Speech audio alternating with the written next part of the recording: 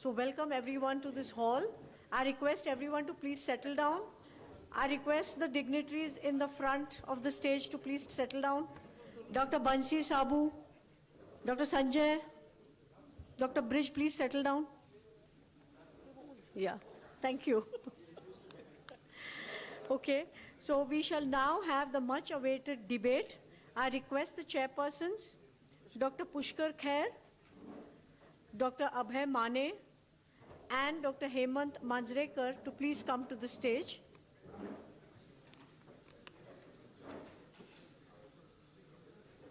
We request that you very strictly stick to the timelines for the debate for the speakers for a fair debate. So I hand over the proceedings to the chairpersons for this debate on continuous calorie restriction versus time-restricted feeding. Over to the chairpersons.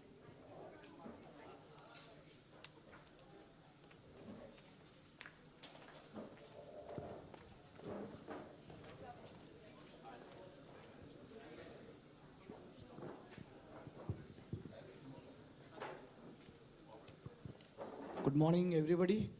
It's a pleasure to be here on the second day of IDEC. We welcome you for a very important and a very interesting debate today. I think this is one of the best debates we will be having. Everybody is aware that what diet they should take and how you should basically try and control your carbs, proteins, and your nutritional requirements. So we have two stalwarts on this particular topic to talk on us. And later on, probably we'll be having a second debate, which will be on GLP-1 and SGLT2 inhibitors in patients with established atherosclerotic cardiovascular disease. So we invite our speakers today. Yes, for the first debate, it's a very interesting format we have. So we have a person speaking on one, the other speaking on the opposite, and then we have a balanced view. To speak on continuous caloric restriction, we have Dr. Altamash Sheikh, who's come from Mumbai. So this is a very interesting debate. We have views coming from Mumbai, views coming from Gujarat, and then a balanced view from Delhi.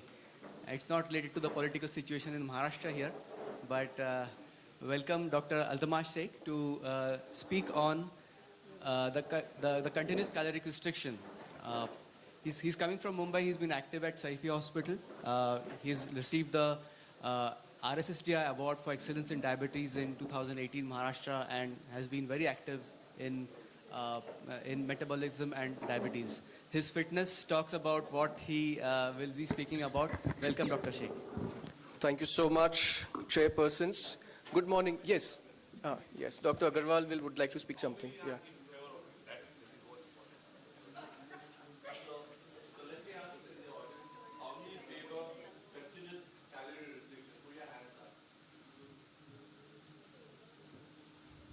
I don't know if somebody can do the counts, but all right, you have a fair number. 80%, yeah. 80%.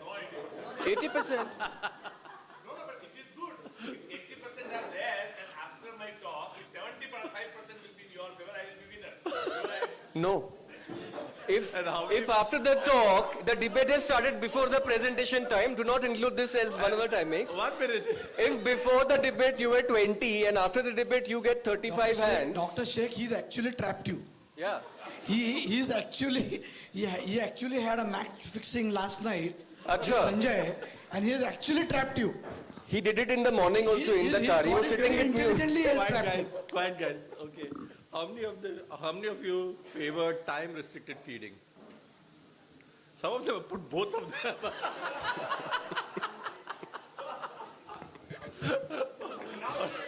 Okay, no, let's start. No, this was 40%.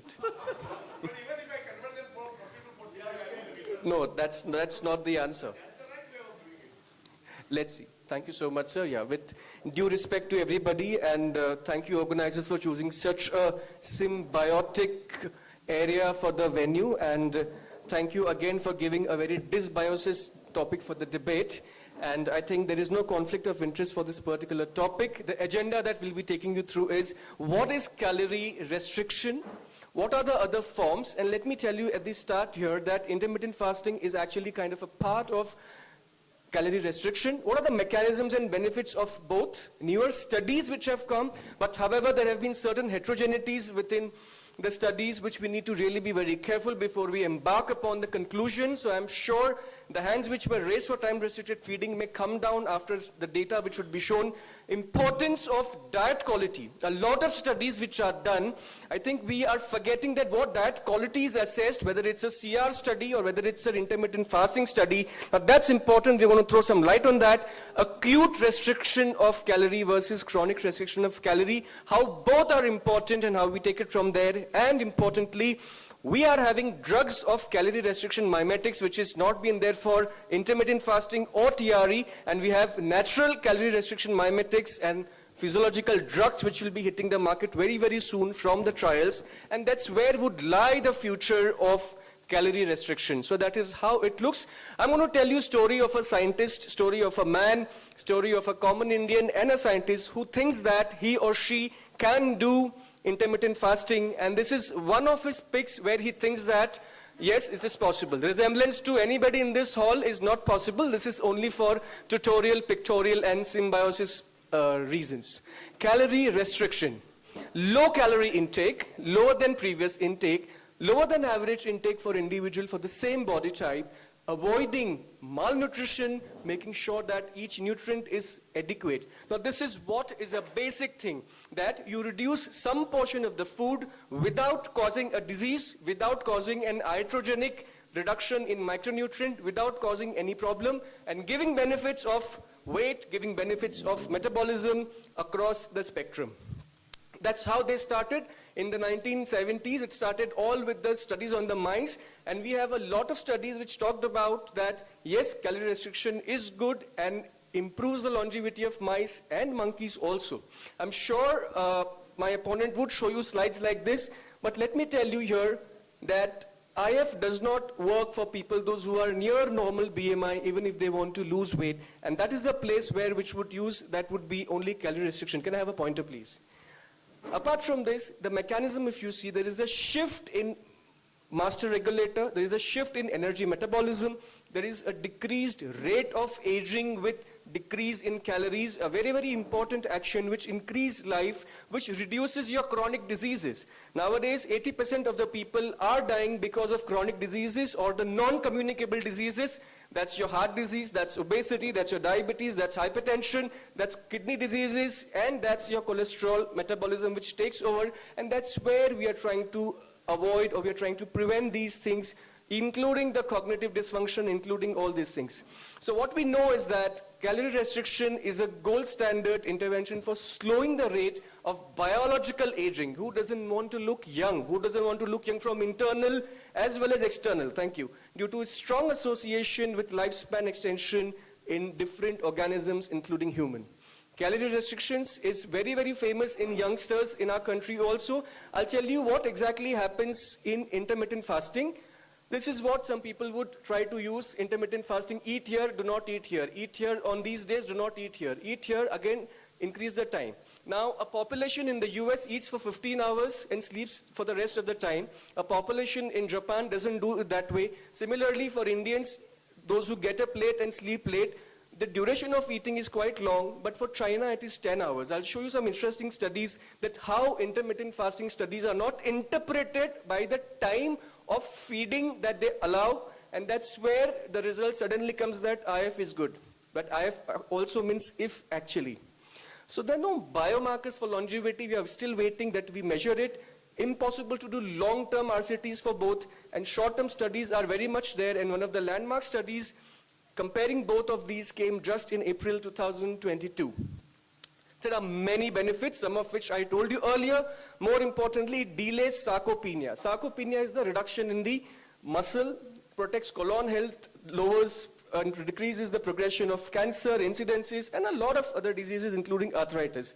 but there have been not enough studies on large heterogenic population. That's what we need to know. In this particular study, Chinese actually eat only for around 10.5 hours, so they reduce that for 8 hours. So only 2 hours of restriction, and that's how we cannot really interpret that particular study. But however, even with that particular 2 hours also, it said that intermittent fasting is no superior to caloric restriction. This is one of the most hot oven study that has come. And this also one important thing is your biggest meal should not be interacting in the time of your day, but China biggest meal is usually in the middle of the day, which was not influenced by. So that study itself had an issue where it was important to understand. It is really a need to get into and look into. I would suggest you not to distract the audience, please. No, so no one best diet for weight loss from intermittent fasting is allowed. There is a small decrease in window of time you're eating probably, and the headlines this study made is that intermittent fasting or time-restricted eating or time-restricted feeding is not a magic diet trick after all. So what happens is intermittent fasting also takes the help of calorie restriction itself. It is a much more effective form only if done with calorie restriction. So finally you boil down the IF timing with calorie restriction. If you have not restricted the I'll show you again photos and some studies that if you have not reduced the calories with IF, this thing is not going to work at all, because IF or TRE is a part of this. If you look at the Life's Essential 8 diet is one of the important prongs, and again our AHA and ADA talks about reduction of calories, adjusting the calories to give a good amount of life, to give a good amount of control even for diabetes. This is one of these slides I have shown you earlier, but there are again important issues of lowering body weight, reducing T3, decreases SNS activity, sympathetic nervous system. Another benefit, reduces inflammatory cytokines, immune aging, and improves the markers.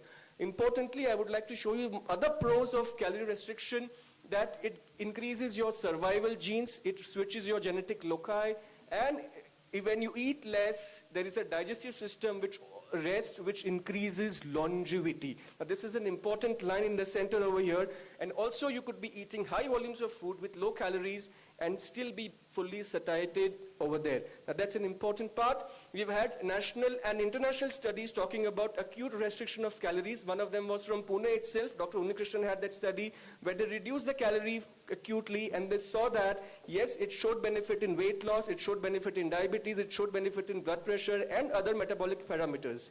Hepatic fat or the liver fat, which shows over here, also talks about the twin cycle hypothesis. It was based on this, and diabetes remission, the whole decade that we've been talking about from Professor Roy Taylor, that yes, it's again the restriction of the calorie that is going to affect and improve our most of the diseases. But still scientists are thinking whether I should be doing this or I should be doing that. That's somebody from NIH, and this is one photo which came before the data was out, so he was still thinking what should he do, but he's changed. Now let us see whether our Indian scientists are going to change or not. So somebody who started thinking that intermittent fasting was good, in the middle of time-restricted feeding, he started eating. If you saw very closely, there was a butter sachet over here, and now if you see the butter sachet is gone, and the intermittent fasting, if you do not restrict calories, your again, IF or your TRE is not going to be very helpful. So that's a very important landmark observation that we make. And we've seen a lot of people, young people also in McDonald's or in CCDs, how they start with an IF, but they land up eating extra calories. So all, if that is true and it is science, what is a natural thing? Is there a place on earth where if you actually eat less, people live longer? Can anybody tell me that? A place on earth. There are many, I'll show you only one. It's the Okinawa Islands, one of two, a lot of people are telling other names. I've just shown you one for the pictorial purpose. They eat 30% less calorie and they live nearly more than 110 years. Another important landmark evidence which is there very much from current people staying on planet Earth. So now, because of these observations, we have definition of CRM, we have drugs which have been developed for reducing this. A lot of people come and say, a lot of youngsters and even oldsters also ask us, doctor, give me a pill which will reduce my appetite. Give me a pill with which I will not eat more. And I think those are completely now going to be the norm of treatment in the future years. Of course, we have some as GLP-1 analogs. Dr. Rucha is going to talk about that in the next debate. However, we have exercise as CRM, we have surgery, we have antioxidant, we have appetite suppressants, we have metal chelators and others which are on the way. And more importantly, these are called as a lazy dieters pill. Typical garden variety patient, because everybody wants to eat but they don't want to gain weight. It's like everybody wants to go to Jannat but nobody wants to die. Now that's a very important line over there, that yes, these drugs are available absolutely. And that's the genetic loci your CRM mimetics can change. We have a drug development full line going on over there. And these are your AMPK activators. One of them is metformin and others are already on the way, we have sirtuin activators, we have CR mimetics, also we have autophagy enhancers, mTOR inhibitors. IF enhances autophagy, but CR also enhances autophagy, and CR can be more beneficial when you look at it from this kind of an angle. Do I have time, judges? I need to know that. 3 minutes more. So that's going to be one of my important slides, and if you compare now the both, calorie restriction is gold standard.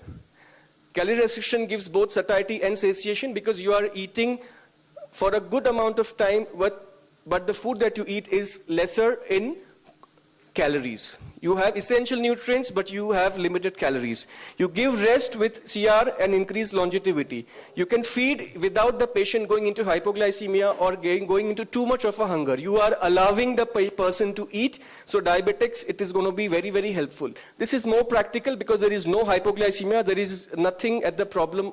People, even if you are, whether you are a driver, whether you are a pilot, or whether you are whatever, there's not going to be an issue with your job. No issues with quality of life. The diet quality of maintain. The whole idea is that the healthfulness of a diet, which gives you total nutrients, should be maintained, and which is maintained by calorie restriction, and this is not maintained. Here the diet quality is compromised. And in future we have CR mimetics, we have CR mimetic lifestyle modification, we have a lot of things. But if you look at time restricted feeding, it is actually feed and fast, but people usually fast and feed. Now that is where your time restricted feeding can go wrong completely. That's why you need even restriction of calories over here. In case you need to build that much amount of muscle building, if you want to go to gym, then you need to have that much amount of calories. Again, restriction has to be reduced, and you have to give enough proteins. You may be hungry and tired. As our scientist I showed you from NIH, he was telling that I do feel hungry and sometimes he cannot really work. Hypos may demotivate you completely from a time restricted feeding. That's why you can't use for, even in diabetics, for a longer time. It depends upon what time restricted feeding you are making. Diet quality is compromised, and eating window. If you choose it between 8 to 4 p.m. and you have a social function in the evening, that social gatherings are really compromised. People avoid going outside because of time restricted feeding, and it creates a lot of issues if you have in-laws. Eating more so and more GI longevity, and this is where I think I would like to rest my case, and I wait for Dr. Banshi Sabu to come over and take over. That's my final slide, talking about how you take CR mimetics and how this is going to be shown. Thank you so much.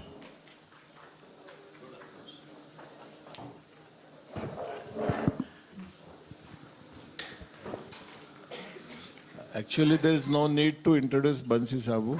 He's eminent. Just can, oh, thank you, sorry, please. I think we should start with the debate. Thanks, Sanjay, Neeta, for giving me this debate. Thank you very much. What I am going to do in next 15 minutes, the time restricted feeding, why it is important. There is nothing new except what has been forgotten. And since years, we are forgetting that ideally we are made to eat between morning time to evening, not late evening. And that is what, we were not having any disease. If you just see before 50 or 100 years, people used to eat up to 5 or 6 o'clock. And that is what still people can do it. Fasting has been practiced through human evolution, and ancient hunter-gatherers did not have a supermarket or a storage facility or food available year-round. Traditionally, we used to eat 2 times in a day. And I don't know how many of you had gone to Mandir, Krishna Mandir. It is still the Raj Bhog is the first, which is the major meal of the day, is at a 10 o'clock. 10 to 11 is the time for that. And the Shan Aarti, which ends at 6 o'clock. And that is what traditionally we used to eat only 2 times. And before 50 or 60 years, also if you see, we were having only 2 meals in a day. The major meals of the day was at 10, it's a brunch, followed by a early evening dinner, which used to be at 5:30 or 6 o'clock. And see the incidence of diabetes, hypertension, non-communicable disease, everything is increased in last 50 years or 60 years only. And it is because of our late night eating habits. The fasting from time to time is more natural than always eating 3 or 4 meals a day. I mean, those we are not talking of first to remain healthy. See, whatever Altemes has talked that, how restricted calorie restriction can help the people who are diabetes or those who are obese to reduce their weight or to reduce their calorie content to make them non-diabetic or reversal of diabetes. But think of how to remain healthy, and that is what I'm talking of time-restricted eating. The epidemic of non-communicable disease, if you start thinking that it started with frequent meal and increasing habit of late evening food and supper. Fasting is often done with a religious and spiritual reason. Even it is common across all religion. I am sure Altemes also must be doing the roja, and we all do intermittent fasting. It's a very important, it's a part of religious thing, but not what. They were also very important scientists, and why they have made this intermittent fasting in our religions too. While fasting has long been a cleansing ritual for many cultures and religions, and is an arrival on modern wellness, therein rises some serious health question also. Intermittent fasting has a positive effect on health since it mimics the feeding conditions of human being in an era which preceding the modern civilization. People typically eat more than 15 hours each day. He had shown one data from an NEGM recently published in 2022. It was from China. They normally don't eat more than 12 hours in a day, and where he had shown the data that it has not shown any benefit against the patients, the persons who are having time-restricted feeding, but normally across the world, it is around now 15 hours. We eat from since early in the morning, 7 or 8 o'clock, to late night or even middle of the night, and that is what we are eating. It is less than 6 or 7 hours we are not eating. Most of the time we are in a post-meal phase, and you can see simultaneously is those who are eating more than 14 hours a day, you will find the incidence of non-communicable disease are very high. And that's a direct correlation is being seen in these patients or the persons who are eating more than 14 or 15 hours a day. When of eating, the science behind intermittent fasting is, it's not just calorie restriction. I believe that yes, calorie restriction. I'm not against that calorie restriction should not be there. But there is a science that's a metabolic switching. And that's what metabolic switching is. The energy restriction for 12 to 15 hours or more results in depletion of liver glycogen stores. Why God had given the glycogen store in liver? Because he was knowing that person has to do fast. It is required. If you are eating early in the morning with you have a glycogen already in the store, at the same time gluconeogenesis is formed and you are eating more carbs, taking more glucose, that's the reason for your dysmetabolism.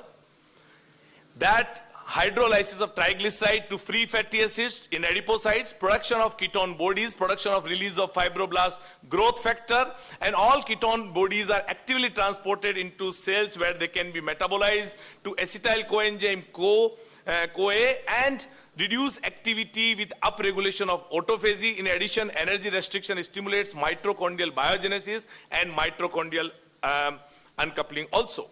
These are some of the slides which I had just shown to intermittent fasting, how it is helping for the reduction of the incidence like non-communicable disease, obesity, type 2 diabetes, cancer, and CVD. And this has been shown that those who are doing regularly or those who have a habit of eating, particularly if they are eating not after 6 o'clock, there are Jain community in India, they are eating strictly at 6 o'clock, and it has been shown that they have less incidence of non-communicable disease as well as cancer too. These are the physiological effect of intermittent fasting. Again, I'm not going, it's a busy slide. I'm sure that all of you agree and you will know that there are multiple benefits of intermittent fasting, and that's what it decreases the carbohydrate intake, particularly decreases the risk of developing cardiovascular disease as well as the heart disease and cardiovascular disease and diabetes too. This is what the median American eating pattern, and that's what they eat from 8 a.m. to 8 p.m. Now it is no more 8 p.m. Now they are eating up to 12 p.m. And it's not only American method, it is all over the world people have started eating. But even if you see the Europeans, their dinner time is still 6 or 6:30. The timing of a dinner is not more than 6 or 6:30. Here in India, we started having our dinner time is 8 or 9 o'clock, and then we have middle of the night, again we started eating. The time restricted feeding mean it somebody has to eat between 8 to maybe 4, 5 or 6. It's not more than 10 hours in a day he should eat, and minimum 14 hours of a fasting is required. That is what. The examples of effect of intermittent fasting on a different organ system. This is the sympathetic plasticity, enhanced cognition, enhanced neurogenesis, reduce inflammation and enhance autophagy. Increase parasympathetic tone with the seen with those who have fasting, time restricted feeding. Reduce glucose, insulin, leptin, total cholesterol, CRP, TNF alpha, interleukin 6, marker of oxidative stress and IGF-1. Increase 30 HB and adiponectin, increase insulin sensitivity at the level of liver, ketone body production is high, increase insulin sensitivity and enhance autophagy at the level of muscles. There is a decreased resting heart rate at heart, increase heart rate variability, decrease blood pressure, and fatty acid mobilization and reduce inflammation, which is seen, and this is published in 2017, not new, even before 5 years it was published. In summary, it had shown that intermittent fasting improves cardiometabolic health. Time-restricted feeding improved insulin sensitivity, beta cell responsiveness, blood pressure, oxidative stress, and appetite. This is one more paper. Now let me talk about, I was talking till whatever I talk is regarding how to maintain the health. Those who are doing intermittent fasting, they have already less disease. Now those who have already disease, does it have effect? Yes. Effect of 4 to 6 hours time restricted feeding on a weight and a cardiometabolic health. And here you can see there is a significant reduction in weight as well as there is a decrease in HbA1c2. There is a decrease in fat mass. Even there is a decrease in the blood pressure and cholesterol and fasting glucose level and adiponectin, but there is a decrease in fat mass and decrease in weight too. Calorie restriction and intermittent fasting have a significant impact in the people with diabetes. Even intermittent feeding and fasting reduces diabetes incidence also. This has been an animal study. There are many more studies which has been published.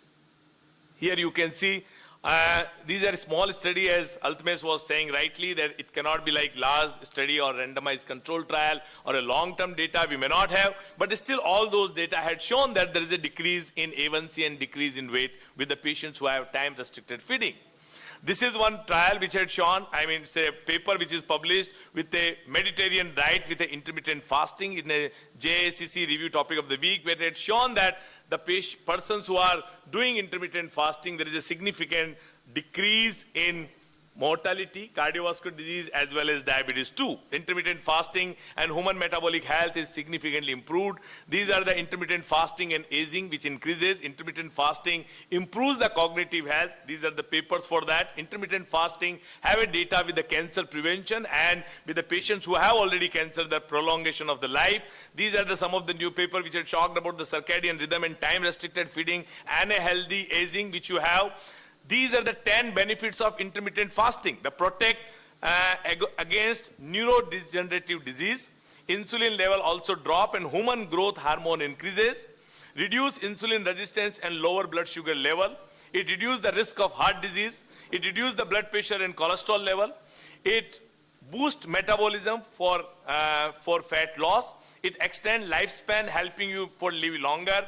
Reduce oxidative damage and inflammation in the body. It removes waste material from cells and it reduces leptin levels, increasing intolerance. And there is a comparison between two. Those who have intermittent fasting in compared to the people who are eating more than 6 meals in a day. Those who are skipping breakfast, taking multiple meals in the day, they get up at 9 o'clock and start eating immediately after 9, and then they eat till 12 or even midnight, maybe after 12 too. So those who are eating 2 or 3 meals a day, eating breakfast, which is the first meal of the day, which may be at 9 or 10, after getting up, if they get up right time, which is 5 or 6 o'clock, they should take the first meal of the day. Ideally, they should take once they get up after 3 or 4 hours once they get up. And they should eat also the last meal of the day, should be also before they sleep, 3 hours before they sleep. So this is what they should do. Everyone should do 3 hours once they get up and 3 hours before they sleep, that is the time when one should eat. They avoid late night meals, increases protein content of the meal, and 12 to 16 hours of the fasting will increase the metabolic activity, increase the insulin sensitivity, decrease total cholesterol, decrease hunger, which he was talking the time restricted eating will not help in the hunger part, but yes, it decreases the hunger too. It decreases inflammation, optimize autophagy, and improve circadian rhythm too. Even the Twitter CEO had also talked that I eat 7 meals every week, only just dinner, and that dinner also early. And there are multiple such examples around the world. If you just write that time restricted feeding, you will find the people who are really eating between this time, between 9 or there may be only 2 meals a day, the brunch and the evening early dinner, and that is what is required. What are the intermittent fasting which you may not have? The potential benefits are there, but there could be harms, as Altamesh was talking. If somebody is on a premix insulin, you can't say him that you have to eat only between these two because the risk of hypoglycemia will be high.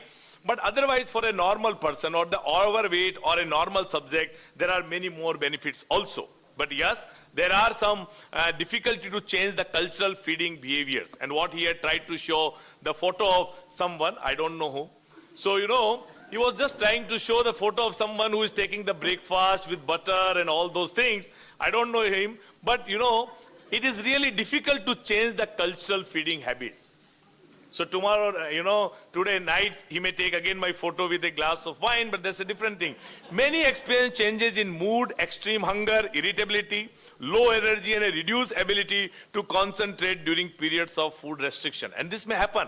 This is why it is happening, because we are now born and brought up in such an era where we are eating early in the morning to late in evening. And now you are changing that person who is eating for more than 16 hours a day. Now you try to just change him on a single day that now you have to eat only for 8 hours is real difficult. But you can do it over a period of time. It is doable. Many have obsessive thought about food. Maybe me. Few overeat on days without restricted calorie, and that's very bad. Those who are doing the restricted eating behavior, they should not have a cheating behavior. I mean, that's very bad for those, because then otherwise they may not give the data or results which we want to show. There are other issues also. They have the binge eating behavior. You may have a large brunch or a large dinner, and a ketoacidosis in an extreme case in gallstone, which more often with a very low calorie diet and with very high fat and very low carbs too. Restricting calorie in this way may interfere with the female menstrual cycle.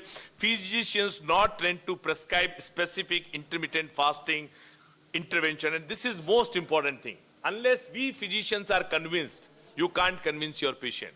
I mean, if I am not convinced for either intermittent fasting or calorie restriction or for anything, I can't convince my patients too. So I mean, most important thing is I have to get convinced myself, and this is the biggest problem. We can't convince our patient also, neither for calorie restriction nor for intermittent fasting too. The long-term data is still to be generated as, yes, it's over. Long-term data are to be generated, yes. Still it is, because we don't have the long-term data. With this I thank, and once again thank Sanjay and team giving me a fantastic topic which I learned a lot, and I'm sure we both will have calorie restriction as well as we will decrease our time of eating from tomorrow. Thank you very much, Altamesh. Please. Very well said. Thank you so much. Did you all hear? He actually took my permission to have his large meal today evening with a white glass of wine. Right? Okay. So just a few points very quickly with the permission of chair for a rebuttal for 1 or 2 minutes.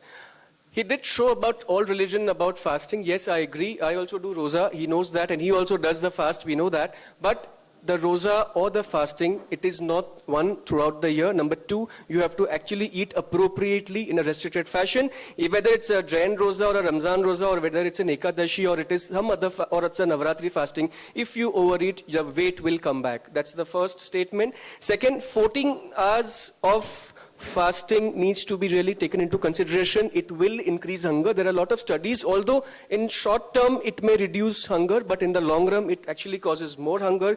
The JACC trial which sir has shown, the Predimate, one of the arm was calorie restriction with nuts, and it was shown to be superior than intermittent fasting. Again, he showed 10 merits of intermittent fasting. This shows 20 demerits of intermittent fasting.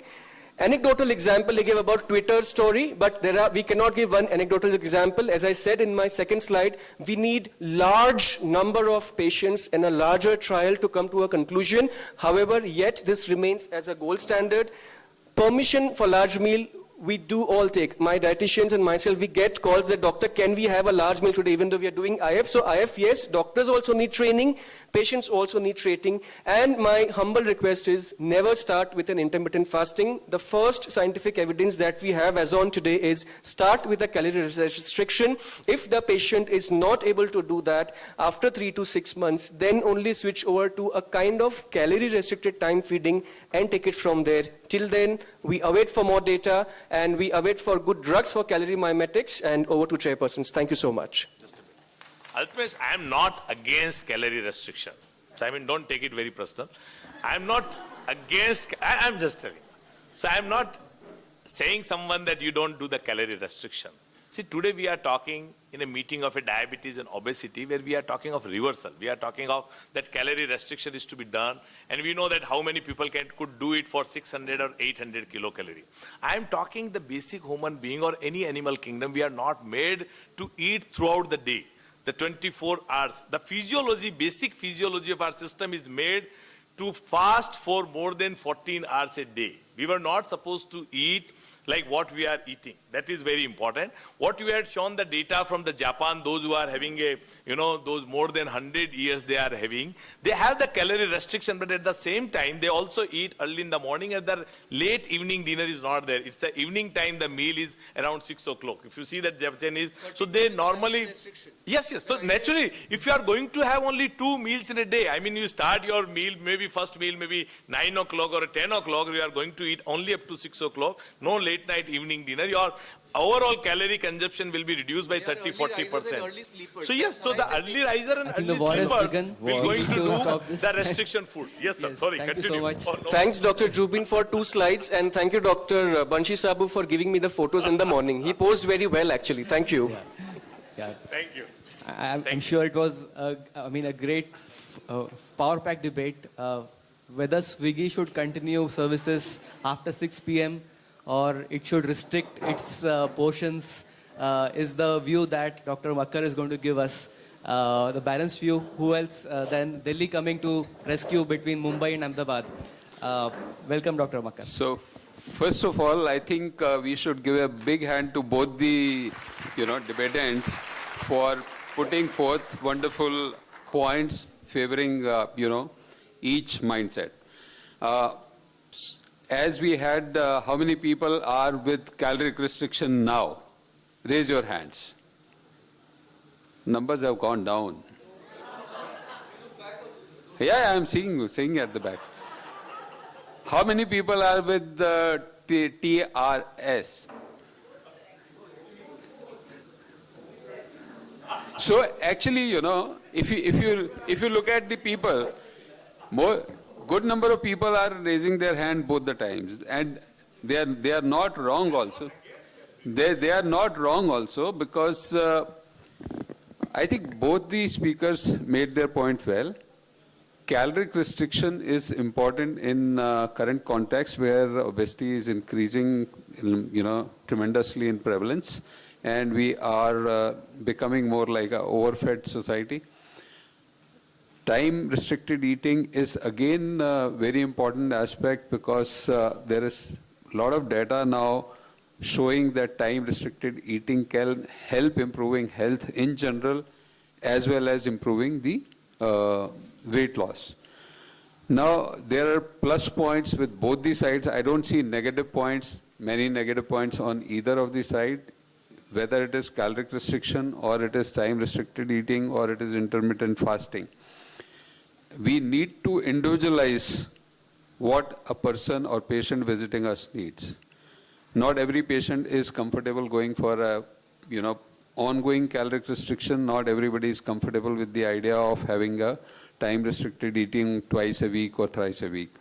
Banshi's point, that in general, the concept of eating restricting between 9 to 5, which has been there since ages, I think it does make a lot of sense. And now we have more and more publications coming looking at the mitochondrial flexibility and how mitochondrial inflexibility is leading to development of disease and insulin resistance, and not increasing the cardiovascular risk is an important aspect which is emerging and which is supportive of the time-restricted eating concept.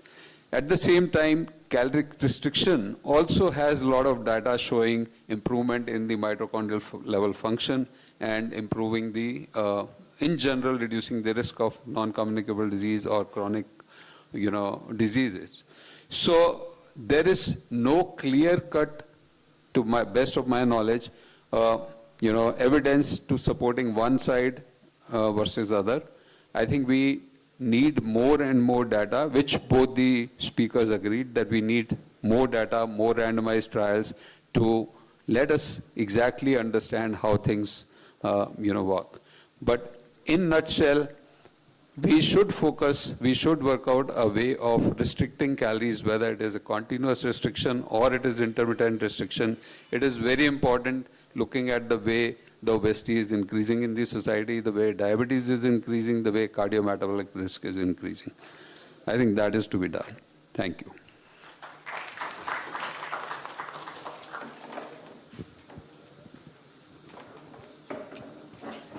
Thank you very much, sirs.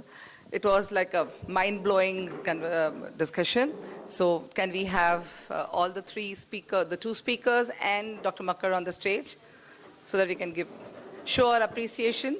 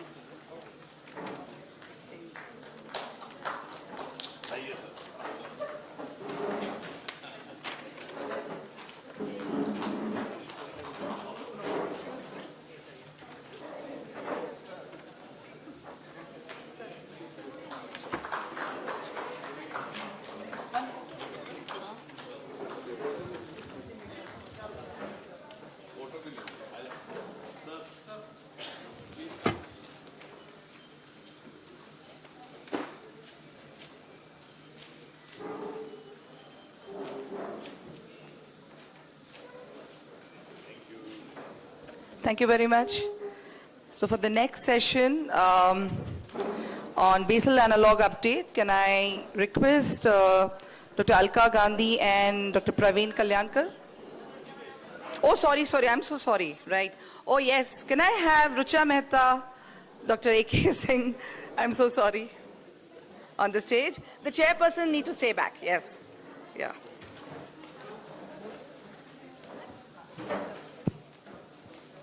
Yes, the next debate is on between the two approaches. I mean, the two types Just of for the sake of convenience, if there is any light issue with the slide, we'll request people to move to the front. Please keep your mobiles in flight mode or silent mode, it is disturbing. And if there is any other request, please reach out to me. Thank you. whether GLP-1 approach or the SGLT2 inhibitor approach is the one which is better for ASCVD risk reduction is the next topic of debate. And to speak on GLP-1 is we have Dr. Rucha Mehta from Ahmedabad. Welcome, Doctor. Great. Thank you so. Thank you so much, everybody. And before I start, I would just like to make a small disclaimer that prior to this talk, I used to think that Neeta and Sanjay are my good friends, till they pitched me in a debate versus Dr. A.K. Singh. And the heart that is beating is mine. And what you can see over here from the David and Goliath, I leave you to interpret that what are two endocrinologists doing in this room discussing diabetes medicines in the context of the heart. So I will be speaking regarding GLP-1 receptor agonist and ASCVD risk reduction. Now, what we do know, that type 2 diabetes is a complex pathophysiology from Dr. DeFranzo's Banting lecture, that there are at least 8 things that go wrong. We also know that the risk of macrovascular complications increases even before the diagnosis of diabetes. Therefore, as clinicians, you need to think of type 2 diabetes as 2 diseases, the microvascular and the macrovascular. What this means is that atherogenesis precedes type 2 diabetes, because by the time the patient comes to you, he already has preclinical atherosclerosis. Hence, it behooves you as clinicians to think of the disease in terms of a cardio-renal metabolic risk continuum so that you can ultimately prevent CV death in your patients. In the recent years, the presence or the emerging newer CVOT data has prompted international as well as local guidelines to change. And this allows us as clinicians to offer an opportunity to our patients. And this is the background for my talk today, is why do we have GLP-1 agents that we will talk in the context not of diabetes, but more in terms of ASCVD. This is an extract taken from the recent 2022 American Diabetes Association guideline. I'm going to zoom in for the compelling indications for this class of agent known as the GLP-1 receptor agonist. You can see that the ADA says, irrespective of the HbA1c, irrespective of metformin use or your desired A1c goal for the patient, if the patient has ASCVD, your first-line therapy choice should be a GLP-1 receptor agent. And in the presence of heart failure and CKD, it can be SGLT2. But if there is a contraindication, you need to pick the GLP-1 receptor agent. Now, how did all this begin? In 2015, when the EMPA-REG outcome trial was published in the New England Journal, it was exciting. Our jaws were dropping when we saw that empagliflozin versus placebo caused about a 14% risk reduction in the primary outcome, which was the 3-point MACE. So the audience needs to understand this means CV death, non-fatal MI, and non-fatal stroke. However, what we see is that this endpoint was driven largely by the reduction in CV death, which was 38%. But empagliflozin had not much effect on non-fatal MI, and in fact increased the chance of having a non-fatal stroke. Along came the LEADER trial, and the LEADER trial with liraglutide versus placebo was very exciting because not only did it reduce the 3-point MACE, but this was driven by a reduction in all 3 parts of the 3-point MACE, which is CV death, non-fatal MI, and non-fatal stroke. This result was seen also now in the other GLP-1. So you can see that in LEADER trial with liraglutide, in the REWIND trial with dulaglutide, you have a 12 to 13% risk reduction in the 3-point MACE. And then along came SUSTAIN with semaglutide subcutaneously, which showed almost a double of that, 26% risk reduction. I think that's fantastic. That's good numbers for our patients. Now, you will say that we have oral versus injectable, but we have similar results. We are starting to see from the oral semaglutide trials the time to first occurrence of CV death, non-fatal MI, and non-fatal stroke, about a 21% reduction with a fantastic reduction in HbA1c and body weight versus placebo. What's reassuring to see that we now have about 8 CV outcome trials for the GLP-1 receptor agonist. I will just point you to the green arrows that these results for the 3-point MACE have been maintained, about 13 to 14% risk reduction. And if you look at CV death, also that benefit has been maintained across all the CV outcome trials. We spoke about kidney disease as being a major risk factor for CV outcomes. So you can see from this trial that the GLP-1 receptor agonists reduce the risk of developing macroalbuminuria. And also they can be used all the way down up to a GFR even less than 30, and even in our patients who may have more significant damage than that. And this is, again, a plus point to bear in mind. Now, I just mentioned to you that in the EMPA-REG outcome study, there was a questionable and very worrisome increase in the stroke risk with SGLT2 inhibitors. What we see from the analysis of LEADER, SUSTAIN 6, and PIONEER 6, that the pooled data shows a significant 32% risk reduction in the risk of stroke. So bear in mind, when we talk about ASCVD, we are talking about cardiovascular and cerebrovascular disease. This has in fact prompted the American Heart Association to change their guideline that GLP-1 receptor agonists should be added to metformin regardless of baseline HbA1c for stroke prevention. So again, something in favor of the GLP-1s. Now, what about the SGLT2 and MACE outcomes? We now have several trials since the EMPA-REG outcome. What we can say is that the effects are not consistently observed across trials or across all patients with ASCVD. So if you look over here, these patients are divided into patients with ASCVD and no ASCVD, and a pooled estimate of about 11% risk reduction. And on the patients who did not have prior ASCVD, in fact, we don't see much of a benefit. It's almost a neutral effect. What about patients with ASCVD in SGLT2? Now let's look at the risk of CV death. Again, this effect seems to be the highest only with empagliflozin, and we don't see. In fact, when the Vertis CV trial came out, it was a bit disappointing. We saw that this risk was very neutral. The numbers were not great.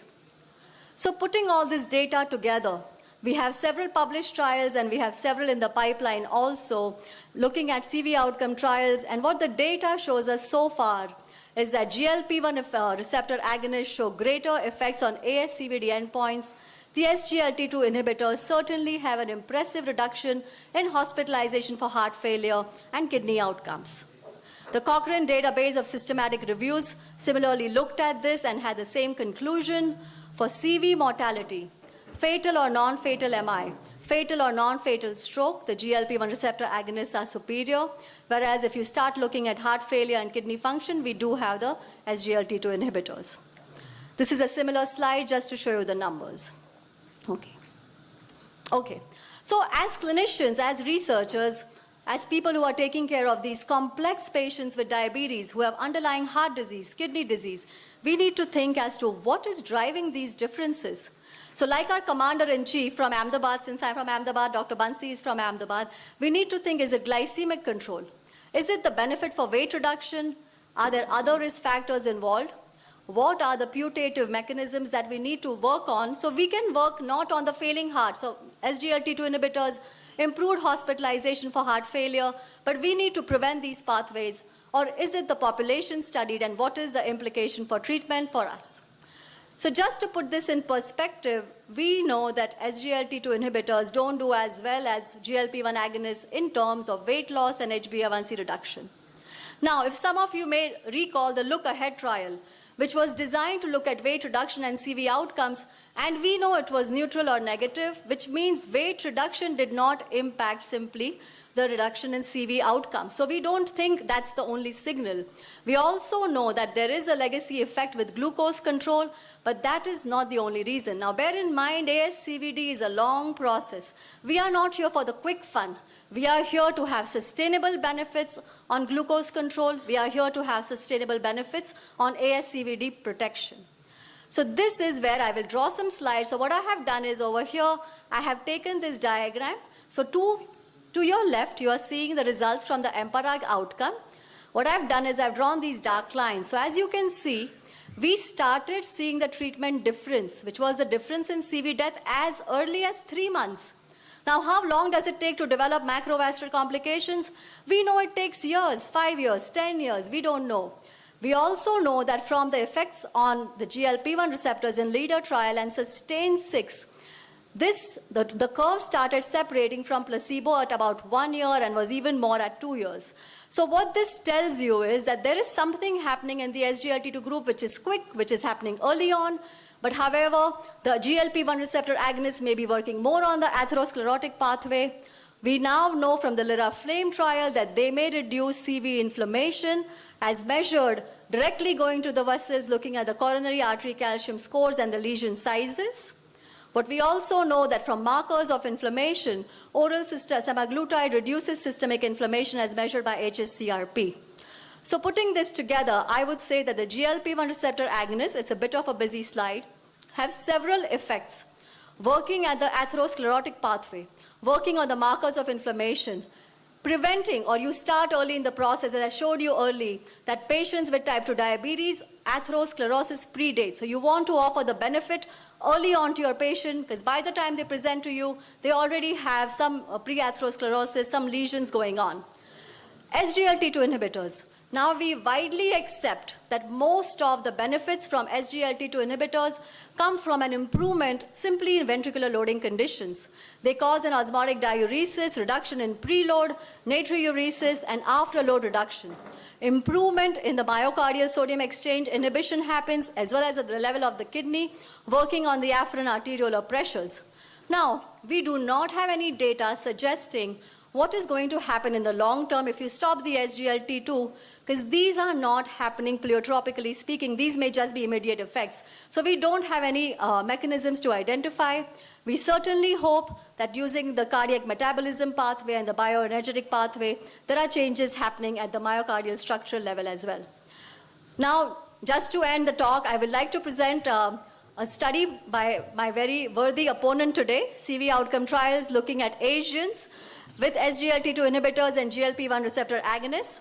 Very nicely done, Dr. Avdesh, so I really appreciate the study. In this study, what he did is he looked at 3-point MACE outcomes in CVOTs with SGLT2 inhibitors in Asians. The number was kind of disappointing to him also. We found that less than a 10 to 11% reduction, so not very impressive like we've seen in the other trials for the 3-point MACE outcomes. But what did he find with the GLP-1 receptor agonists? I'll just simply read out his conclusions to you. The meta-analysis found a significant reduction in MACE with GLP-1 receptor agonists, but not with SGLT2 inhibitors in Asians. No significant reduction even in the hospitalization for heart failure or CV death with SGLT2 in Asians. So maybe there is some ethnic difference also that we are missing. Whether these results are related to ethnicity, due to the way the studies are powered, underrepresentation, remains to be established, but really shocking to see that when we are practicing in India, we need to be thinking, what are we offering to our patients? In fact, I'll end with the ADA and ESD guidelines. They behoove you again to think of GLP-1 receptor agonists, even before metformin as per the ESC guidelines in the high-risk patient with ASCVD. Dr. DeFranzo has just put together this very nice comparison between, this is just a recent article from 2018, and it talks about MACE and atherogenesis. The double arrows mean that there is stronger benefit. The single or the whiter arrow means there is lesser benefit. So you can see GLP-1 receptor agonists do very well. You can also see for A1C and weight reduction, the GLP-1 receptor agonists do very well. I did not show the slides on blood pressure and lipids, which was kind of comparable, but some more benefit with the GLP-1 receptor agonists. Lastly, as you can see, most of the effects with the SGLT2 inhibitors seem to be with the natriuresis and the diabetic nephropathic pathway, and really more with reducing ventricular preload. So we are not here to talk about safety, tolerability, and cost today. We assume in an ideal world, if we could compare GLP-1 receptor agonists and SGLT2, you still have to keep in mind the risks when you're selecting this agent. What factors will you keep in mind? GLP-1 receptor agonist, as all the guidelines and the data so far shows, ASCVD predominates, where MACE is the gravest threat, where more A1C reduction is needed, where weight loss is a high priority, and SGLT2 may be your choice when the heart has already failed. So if you want to prevent that, you want to select a better agent, you want to work on the pathophysiology of ASCVD. Lastly, I'll just end with a quote saying, benefit delayed is benefit denied. Keep that heart pumping, and let's work on the atherosclerosis pathway. Thank you very much for your kind attention.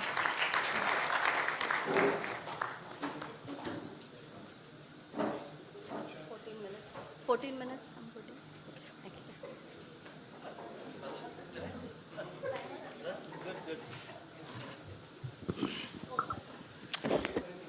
Yeah. Hello. Thank you. We welcome Dr. A.K. Singh. I think he has a difficult task to defend himself now.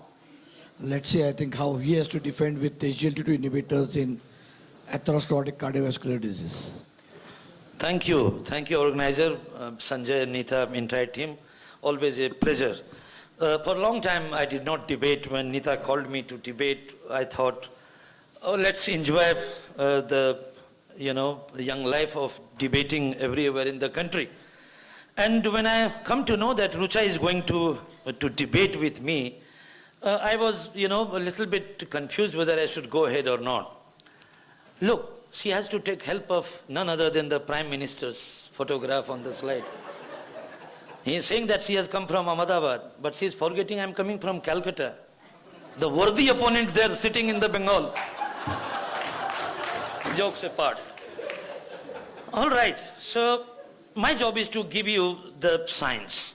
You know, how many Tamilians are there in the hall? Please raise your hand. Oh, ma'am is there. Oh, no, you are not half.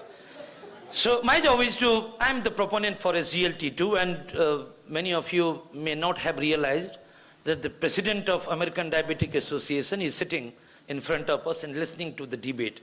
Because he is the guy who made the guideline and we are fighting here. Now the point is, why this collaborative? Any one of you know what is the meaning of collaborative? You have sung this song tremendous times. Why this collaborative? Means, you know, the exact meaning is there is a fierce race. Why there is a fierce race? Right? Don't blame me. ADA president is sitting. So, the next agenda I am going to give you the science. No emotions. In science, there is no place of emotions. Finally, we have got a head-to-head trial between GLP-1 and SGLT2 in the real world. Look at the science. All right. So the point was, why this collaborative? Very simple, because here is the problem. And where is the problem is to look here. If you have got little bit of refractory error, let me notice. The ADA made a guideline where you can see green mark, SGLT2 in 3 places. If you have got a ASCVD, you use GLP-1 or SGLT2.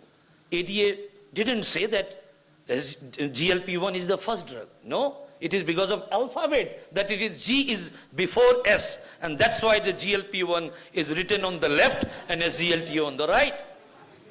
Ask ADA president, is there any reason to believe that SGLT2 is less than GLP-1 and that's why this is there? No, this is because of alphabet. My name is before the Rucha's name because my name starts from A. That doesn't mean that she is inferior to me, right? So this is alphabet. So anyone can see, look here, SGLT2. Why this collaborative? Khatam? Chalo, okay. You are not satisfied, so let's look there. Very clever people in the earth is people from NICE guideline. Very miser. Edward, are you there from UK? Jude? Oh, he has come there. Where is it? Hi, Edward. So, the people from UK, very clever. They published this guideline. It was initially draft, now it's a guideline, February 2022. Look there. They are saying that use metformin or metformin with SGLT2. Look here. If you don't have refractory error, look here. If you have got little bit of atherosclerotic cardiovascular disease, heart failure, CKD, go for SGLT2. Is there any GLP-1 anywhere in the NICE guideline? You can say they are a miser people. They will not use it GLP-1 because it is a costly drug. And SGLT2 gives you the similar benefit with a nothing of, if you look at the moment in the Indian country, what should be the, you know, in terms of US dollar, if you look at the 8 rupees in Indian currency of SGLT2 inhibitor, right? So it is trivial. The cost of SGLT2 in India is nothing, right? So the clever people from the world, United Kingdom, saying that, see, GLP-1, put it into the last. Now, there must be some reason behind that. Okay, I'm not going to these scores. Now, for the Rucha, I just thought to play this particular slide. I was expecting that she is going to show you this slide. And you know, this is the reason why there is a collaborative. Because everything, if you look here, is equal. If you look, all CB outcome trial, this is indirect evidence from the 4 SGLT2 CB outcome trial and 7 GLP-1 meta-analysis put together. Now, if you closely look these data, they are basically juxtaposing each other. There is no debate. They are equal. Very simple. If you look, go down anywhere in any endpoint. But there are certain differences which you need to decipher. Stroke, hand down. SGLT2 goes down. GLP-1 is the winner. There is no debate whatsoever. And I agree with Rucha. I am with you. Now, heart failure. SGLT2, far, far better. You agree with me. But then look at the caveat. This paper suggested that there is a possibility that GLP-1 can improve heart failure. You know where from this data came? I wrote a letter to the Lancet, Diabetes and Endocrinology, from John McMurray's meta-analysis, where they put Harmony trial was the only GLP-1 trial where there was little reduction in heart failure. But in original Harmony CB outcome trial, if you look at the NEJM publication, the heart failure outcome was neutral. And that's why I wrote a letter to editor, what is the reason? Now that data derived that GLP-1 can improve heart failure. But look at the caveat. Is there any trial in patients with heart failure where GLP-1 was found to reduce heart failure? There is no trial. Look at the SGLT2, reduced ejection fraction, preserved ejection fraction, either reduced or preserved, solo is WHF. I'm sure you heard about that. Look at the kidney outcome trial. When you say GLP-1 reduces kidney endpoint, it is primarily derived from albuminuria reduction. There is no study in the planet with GLP-1 suggesting that it reduces progression to the end-stage renal disease. There is no data. So these are the caveat when you're looking into the ADA ESD guideline. And I'm sure ADA president is taking note of where they miss the issues in the ADA guideline. You must put these caveat when you put GLP-1 as the front line, saying that it works really good. Now then, let's look at the evidence from the meta-analysis. If you look at the evidence for the GLT2 and GLP-1, you can see here is the evidence. You can see this is a 1A for the SGLT2, so is with the GLP-1 when it comes to cardiovascular benefit. On the right hand side, what about renal benefit? Where is the GLP-1? No study. And therefore, you don't have any evidence or, any grade of evidence. So you can see, you can choose between the GLP-1 and SGLT2 from this evidence. Now, I will put you a few papers. This is a recent paper in Diabetologia. You can see this is a study of 21 RCTs put into a network meta-analysis. Look on your right-hand side, the tablets, the cheaper 8 rupees tablet in India. The green one is a SGLT2 inhibitor, and this vial is for a GLP-1. Could you see anywhere this green tablet is, behind GLP-1's vial? Nowhere, except in the stroke, where perhaps the GLP-1 would be preferable. There's no debate about that. Now look into these two papers, and I would recommend my worthy opponent to read these two papers, just recently published in BMJ. This is one of the largest network meta-analysis, and this is a BMJ proposed guideline. What this actually looked into, this paper, this is a busy slide. Just for the Rucha's interest, we looked for the quantum of the benefit with GLP-1 and SGLT2 inhibitor. So on your left-hand side is SGLT2 on different endpoints. Sorry, this is not working. These all are sabotage. Got up. So you can see all those endpoints. And if you look here closely, if you have got clear minds and clear eyes, you can see the quantum of the benefit. Although the ADA guideline put them on the similar table, but look at the benefit. Now look here.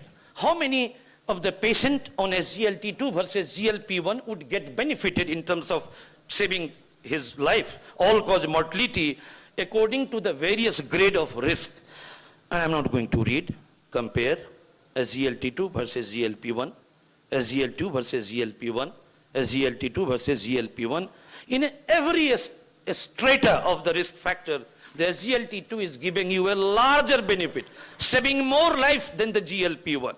So in nutshell, if you look into all the endpoint, barring the stroke, the SGLT2 outbeats GLP-1, and this is the quantum of benefit. So in a class, there has to be someone number 1 and some other as a number 2. And if you look at the number, this is a scoring, SGLT2 scores, except in the stroke, as I clearly said, there is no debate about it. And therefore, the BMJ put a guideline that if we have to make a guideline based on the current evidence as of 2022 until the month of July 2022, this should be the guideline. And if you don't have refractory error, you can read everywhere is the SGLT2. Is there any debate to look at? And I'm saying, why this Colaveri D? Look at this, the evidence. Now, let me go to even hard evidence. I put you this slide. This paper is just now coming in the forthcoming issue of Clinical Diabetology. And I wrote an editorial to understand same debate, GLP-1 versus SGLT2. Do I need to read? Confirmed, almost confirmed, being confirmed, yet to be explored. Start from diabetes, CKD, reduced ejection fraction, preserved ejection fraction, acute heart failure, stable heart failure, decompensated heart failure. Go to NAS, post-MI, PCOS. This is SGLT2 data. And you can see all the studies in the evidence. Anyone can challenge me if you have got any doubt. What about GLP-1? If I put the entire, things into the shoes of SGLT2 on this account in terms of evidence. Anyone? Do you need any brains to understand? You don't need. Look here, I put it. Empty papers. You want to become first. Where is the evidence? You are trying to become first just by the green one. And look here, what about SGLT2? Everyone is green. I'm coming from Bengal, don't forget. Okay then, now let's look into the big people from FDA. They are the boss in the world. How many marks they have given to the SGLT2? These are the current FDA or EMA level update for SGLT2. Just count the number of green ticks for SGLT2. I'm not going to read it. And then you compare with GLP-1 green number of ticks. You are there. Please go to the back seat. Right? You are there. Very good. Very nice. But don't compare with this. Fine. Finally, now let's look into then. These all are indirect evidence. There is no head-to-head SGLT2 GLP-1 trial in terms of cardiovascular or renal endpoint. There is a head-to-head study on HbA1c metabolic parameter, but not on the cardiovascular and renal endpoint. But we do have head-to-head large real-world study, and because of paucity of time, I thought to show you only 2 papers. Enough. I don't want to waste time. So this is a recent paper from US. One database, more than 13,000 patients. They either give GLP-1 or SGLT2, and they looked for the different endpoint, whether patient has got a background heart disease or do not have heart disease. You can see on your left-hand side is SGLT2, on your right-hand side is GLP-1 in 13,000 adults, follow-up for 5 years. Here is the result, and you can see on some of the endpoint, these were neutral, but on some of the endpoint, SGLT2 outsmarts GLP-1. Now you will say, 13,000, India is a big country, very small data. I will show you the rich data. 3 database from US, 4.7 lakh. This will cater the entire Ahmedabad. And if you put GLP-1, and you can see where it has been published recently, Annals of Internal Medicine, on these endpoint BG slide, you can see everything is on this, at the unity, if you see the forest plot. But if you closely look, if you don't have refractory error, you can find out SGLT2 on your left-hand side. Show me anything on your right, any data. Nowhere. This is called evidence. And I will set my point simply by putting you the evidence in front of you. You have got 2 drugs with this data. Left-hand side SGLT2, right-hand side GLP-1. Don't forget to look at the bottom. Because when you are going to take this, you put your hand inside your bottom. Right? Look at the cost. A month therapy of SGLT2 will fetch 300 rupees in branded generics in India. And if you look into the GLP-1, 10,000 bucks, 300 versus 10,000. Ahmedabad has to provide me all the money required for this 300 versus 10,000 rupees. Thank you very much for your patience listening. A.K. Singh, I think you require a hug from me. This is, I think, for the first time I have seen a man, debating against a woman, and probably get a better applause for this.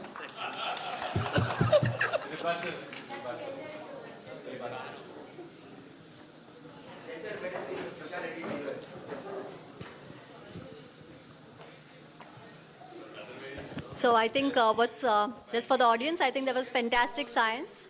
What I would just like to point out, even if we go back to the last slide of Dr. A.K. Singh, is we are here to debate ASCVD. Some of the times I felt like you got away from the topic. We are not here to debate about heart failure, hospitalization for heart failure. And the data you were showing, you were kind of ignoring the ASCVD data was still pretty much stronger or consistent across the board for ASCVD. And that is what we are here to debate today. So I think that's the only one point. The audience don't get swayed by his fancy graphs or something, because you really want to look at when he's showing you SGLT2, all the 4 points in his paper also was heart failure with reduced ejection fraction, heart failure with preserved ejection fraction, We are not here to debate heart failure, but more to debate ASCVD. The stroke also is a huge part of atherosclerotic vascular disease, so we need to keep that in mind also. So those would just be my 2 points. And Okay, so it seems that Rucha is totally trying to cut out from ASCVD, and heart failure is not linked, it looks like. Heart failure happens to someone who is running on a marathon. It happens to people who has got atherosclerotic cardiovascular disease. You cannot differentiate between HF and ASCVD. However, in which trial of GLP-1 you found a reduction in myocardial infarction? None. The only example is Harmony trial, where there was a reduction in MI, and that was combination of fatal and non-fatal MI. Same happened with the SCORE trial with sotagliflozin. So there is a tie on MI. As I said, the only advantage is for the stroke when you are really looking into for the GLP-1. The second important point which you should not miss, Rucha, is that we cannot differentiate in a context of treating patient. Patient doesn't know atherosclerotic cardiovascular event, heart failure, kidney disease. The point remains is you save the life. So when you're looking into the CB, death or all-cause mortality between GLP-1 and GLT2, both reduces. But the quantum of benefit, with a 8 rupees tablet, I can save more patients with a GLT2 compared to a GLP-1, which is injectable, which is 10,000 per month. That's a very simple debate.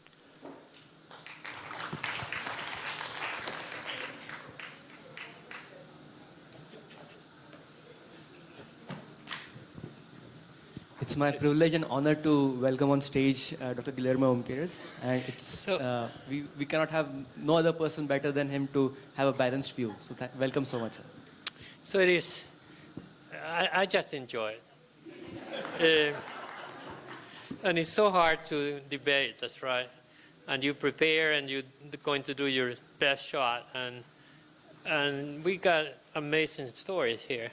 But I think the main story that I got out of here is how we have progressed in the management of diabetes. So after the DCCT, the Diabetes Complication Control Trials, and the UK PDS, that was late 80s, early 90s. So 30 years ago, we only were concentrated on glucose control. That's it. Because those studies showed that you reduce glucose, you prevent complications. Then in the early 2000s, we got 3 amazing trials, the ACCORD, the ADVANCE, the VATT, that put a halt in bringing the glucose down because they raised the questions about hypoglycemia and the risk of hypoglycemia with increased cardiovascular complications. And during the last 7-10 years, we have learned from the cardiovascular outcome trials that they work. Most of the agents like we have been using, metformin, sulfonylureas, they don't really, DPP-4, they don't really reduce the main complications of diabetes that people die, cardiovascular disease and renal disease. And now we have agents, both the GLP-1 and the SGLT2s, that have been shown to be cardioprotective and renal protective. So we have gone from glucose-centric to avoid hypoglycemia to complication-centric. And this is the beauty of these 2 agents. Now, Dr. Mehta talked to us about the GLP-1 receptor analogs. They talked to us, it showed good data from the cardiovascular outcome trial, reducing cardiovascular complications and mortality. She talked about the parenteral versus the oral GLP-1. Talked to us about the kidney disease prevention or somehow, and the stroke prevention. So perfect, the case is there. GLP-1 are great agents for the management of diabetes. They're injectable, but now we have oral presentations too. Dr. Singh talked to us in a very impressive way to start a debate about the NICE guidelines. And the NICE guidelines doesn't even mention GLP-1 because of restrictions there is in the UK and some of the countries in Europe. Not because the GLP-1 don't work. It's just because the nature of the publicity and policies they are in the UK. And he also talked to us the cardiovascular and the heart failure and the renal protection. So who won? I don't think there is a winner here. I just think the beauty is to understand how we have progressed from glucocentric to complication-centric, and both agents work very well. So what I take the reading the literature and listening to these two great speakers is that first, glucose control, there's an edge perhaps on GLP-1. Weight management or reduction, a little edge on GLP-1s. If you look at atherosclerotic cardiovascular disease, I think they are both equal, like shown by Dr. Singh. With respect to heart failure, with respect to renal protection, there's no way, no question to me that SGLT2 have an edge over the GLP-1. The cost is an important, that's right. So I'm a doctor of poor people, where 30% of my patients have no insurance. And my understanding is that 98% of the patients here pay out of pocket. So cost is an important consideration in this group of people. So I just have to congratulate both speakers. I think this was a beautiful discussion. They can debate outside who won, but congratulations to both of you. Sulfonylureas, they don't produce spurious gangrene, so DPP is out. And the agonist interferes with the retinopathy. So with the good use of sulfonylureas in India, we can protect the beta cell failure. That will protect your heart failure, that will protect your stroke. So ultimately it is the sulfonylurea still in the game. One day they will also win. Interesting comment. With the permission of the chair, since we have about 10 minutes time, if anybody wants to interact on this particular topic with Dr. Guillermo, I think we can have a nice interactive session at this point of time. So if anyone has any questions or any comments to make, you're most welcome. So let me ask you before you go, and congratulations for your beautiful presentation. If next week, I guess you work on Saturdays, but let's say it's Monday morning, you're in your office, and you have a patient with, 40-year-old, no complications, and the cost is not an issue, okay? Drugs are available everywhere, and no complications. Is obese, or BMI is steady, no major, well-controlled blood pressure. And the second patient that you're going to have, follow-up, back-to-back, is an older guy with already cardiovascular complications. So in the first patient, how many of you will start an SGLT2 instead of GLP-1? SGLT2? So, and how many of you will start on GLP-1? So most of you didn't raise your hand. Let me do it again. 40, no complications, just type 2 diabetes. How many of you will do an SGLT2? Okay, a little better. And how many of you would do a GLP-1? Okay. The second patient is an older guy with multiple complications, atherosclerotic cardiovascular disease. How many of you will start an SGLT2? SGLT2? How many of you will start on GLP-1? So I think that somebody's just laughing. I think, please go ahead. Yeah. Thank you. I think that's the truth and reality. We all are using SGLT2 inhibitors in this part of the country. I mean, even in all the parts of Asia, rather, I would say. The only concern that I'm seeing is we have seen recent reports of pancreatitis with SGLT2 inhibitors. Now, if a person has it, we stop DPP4, we don't give GLP-1 analog. Now, what are those markers with which we identify a patient who could go to pancreatitis with SGLT2 inhibitors? Because these are, again, life-saving, whether it's a heart, renal, or heart failure, whatever we say. Markers of pancreatitis that we could identify in preventing with SGLT2 inhibitors. Yeah, and in the United States, only less than 20% of patients with diabetes are treated with SGLT2 or GLP-1. At Emory University, about 28% are treated with either one of them, and these are patients over the age of 50. So I think they're underutilized, and I don't know if the same here in India or not, but why they're not utilized the way they should be is beyond my understanding. Maybe you need more time for primary care to start learning how to use them, but either one of them should be fine to me. Any other comment? The future, what do you think? How long will it have to spend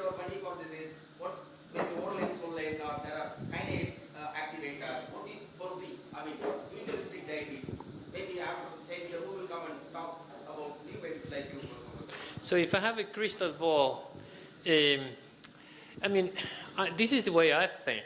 And I live in a country where people pay too much for every one of these medicines. If every drug for treatment of type 2 diabetes costs $1 a month, will you ever use metformin? Yes. Would you ever use sulfonylureas? No. Would you ever use a DPP-4?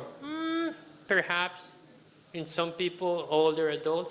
Will you ever use SGLT2s? Yeah. Will you ever use GLP-1? Yes. So I think that we're moving over there. Unfortunately, access and cost is a limitation. Yeah. So my question is, what do you speculate is the reason why we see these increased strokes with the SGLT2? It has never been clarified besides the right fluctuations in glucose. What is the difference in the signal at the heart, the cerebrovascular and the cardiovascular? I don't think we know why strokes didn't reduce in these people. I mean, it's the same. There are differences in trials. That's right. For strokes, and we just finished writing the ACE guidelines, we recommend or a GLP-1 or a TCD, thiazolidinedione, that have been shown to reduce risk of stroke. Otherwise, none of the other medicines that we have available have shown reduction of stroke. I think for reduction of stroke, blood pressure control is much better than any diabetes control. Yeah, I comment on Rucha's point. Let me come back to your first, pancreatitis and SGLT2. It's not a new issue. The SGLT2 pancreatitis, kind of association or link, whatever you call, is there for past 10 years. But then we could not, link the causality between the drugs and the pancreatitis. So these all are just a reporting association. Now the point is, if you look into the list of acute pancreatitis, you find a sulfonylurea as the cause of acute pancreatitis. You will be surprised to see, right? So, but we never blame that. The problem is that we cannot pinpoint whether the drug is causing diabetes itself increases the chance of pancreatitis by 3.5-fold. So you never know whether the drug is causing or the disease is causing.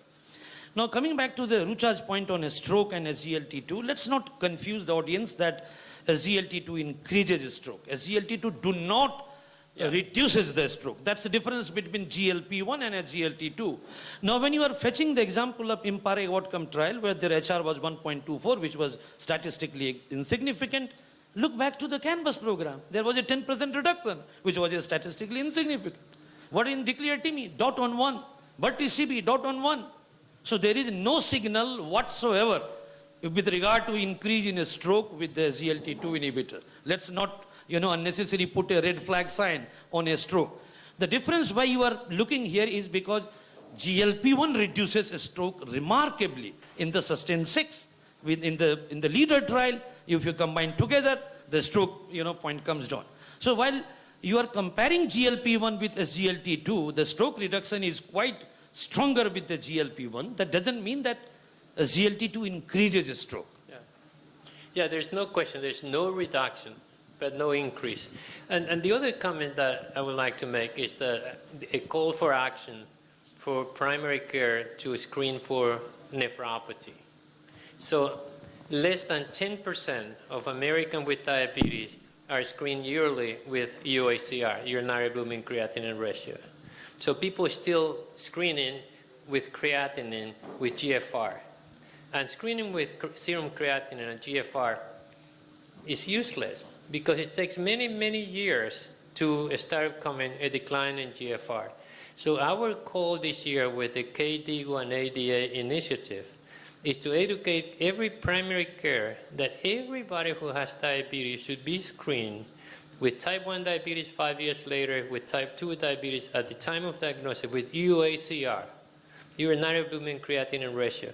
And if you have more than 30 milligrams, we used to say 300, it's 30 milligrams times 2, you have nephropathy.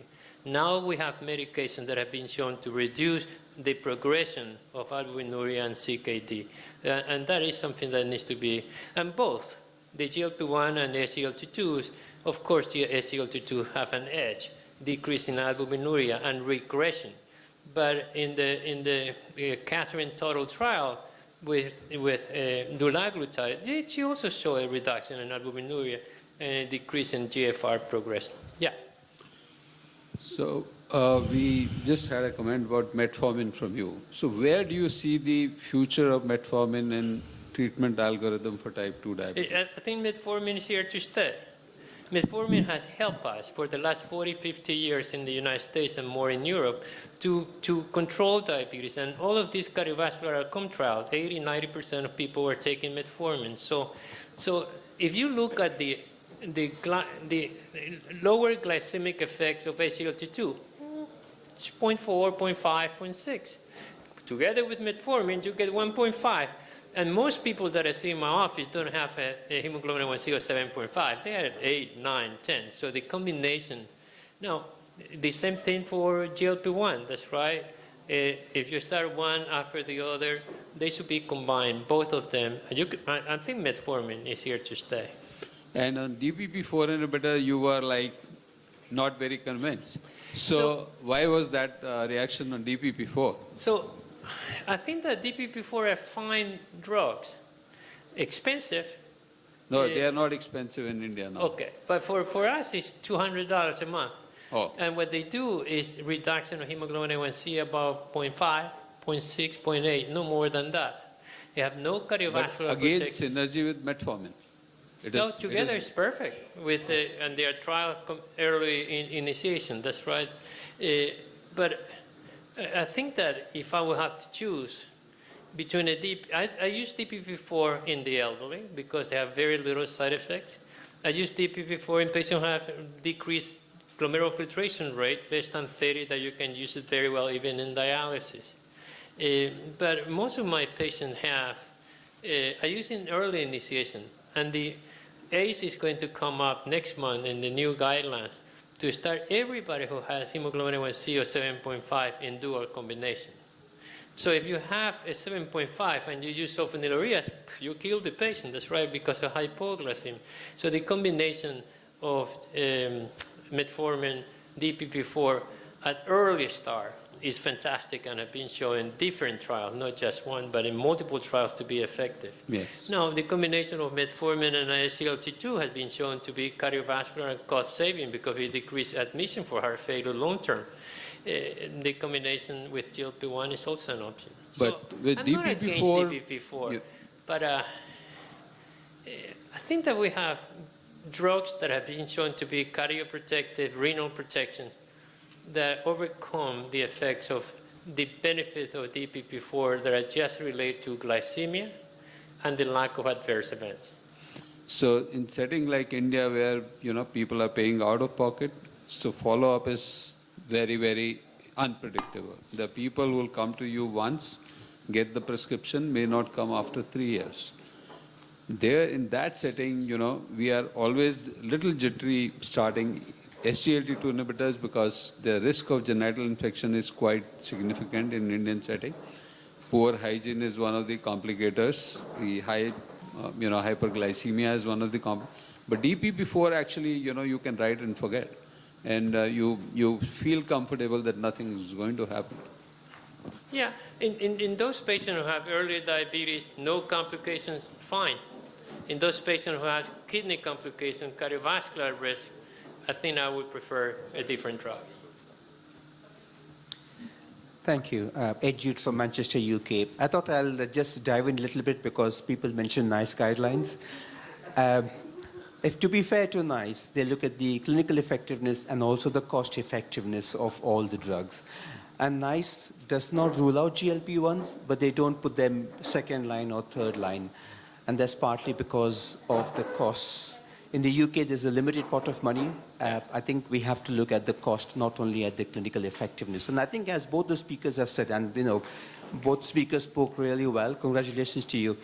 But I think, the evidence clearly shows metformin then SGLT2 inhibitors, and that's the way we are pushing it in the UK. And the new guidelines for KD or ADA together are going to suggest that for anybody who has albuminuria. Yeah, but life is more than cost, that's right. So in the real world, you guys are okay. Thanks.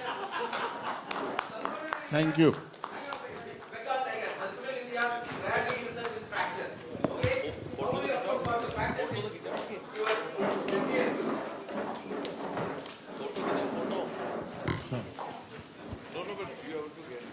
त्यांना वरती बोलवा.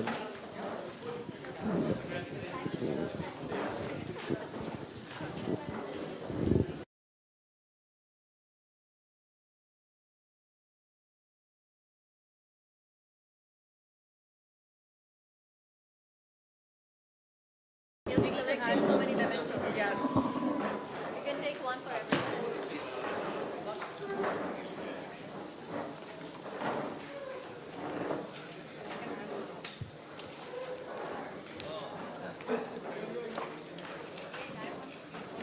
Sir, please.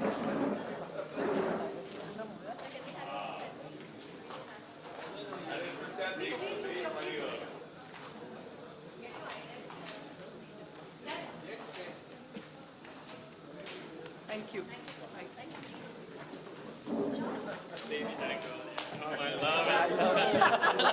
I told you, he was asking me to.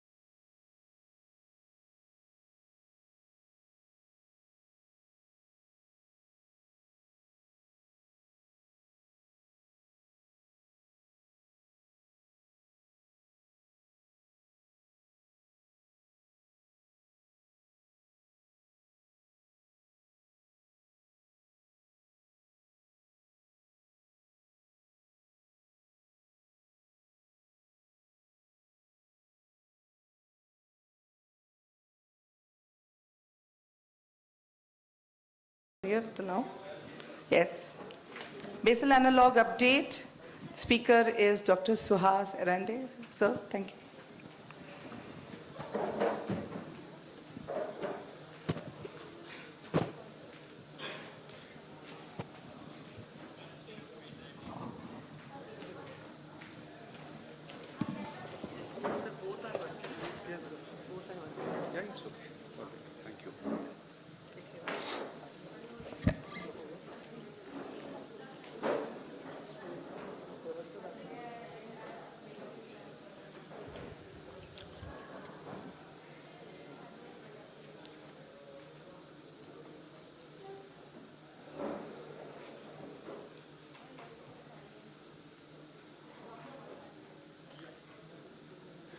Yeah, I believe we are again back to the routine non-fighting mode.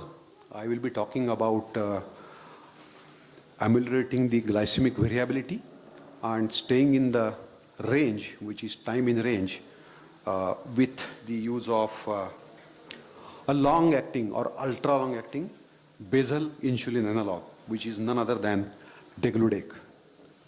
How do you take it ahead? How do you move the slide?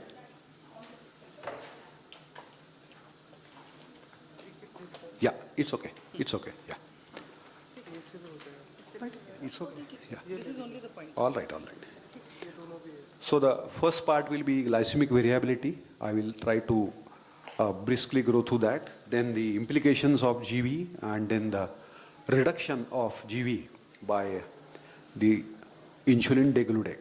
So in a very simple term actually, if you really want to look at glycemic variability, it is none other than simple fluctuations in the blood sugar levels.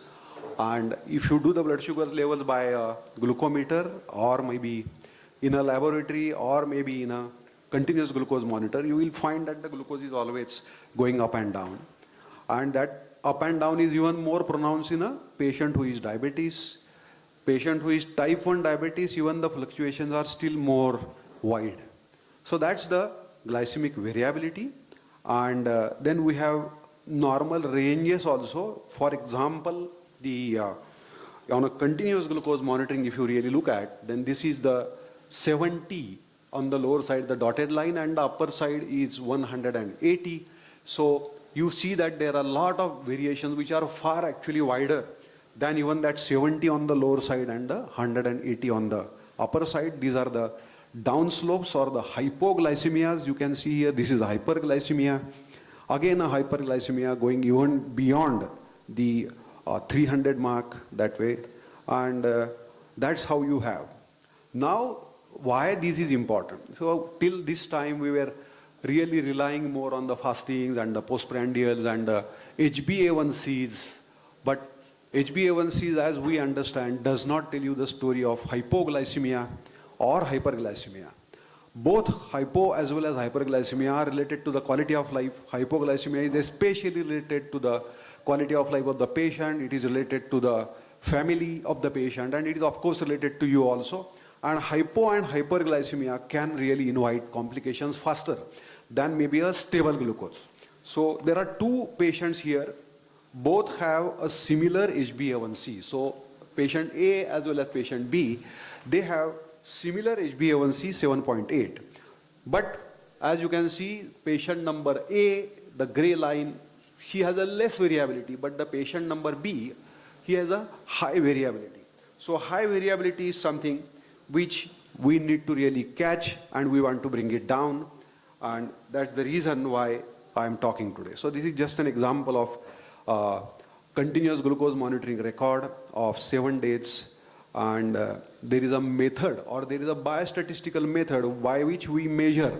So amplitude, ups and downs of the sugars, they are measured in the terms of standard deviation or coefficient of variation. Then the axis of time, the x-axis on a glucose monitoring, if we really look at that, then it is time axis. So the y-axis is sugar, x-axis is time. And the amplitude is naturally the sugars, and the time is on the horizontal or x-axis. We actually are interested in both the time spent in normal or abnormal ranges as well as the amplitudes of excursions. So this is a clear-cut example of that. This is the amplitude, the upstroke or downstroke of the respective sugars, and that's how actually you look at that. And as I told you, this is a time axis or the x-axis. So we need to know how much time the person has spent in either a low range, hypoglycemia, high range, hyperglycemia, or in the normal range, which is a time in range. So that's the way we study. So standard deviation is what? It is variation around mean blood glucose, and it can give you an intraday or interday picture of glycemic variability. Coefficient of variation is the magnitude of variability related to the mean blood glucose.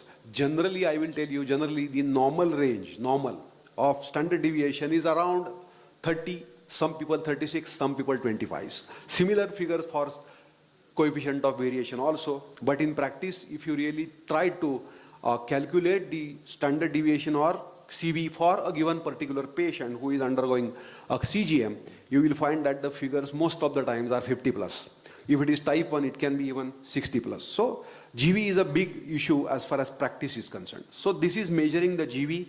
I have told you this is the time measurement. So patient goes up, it has been plotted yellow, then the patient is in normal range, that is green, and the patient goes low, that is plotted as red. In fact, there is a color coding for every CGM system, and most of the colors, now for example, the Abbott system, that gives you yellow as a high sugar and red as a low sugar.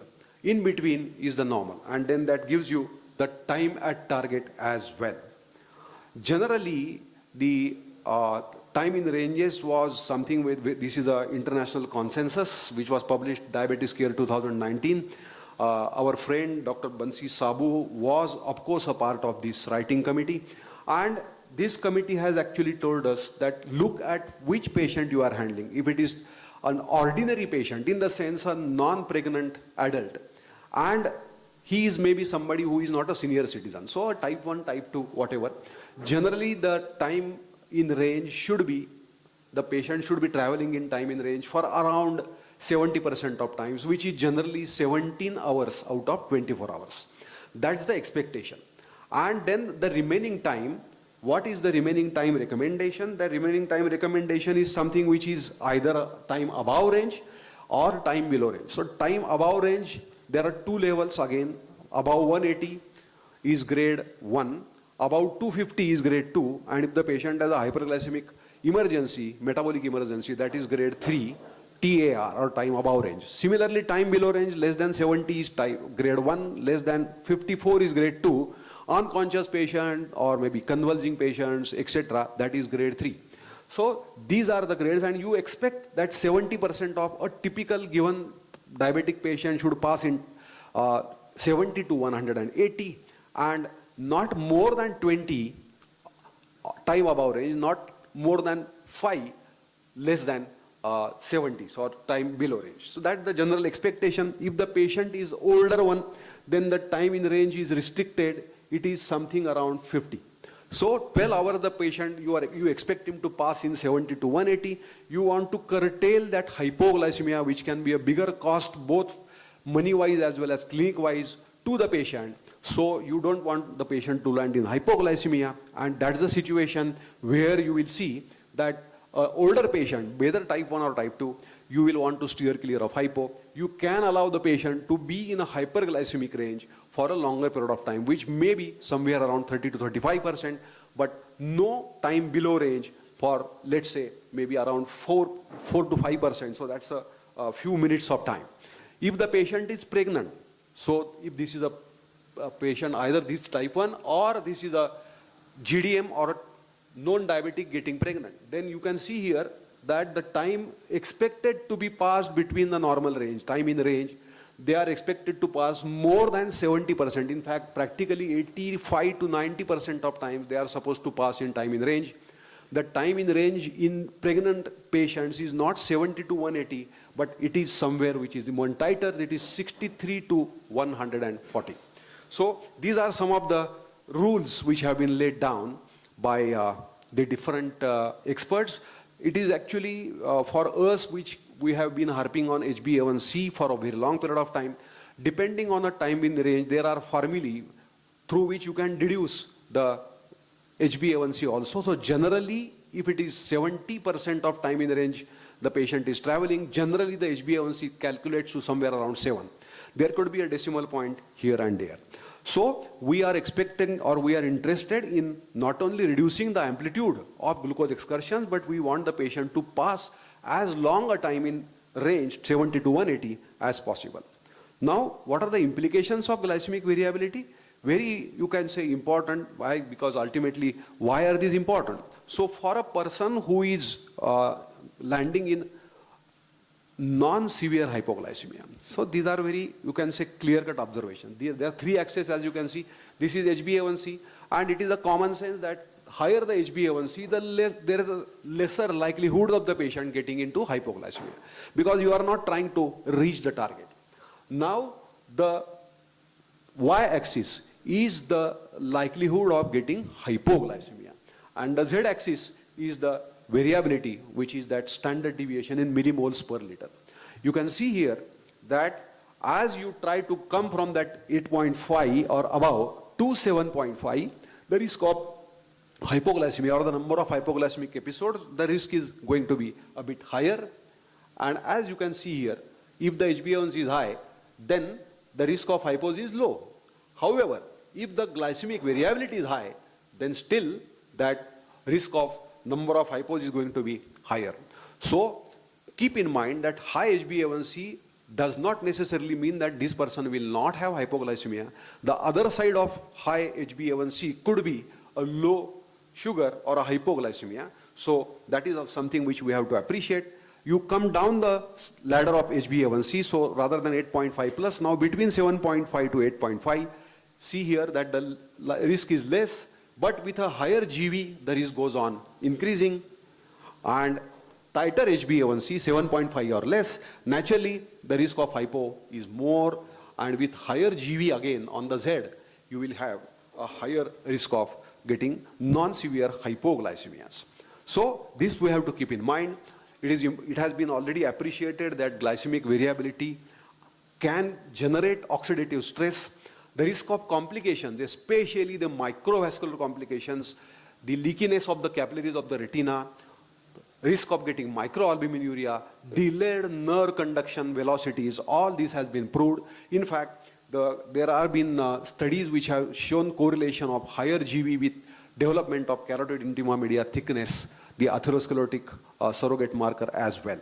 So when we see fasting as well as postprandial hyperglycemia and high HbA1c plus high glucose fluctuations, that can create oxidative stress and that can raise the risk of complications, and that's the reason why we want to reduce glycemic variability. Now, if we look at the major adverse cardiovascular events as well as all-cause mortality, you can see here that the black is the low variability. So the lesser the variability, the major adverse cardiovascular events, they are relatively less. You go higher up the ladder, so if there is a medium variability, then the risk of MACE goes up. And if there is a high variability, high glycemic variability, the risk of major adverse cardiovascular events goes up. Similarly, for all-cause mortality also, higher the GB, higher is the risk of all-cause mortality. So these are patient-related outcomes. Naturally, they are going to be important for both you as well as for the patient. So how do you really reduce glycemic variability? Let me tell you that there are, apart from what I am going to present, there are a number of, you can say, other measures, trying to be regular in your timetables, your regular eating times, your regular exercise times, so on and so forth. The quantity of the meals, the composition of the meals, etc. For all these, if you try to do in a healthy person, your glycemic variability or fluctuations will come down. If you are a diabetic, then regularity of taking the medication, regularity of, again, the diet, exercise, etc., certainly that will reduce the glycemic variability. If you are not put on an insulin or an sulfonylurea or a meglitinide, your risk of glycemic fluctuations will come down, because incretin drugs, alpha-glucosidase inhibitors, glitazones, metformin, SGLT2 inhibitors, they don't give you hypoglycemia. So the risk of GB or increasing the GB is relatively lesser with this group of drugs. Having said that, we have a very, you can say, advanced ultra-long-acting insulin, insulin degludec, which has an inbuilt unfledging mechanism of keeping an insulin level steady in the blood after injection, of course, over a long period of time, and there is hardly any risk of inter or intra-patient variability in the blood levels or plasma levels of insulin. So because of the flat action profile of these ultra-long-acting insulin degludec, the risk of glycemic variability is certainly lesser. And in some of these studies, like for example, this HypoDeg trial, which is done in type 1 diabetic patients, the two insulins, insulin glargine, which is a basal insulin, first generation, designer basal insulin, that is compared against the second generation basal insulin, insulin degludec, and you can see that the glycemic variability parameter, which is coefficient of variation, over a period of 24 hours, there is a significantly lower CV, coefficient of variation with degludec. Diurnal, both insulin glargine 100 and insulin degludec, they are comparable. Nocturnal, which is a big problem for the patient, for you also. So in nocturnal period of time, there is a significantly lower coefficient of variation with insulin degludec. So this is something which is very important as far as you as and your patient is concerned. Now this is a very, you can say, illustrative graph. There are two insulins shown here, and one graph is the pre-intervention, that is the blue graph, and you can see here that the levels are going to go up and down. This is the 24-hour glycemic profile, and there is a fair amount of up and down in the pre-intervention, that is the pre-insulin degludec glucose profile.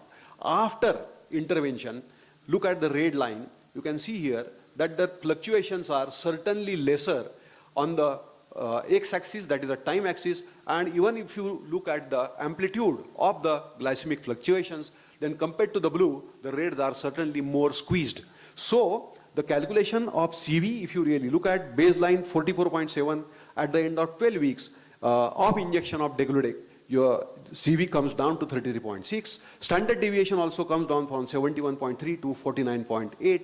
So in patients with high glycemic variability, injection degludec significantly brings down glycemic variability. This is something which is a different kind of a study. This is one study where the patients are already on some other basal insulins and they are now switched. So initially they are on degludec OD and oral antidiabetics. Other group is on insulin glargine 100 and oral antidiabetics. And in between the study, after 16 weeks, the degludec people went on to glargine and the glargine people went on to degludec. So this is the switch pro randomized control trial comparing the degludec and insulin glargine, again, insulin glargine 100. And the most important part here, as there is a, you can say, monitoring by a continuous glucose monitor, Freestyle Libre Pro, between week 16 to week 34, that's the end of the study. And what are the observations? Superiority of degludec is confirmed. The estimated treatment difference is a significant 1.43%, which calculates to around 21 minutes per day in favor of degludec. So degludec patients remain longer in time in range compared to insulin glargine 100 patients. And the overall time in what is called as a tight range. I told you about 70 to 180, which is a standard time in range. But some people say that something which is 70 to 140, maybe narrower time window, it is called as a time in tight range. So with insulin degludec, the patients pass 21.9 minutes per day more in time in tight range. So certainly this is a very good proof that glycemic variability comes down with a long-acting insulin degludec compared to insulin glargine 100.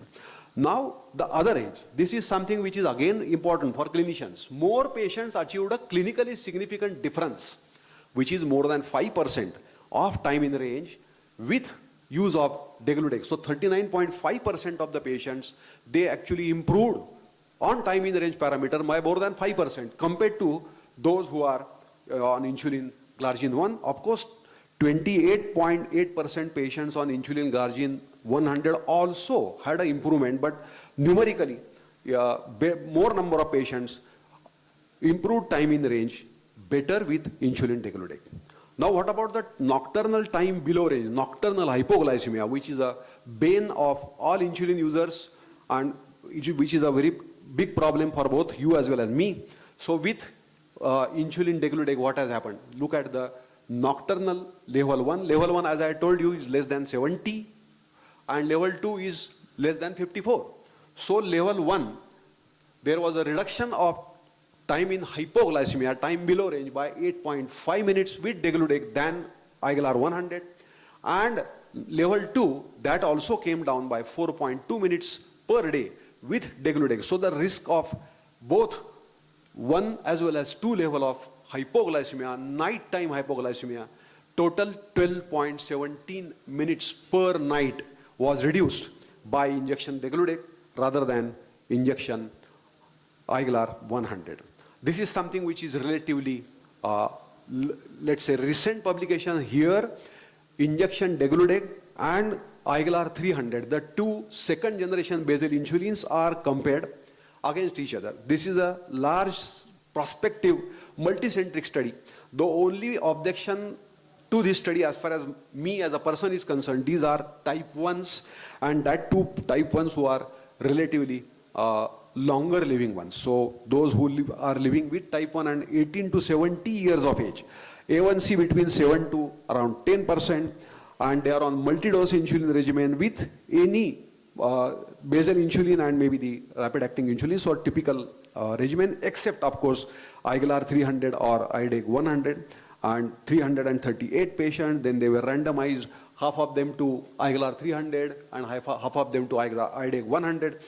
And of course, the basal insulin was titrated for the initial duration of the study, 0 to 8 weeks. And then on, the patients were, of course, doing a good 7-point self-monitoring of blood glucose, and some had undergone a continuous glucose monitoring study as well, because that's something which is more objective. What was observed? Technically speaking, both these insulins fairly, you can say, fairly same. However, there were some details, and this is degludec versus IGLR 300. You can see here, the first column is glargine U 300, and the time in range 52.7 versus 55.1. Then the glucose total coefficient of variation 39.9 versus 41.2. A1C 0.78% reduction, 0.96% reduction. Time less than 70, 5.55, 6.49, time more than 180, 41.52, 38.31, and rate of severe hypo events per patient year, 0.2 versus 0.3. Rate of nocturnal hypo, again events per patient year, 11.9 versus 11.9. So, degludec versus Aguilar 300, time in range 44.2 minutes more with degludec, time above range 94 minutes lesser, and HbA1c relatively lower with degludec. For practitioners, this may or may not be really very important. Suffice to say that if you want to reduce GB, we have better insulins, and striving to achieve near normoglycemia and avoiding glycemic fluctuations could be beneficial to the patient. Increasing the GB increases the risk of hypo as well as the micro and macrovascular complications. Options to decrease the risk of glycemic variability should be considered. I have already mentioned a few beyond insulin as well. And ultra-long-acting basal insulin analogs like insulin degludec, they can significantly reduce the glycemic variability by improving the time in range. My friends, I thank you so much for your patient listening. Thank you, chairpersons. Thank you very much for the wonderful presentation, sir. And since we are before time, I think we can have some questions if anybody wants to ask anything.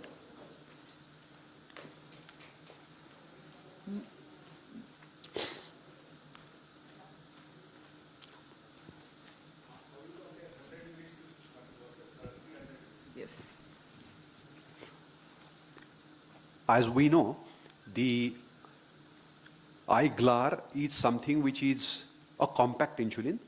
So in a similar volume of the injection, rather than units 100, there are 300 units. The principle or the idea behind this is, if that is injected subcutaneously, then the area where this concentrated insulin and that pH of acidic, 4 pH of insulin glargine, then the release of that from that site will be delayed. So the pharmacological mechanism of making that IGLAR ultra long acting will be served better. This is the IGLAR 300 side of the story. The degludec side of the story, they have made some pharmacological changes in insulin in such a way that the insulin actually after injection that forms hexamer or mega hexamers. So the mega hexamers in the subcutaneous depot, they take longer time to dissociate, and then dissociation, pharmacologically altered dissociation is in such a way that degludec keeps on acting for a period of actually around 42 hours. So these are the pharmacological mechanisms. That's why that it is IGLAR 300 vis-a-vis the IGLAR 100 which was already there, and this is IDEC 100. They have also got a IDEC 200 which we don't have.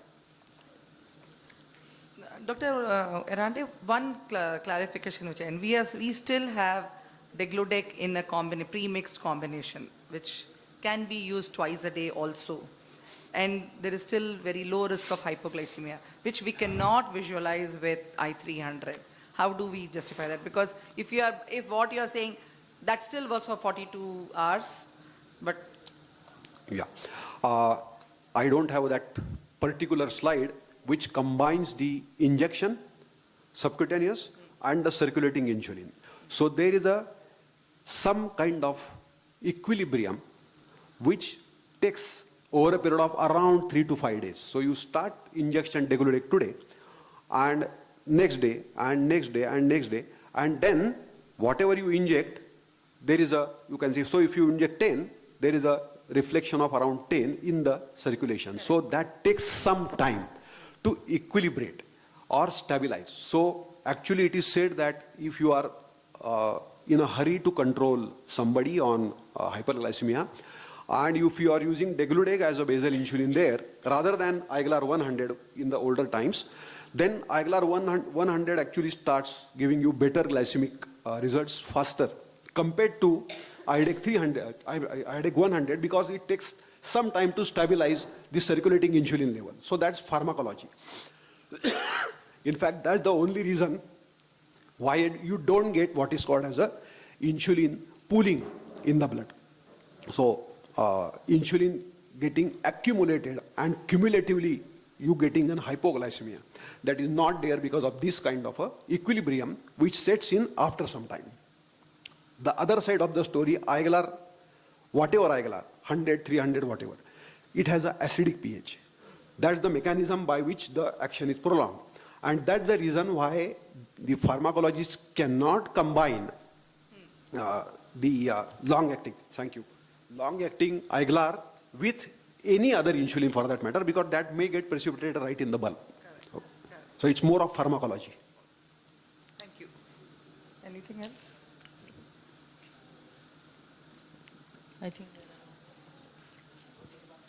I think there are no more questions, and we can end the session. Yeah. Thank you very much, sir. Right. Thank you.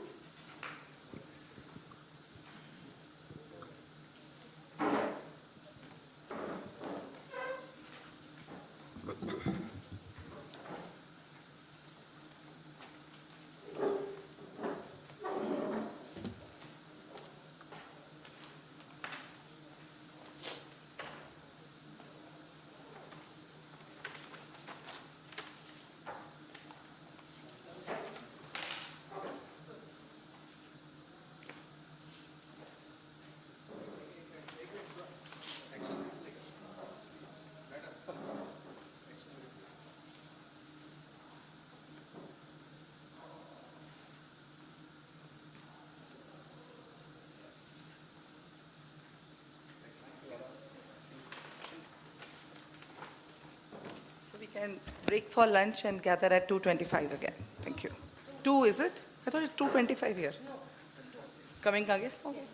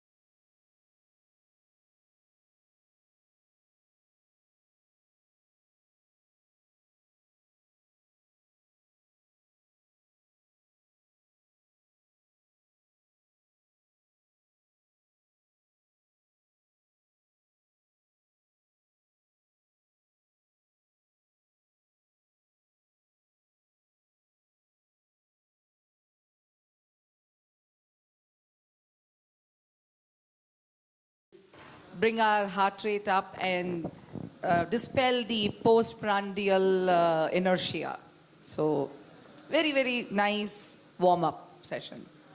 It's fun.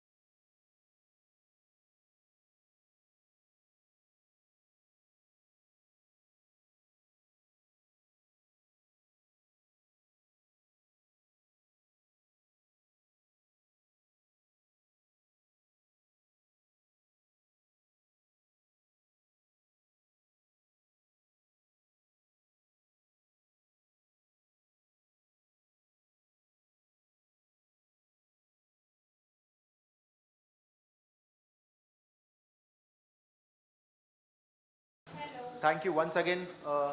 We have here for energize you all. So I request everyone to stand. So first we'll learn the steps and then we'll do with the music. Okay. So there are 3 steps involved. First is very simple, tapping on your lap. Okay. So ram, jam, jam. Okay. Then rotating your hands. This is the second step. And then side one, side one. These are the 3 steps that we are going to do it. Okay. It's easy, simple.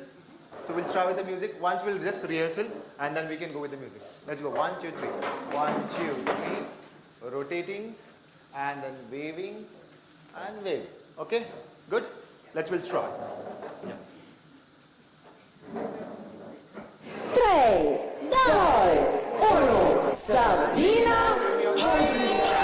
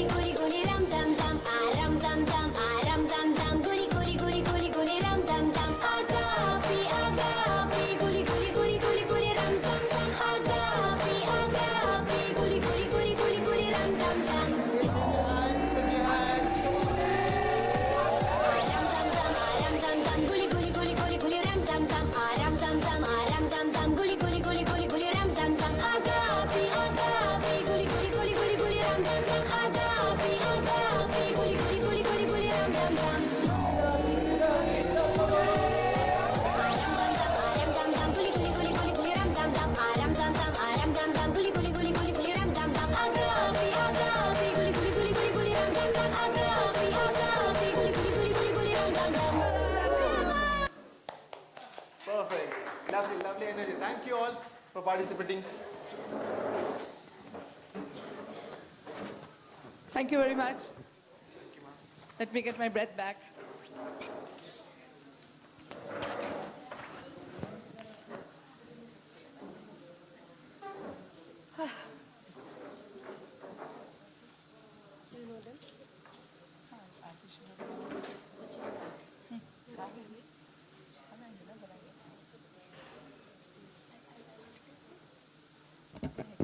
we have a very interesting hands-on live demonstration of foot care in our outpatient department. We have for it none other than Dr. Professor Jude. We have heard him in Lecture Hall A, and I'm sure after hearing to him, we are ready for a live demonstration. To moderate the session, we have another two eminent faculty who work tirelessly in diabetic foot. One is Dr. Aarti Shahade. She's a physician, but very, very interested and has worked tremendously in diabetic foot. And then we have Dr. Sachin Marathe, who runs a very state-of-the-art foot care unit in Kothurud, Pune. He's an orthopedician, and we are really privileged to have all the faculty. May I invite Dr. Aarti and Dr. Sachin Marathe to take their chairs, and Professor Jude. We are eager to hear you.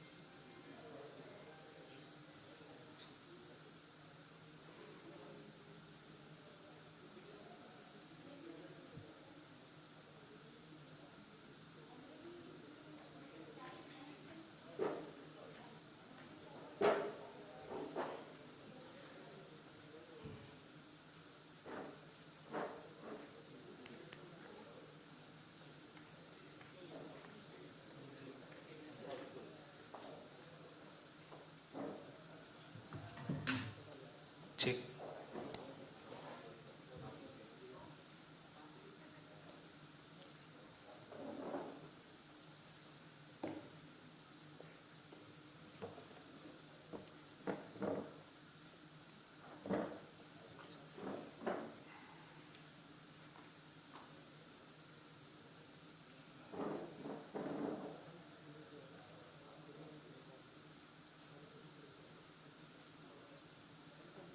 Good afternoon, everyone. Is it on?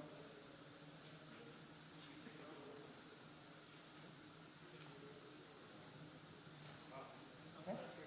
Testing. Thank you. Can I have the pointer? Can I have the pointer? The pointer will be there.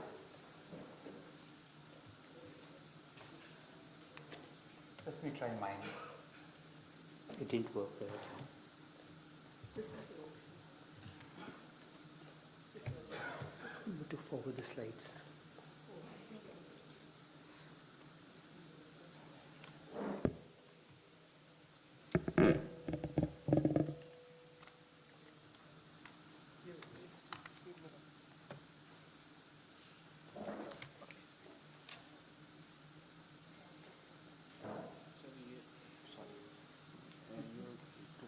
Slides in that laptop, so I just connect this to other laptop. Slide नहीं दिखेगा अरे वो CV वाले laptop पे लगा है. अच्छा ठीक है करो. I'm just connecting this to the other laptop.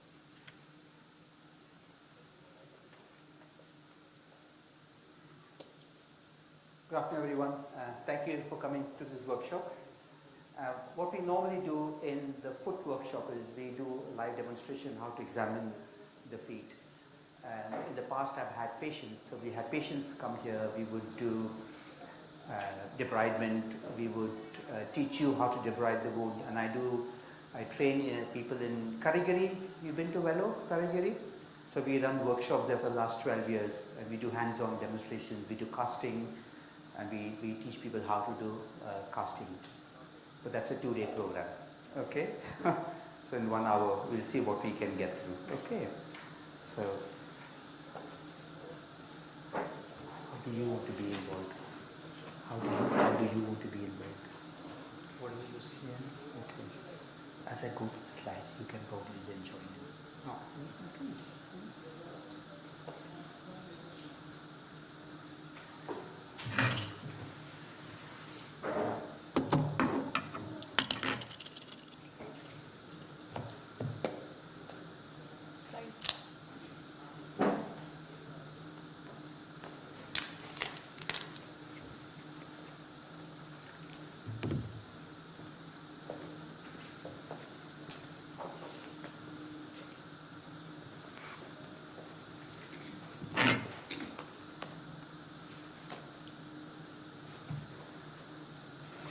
So one thing in anything is having the right tools. You know, if you don't have the right tools, then it's very hard to do things properly.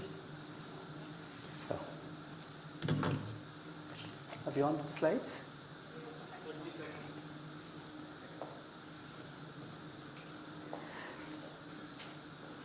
So diabetic foot. What's the prevalence of diabetic foot in India?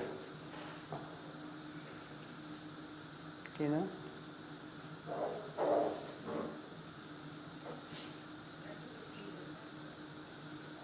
Yeah, probably it's about 15%. Okay, but of course it will vary from center to center. It will vary. People are in the villages or they're in urban areas. There's not a lot of hard and fast data in India. Like in the UK, we've got the National Diabetic Foot Audit, and we don't have that happening in India. It's usually small centers who look at their database maybe. Even that may not be complete. If you saw my slides this morning, people being referred to the foot clinic across Europe is, if you look at people being referred when they have a foot ulcer, less than 3 months, it varies from 6% to 50%. And some of the places in Europe, when I was speaking to the clinics where they had very late referrals, is because it's private healthcare in that particular country. So the patients will not travel 50 miles to see a specialist, okay, pay all that money, and then also to pay for the specialist. So they will come for one clinic visit, and then they will not turn up for 3 to 4 months. So this is the variation in delivery of care that also leads to variation in care. I think that's a lot that happens in India, and I've worked in India before I went to the UK, and I do clinics and ward rounds in St. John's in Bangalore. And it's totally different in how, as you know, how we practice in the UK. So it is different. And data collection also is probably not that robust here in India. So we don't actually know the exact prevalence of the diabetic foot in India. Okay, lovely. Thank you very much. Thank you. So what's the most common complication in the diabetic foot?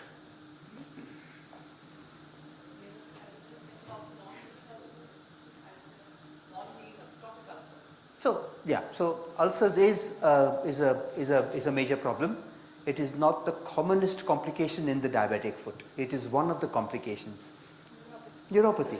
Neuropathy can occur in up to 60 to 70% of people with diabetes.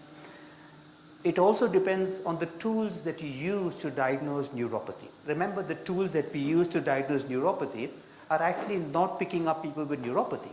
It is picking up people at risk for foot ulceration. So if you use the 10-gram monofilament, for example, if somebody can't feel the 10-gram monofilament, they have a risk for foot ulceration. Yes, they also have neuropathy, okay, but they probably had neuropathy even before they couldn't feel the 10-gram monofilament. The same also with tuning fork. So when Peter Dick did his work in the US, he found that people who were coming to his clinic had a much higher prevalence because they were using nerve conduction studies, okay, which you know is probably more sensitive than just doing 10-gram monofilament or tuning forks. The same also is with using the biothesiometer, which I don't think we have here today, isn't it? No? You have one here today? Oh, right, okay, sorry. Yeah, thank you.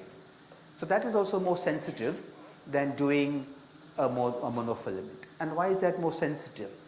So if you look at the research that was done with the biothesiometer, and I'll show you some slides later on, the voltage should be more than 25 volts before you say somebody's at risk for ulceration. Okay? And we have to have a cutoff somewhere.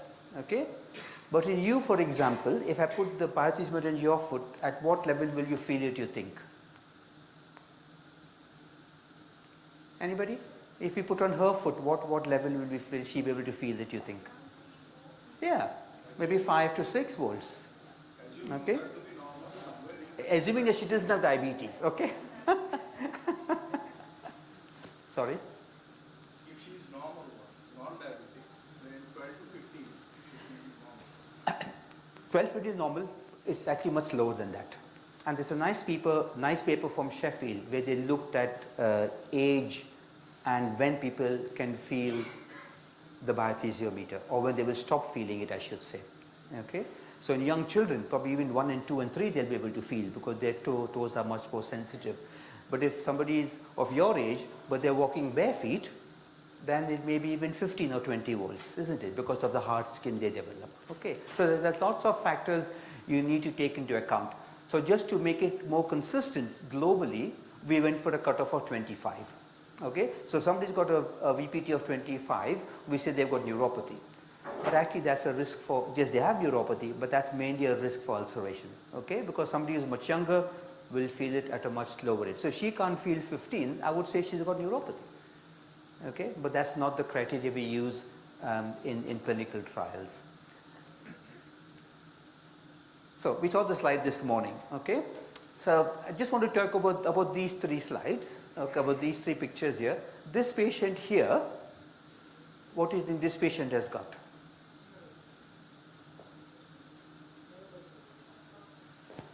I have to shout, I can't hear otherwise. What's this patient got?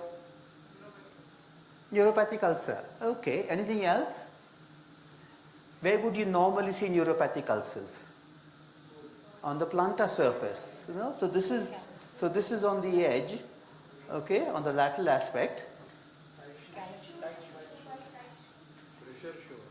Yeah, but normally tight shoes should not cause ulceration. No? If you wear a tight shoe, tomorrow you'll throw it out because it's too tight for you. So what is this part of the foot called? It's the watershed zone. Okay? So what supplies the top of the foot? Which blood vessel? Dorsalis pedis. What supplies the bottom? The tibialis posterior. Okay?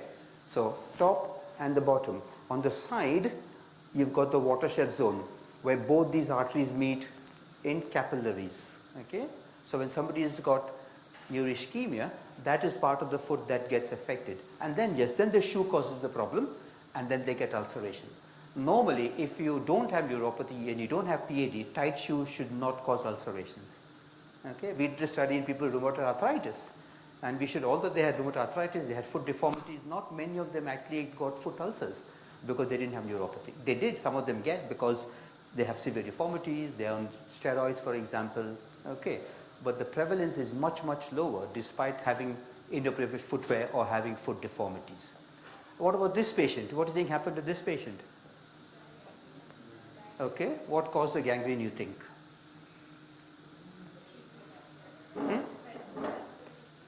Yeah, so one of them is PAD. So when we talk about the peripheral vascular disease, what circulation we're talking about? Arterial. So we should say peripheral arterial disease. We don't use PVD, we now talk about PAD, okay? Because it then specifies it is arterial, not venous. So when somebody's got PAD, how would you describe it? So you got the macrovascular circulation and you got the microvascular circulation, isn't it?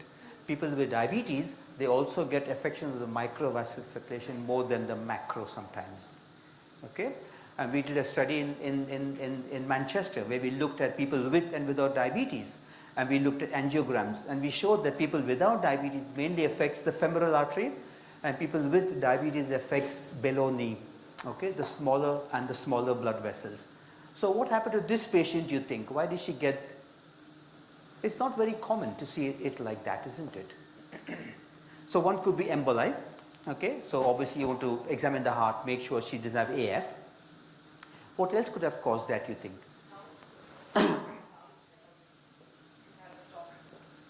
Come again? Acute gout associated. Acute gout causing gangrene? Not gangrene. Yeah. Cellulitis. Yes, correct. So infection can give rise to this. Why this can happen? Somebody's had an infected foot. So if somebody's got infection, they can go into gangrene. We call it wet gangrene, isn't it? Why do they get wet gangrene? Why do they get gangrene? It's infection, isn't it? Why does it become gangrenous? Which can cause infection. It will not cause gangrene. Yeah. So when somebody gets an infection, they get arthritis. Okay, a study done by Mike Edmonds in London. He looked at toes for people who had this and had the toe amputated, and he looked at the blood vessels.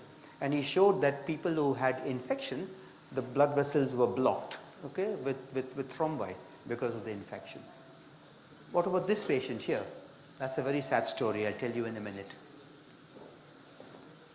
So this is a patient who came with fracture of his hip. Okay, he was in hospital with fractured hip, and then I was called to see him because the other leg had osteomyelitis and a wound, and they were going to amputate the leg.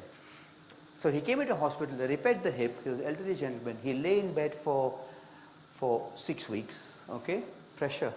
Okay, so that's another thing in the UK. This is what we call is a never event. Okay, somebody coming into hospital without a foot ulcer should not get a foot ulcer in hospital.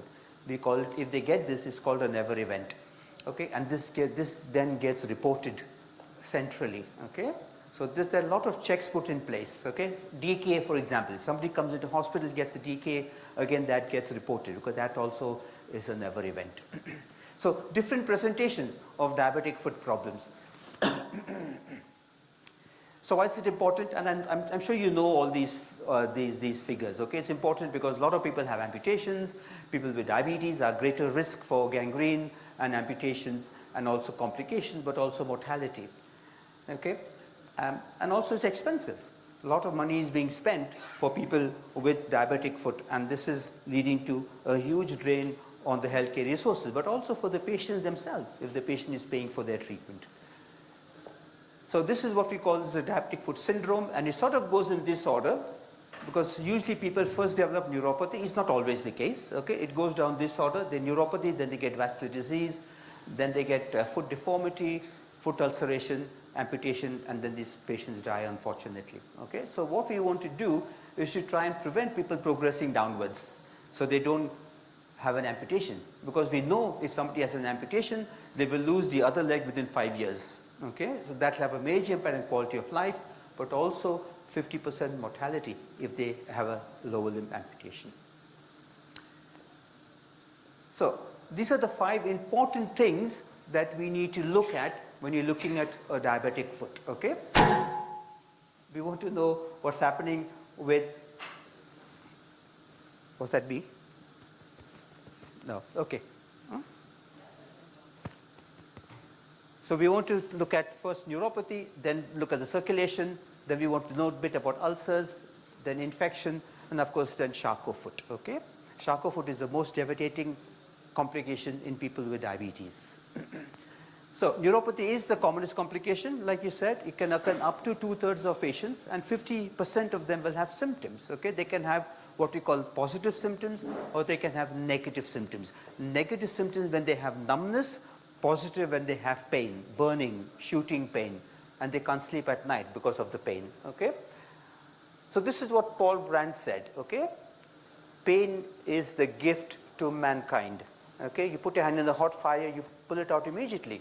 Okay, but people with leprosy will walk on coals and they don't feel it. Okay, get ulcers, unfortunately, then they have an amputation.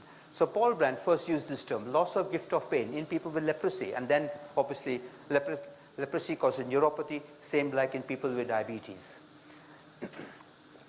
So first they have sensory involvement, very later on there's motor involvement. So usually it is distal, peripheral, sensory neuropathy. Okay, later on it will become sensory motor. That's quite later on. So the important thing is always taking a good history. You want to ask the patient about symptoms. You want to ask about their glycemic control, any history of previous foot ulcerations, etc., etc. Okay, so taking a good history is always important, as anything in medicine. Okay, whenever I go on the ward rounds and my junior doctor will present to me, I will always take the history again. Okay, because you know from your own practice that a patient comes to hospital, he's tired, he's stressed, he's anxious, he may not give you the full story to the junior doctor. And then when you go as a senior consultant, suddenly he remembers something, or you may ask the correct questions, which the junior doctor who doesn't have the experience may not ask that question. So every time you see a patient, it is good to ask and take a history again and again and again.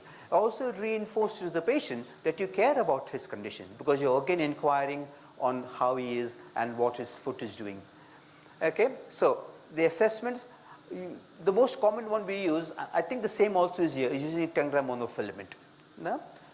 So why 10 gram monofilament? How many monofilaments are there, do you know? How many monofilaments are there? 3. Yeah, which 3?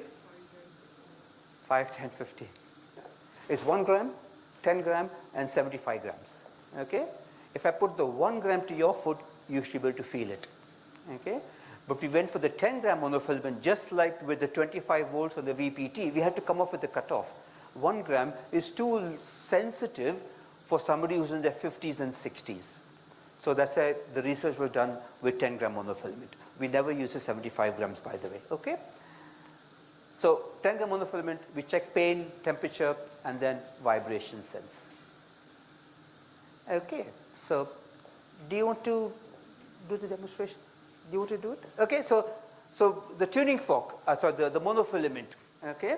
You get lots of monofilaments, okay? But you must be careful that you got the right one that is giving the right sensation, okay? And the right pressure, I should say. So once you use the monofilament, okay, how many times can you use the monofilament? How many times can you use the monofilament? So if it is disposable, you can use it once, okay? But usually they're expensive. That one costs 14 pounds. I can't throw it every time, okay? But the one that they make in Karigari, it costs 10p. What? That might be a rupee or something like that? Much less, isn't it? Okay. So a monofilm, if you're going to use it again and again, study done in Bristol showed if you use it in 10 patients, you must not use it for 24 hours because it loses its elasticity. So you're doing 10 gram, 10 gram, 10 gram, 10 times.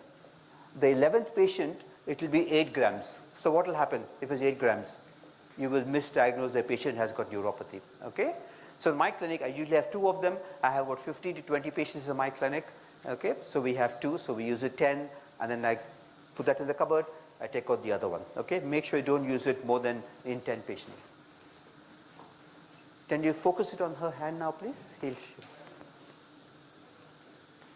There we go.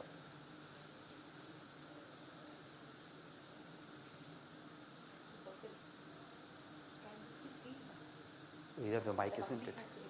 Yeah. You can see. Yeah. So this has to buckle. So how do you put the monofilament? Always do it in a place where the patient can feel. Okay? There's no point going straight to the foot because he doesn't know what to feel. So always do on the hand first, okay? And tell the patient with the eyes open, this is what I'm going to do. You touch it. It must touch for how many seconds? 2 seconds, okay? And must not shake it, okay? You must just go like she's shown it. Touch it, 2 seconds, take it out, okay? And then do on the foot. Come on, you want to?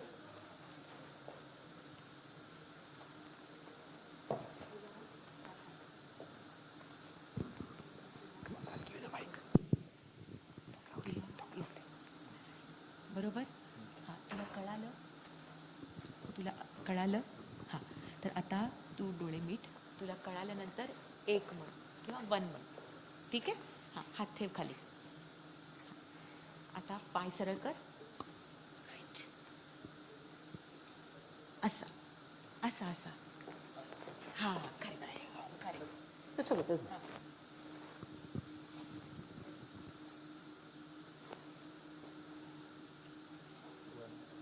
डोळे meet.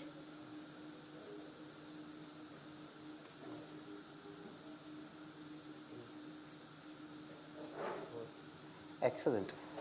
So you can test in 10 sites, you can test in 3 sites, you can test in 4 sites, okay? The important thing is to keep a standard for your particular clinic, okay? So we do it on 4 sites, okay? So we do on the plantar surface of the toe, under the 1st, 3rd and the 5th metatarsal head. Why do the nerves in the feet get affected before the nerves in the hands? Length dependent, absolutely right. If somebody has neuropathy in the hands and they've got diabetes, I will always think of another cause for his neuropathy. So when would somebody get neuropathy in the hands after they've had neuropathy in the feet? When will they get in the hands? No, they've got peripheral neuropathy. Now they're getting it in the hands. So when will it affect the hands? After it gets in the feet. After how long? Stand up. Stand up. Come outside. Now put your hand down. Yeah. How's it reaching? Somewhere to the knee. Yeah? So when it reaches the knee, that's when the fingers start to get affected. Thank you. Okay? So it is length dependent. Okay? It starts in the feet because that's the longest fibers. Then when it reaches up to the knee level, then it starts occurring in the fingers. If it happens much sooner in the fingers, always think of something else, okay? Cervical cord lesion, or whatever it may be, okay? Carpal tunnel, like you said. But I always think of other causes. If it affects the hands first and not the feet, or if it affects the hands much quicker. So this is the IDF guidelines. We said to do it on 4 areas, 1, 2, 3, 4. If they don't feel one of the 4, they've got neuropathy, okay? Test on both the feet always, because neuropathy can start on one feet first, and it can start on the second feet after months or even years later. So always test both the feet. And if you test it once and they could feel it, you can then test it after 1 year. Okay, and that's also the guidelines. Yeah. So the next one is testing for vibration. Do you want to? One of you. So how many types of tuning fork we have? How many types of tuning fork we have? Yeah, we've got 64, 128, 256 and 512. Okay, the evidence is for the 128 Hz tuning fork. Okay, we don't use 64 because 64 is very jarring. Okay, anybody can feel it, even horses. Okay, so I think we should be careful that we don't use, because I know in our clinic there was once a 64 Hz and obviously people didn't know, and I think we're probably underdiagnosing neuropathy if we use a 64 Hz tuning fork. So 128 is the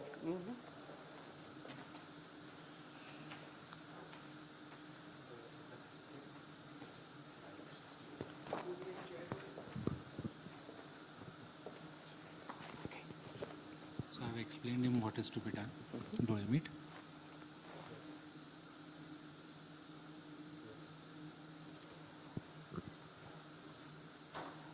So when I do it, I always first do it somewhere in the upper limb. So we give the patient a sensation. Can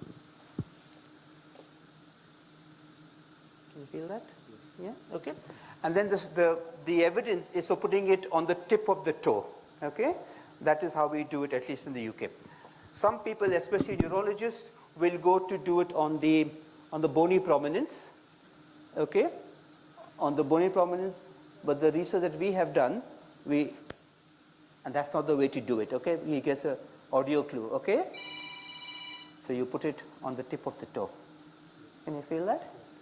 Okay. You can do this 2 ways. You can either hit it, you put on the toe, and then you stop it. And you ask the patient, has he stopped feeling it? Remember, patients like to please their doctors.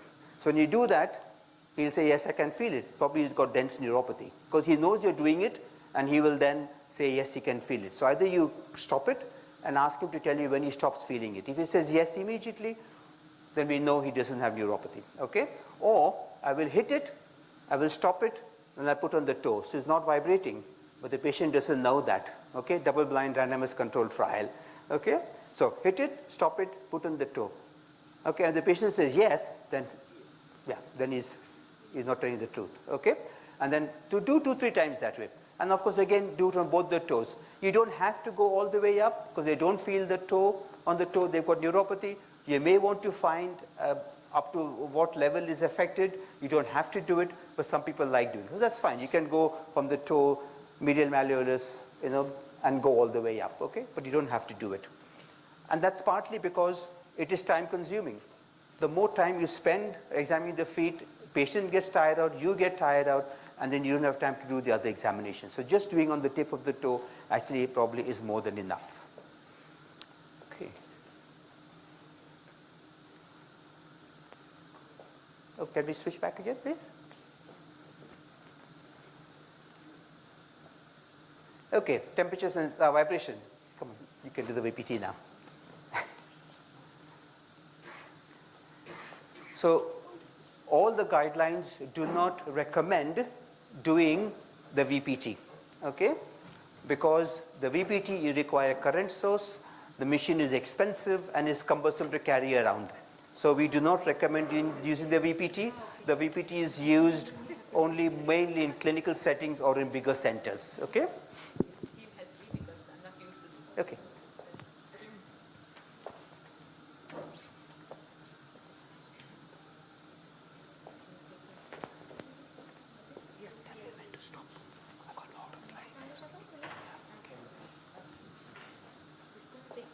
Okay, we'll continue, we'll come back to that then.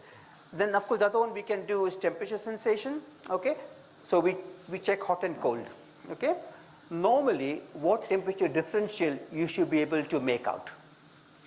If I put one temperature and I put a different temperature on your toe, normally what difference in temperature should you be able to make out? Yeah, 1 to 2 degrees, okay? But most of the evidence is 7 degrees up and down, which I think is a bit too much, okay? So we use the tip term. Go on do it, yeah?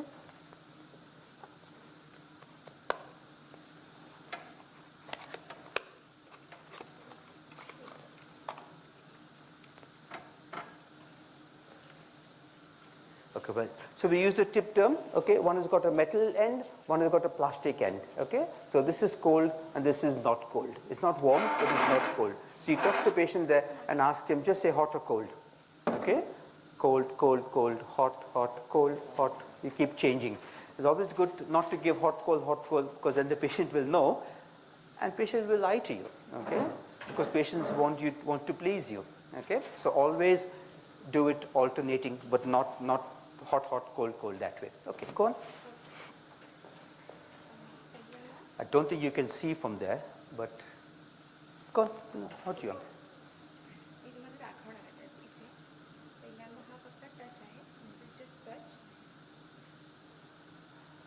So the VPT goes from 0 to 50 volts, and you can turn up the dial.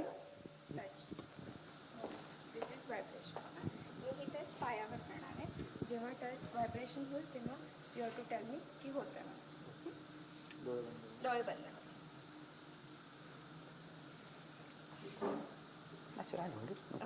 Thank you Sorry.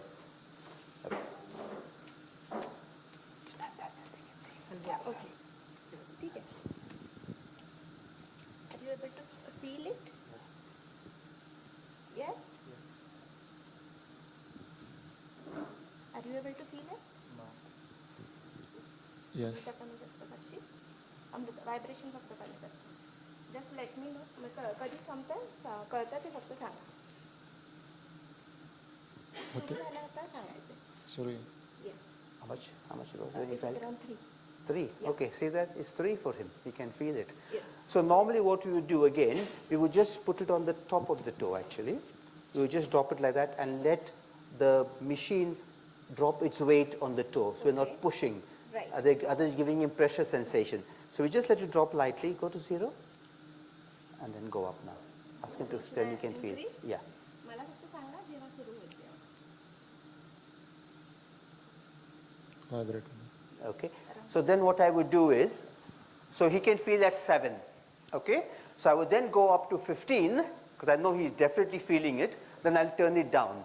and I'll ask him to tell me when he can stop feeling it. Again, double blind, okay?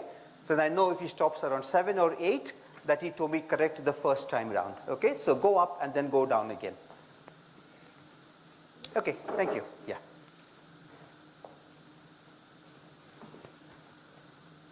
And then the pain sensation, again, using a pin which will not be too sharp, so it doesn't cause bleeding to occur, okay? So that also, so we call it a neurotip. And then ankle reflexes.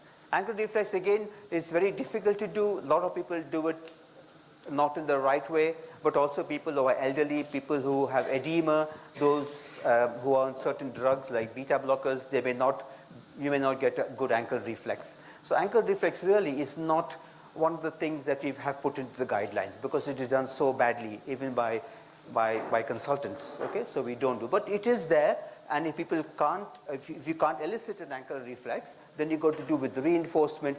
It's time consuming.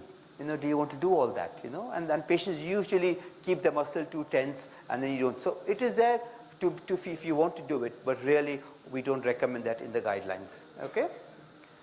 So what we need is a good history, and there'll be signs of neuropathy, but usually no symptoms. 30 to 50% of people will have symptoms. They can have pain commonly. But of course, what's important is to rule out other causes for the neuropathy. About 10% of people with diabetes who have neuropathy will have other causes, okay? Drugs, malignancy, vitamin deficiency, alcohol, etc. And we know that once somebody gets neuropathy, there's no treatment for the neuropathy. It just progresses year on year. But if there is a cause and we treat it, we can actually improve their neuropathy, okay? Especially in India, people are on tuberculosis treatment, okay? That can cause neuropathy, B12 deficiency, etc. So we have to be careful that we don't misreturn that. So what we need, therefore, is a comprehensive foot assessment, okay? And that will then reduce amputations. So we need to do a foot assessment comprehensively and then risk categorize the patient. Okay, I showed you the slide earlier.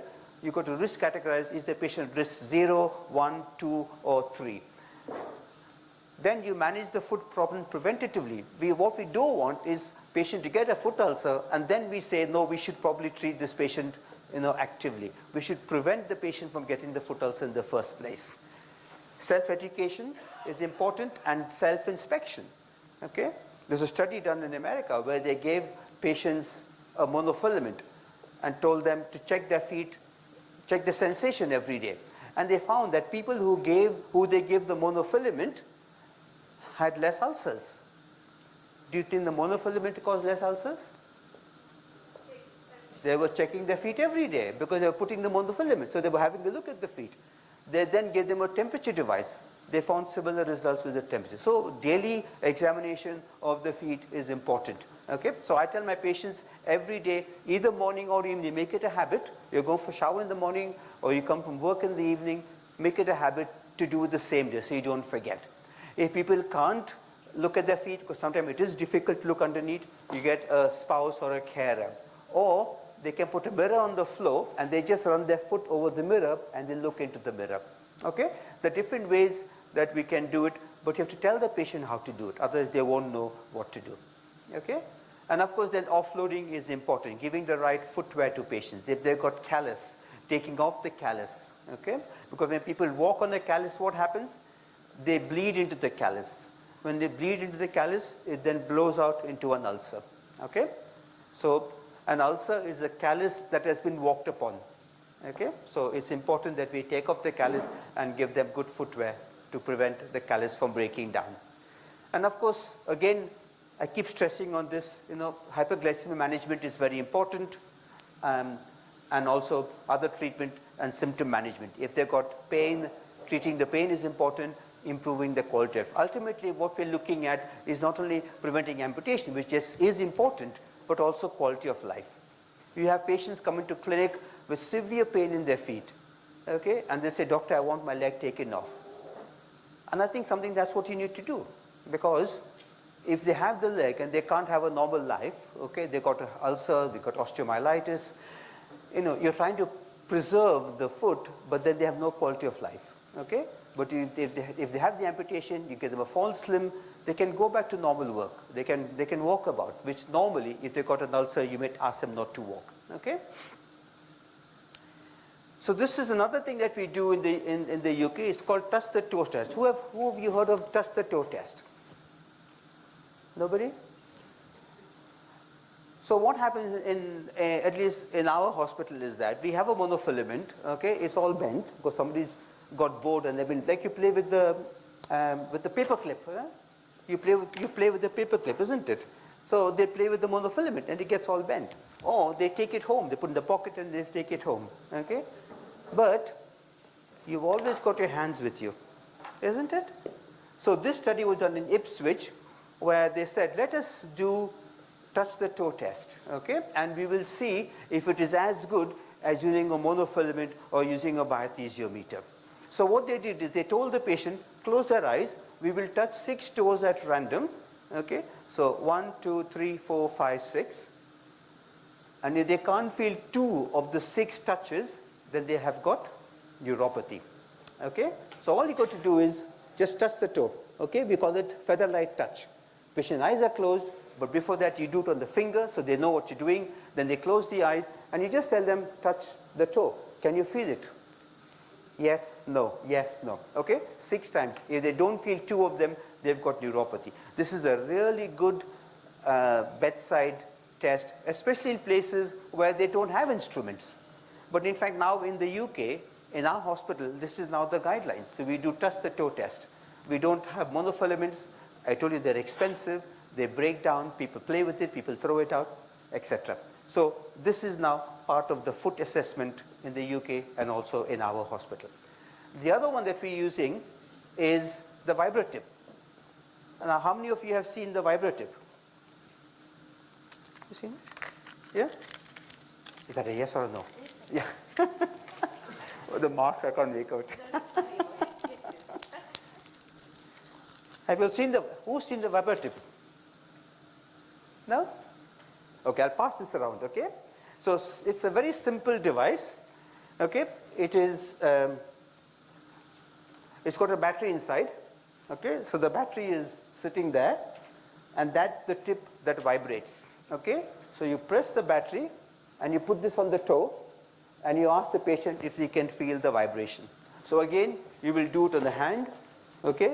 Always demonstrate somewhere else. Let the patient know what you're doing with the eyes open. Then they close the eyes and you put it on the tip of the toe. Okay? And you press it for about 2 seconds. Okay? This will last for about 6,000 touches and then the battery dies. Okay? I'll pass it around. So you just do on the tip of the toes. Okay? So in the UK, although we have it, it's not part of the guidelines. And the reason for that is because the trials have not shown that by doing this and a person can't feel the vibrotip, they're at risk of foot ulceration. So when I sat on the NICE committee, they did ask for more research to be performed. Okay, you pass it around, yeah. So this is the study that's done, and it showed that using the vibrotip is equivalent to using the 10-gram monofilament or using the biothesiometer. So this study was done in Manchester. And then what we did is we took 3 groups, three healthcare professionals. So we had a doctor, we had a podiatrist, and we had a nurse. Because a lot of these patients are seen in primary care by the practice nurse, not by the GP, not by a doctor, okay? Or the patient is seen by a podiatrist. So what we wanted to see was, by using this particular device, will we get the same results if it's done by a doctor, a nurse, or a podiatrist? And we actually found that with this device, we did much better comparing the 3 healthcare professionals than using a monofilament. Okay? And I think that's partly because of the way people use the monofilament and probably other reasons also, which I won't go into. But this is a device that can be used, and I know that this device is available in India. But anyway, it's a good device to use. Okay, so now we come to peripheral arterial disease, okay? Again, a very common complication in diabetes, a very common reason for people to undergo amputation. Neuropathy doesn't lead to amputations, okay? It is the foot ulcer because of neuropathy which gets infected, they get osteomyelitis, then they have an amputation. But PAD by itself can lead to amputations, okay? So which is why we need to prevent it, because you can see the prevalence is quite high, especially in the elderly. The older somebody one gets, the greater the chances of them having PAD. But not only that, they also have other cardiovascular events. So people with PAD have renal artery stenosis, people with PAD have cardiovascular disease and strokes. So there is a link, okay, because after this is all one tree, isn't it, the arteries. So what's happening in the legs also happens in other parts of the body. So how do we assess? Do you want to show them how to do feet? So we check 2 pulses, okay. We check the dorsalis pedis. And the dorsalis pedis is present between the first and the second metatarsal heads. 10% of people, it is present laterally. 10% of people are born without the dorsalis pedis. Okay, so it can be absent in some people. Whereas the posterior tibial artery is present behind the medial malleolus, and it is present in everybody. Okay? Can you feel it? I don't think he's showing.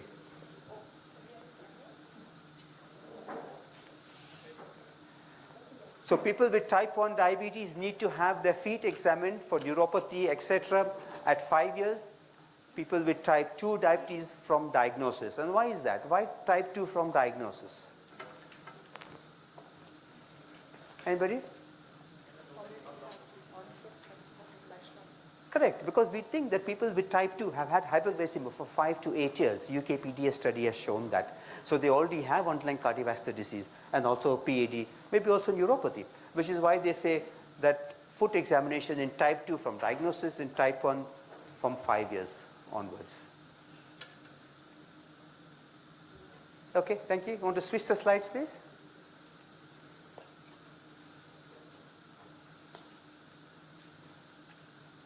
So dorsalis pedis on the top of the foot, posterior tibial behind the medial malleolus. Okay, then you check the brachial pressure, and you do ankle brachial index. Okay, normal is 0.9 to 1.3. More than 1.3, the blood vessels are calcified. Less than 0.9, they've got peripheral arterial disease. 0.9 to 0.4, 0.7, some say 0.6, it is mild. 0.6 to 0.4, it is moderate. Less than 0.4, critical limb ischemia. So those patients should be referred urgently to the vascular surgeons. So other tests, if you can't feel the pulses, or if it is calcified, you can do toe brachial index, duplex scans, of course also vascular imaging. Okay, so that is slightly more sophisticated, which you can't obviously do in the foot clinic.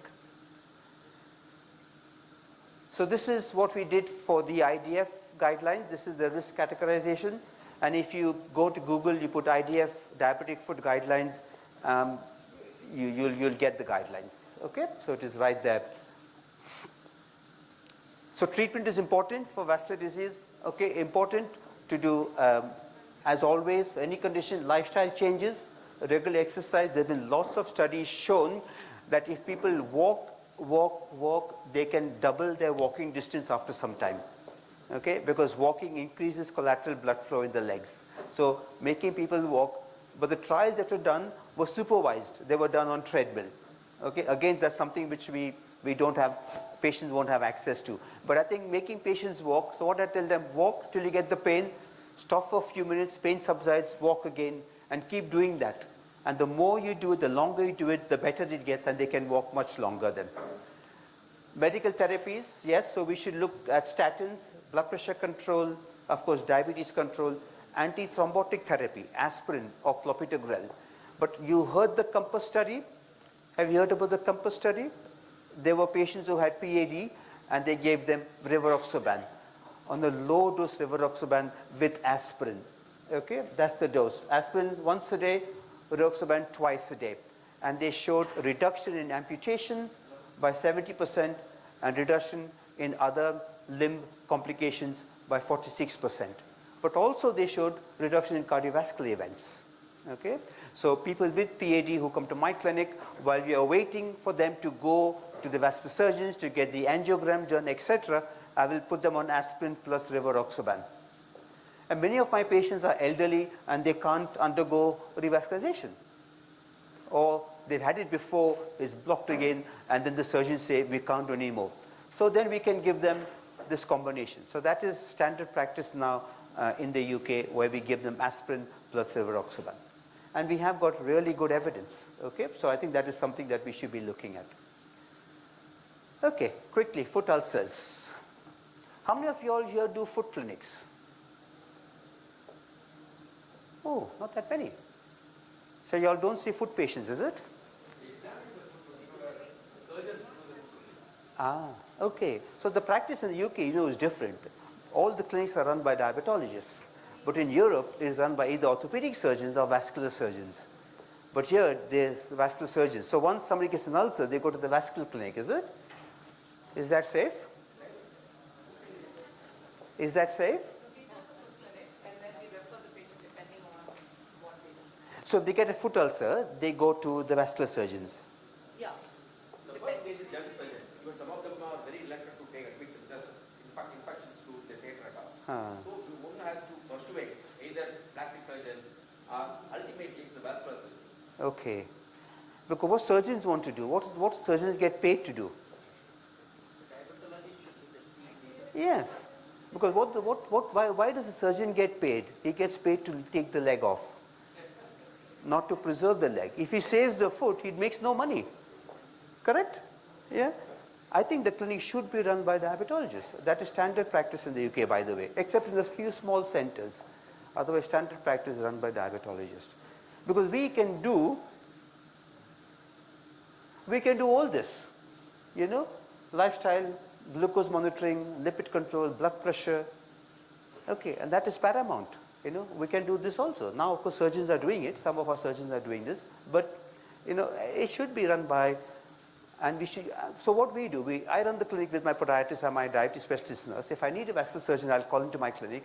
If I need an orthopedic surgeon because they need a toe amputation or more than toe amputation, or they've got Charcot foot and they need the pins or plates putting in, then I would get the orthopedic surgeon. But otherwise, I see all the foot patients, and all the GPs know that I'm in charge of the clinic. So anybody who has a foot ulcer, they will refer the patient to me.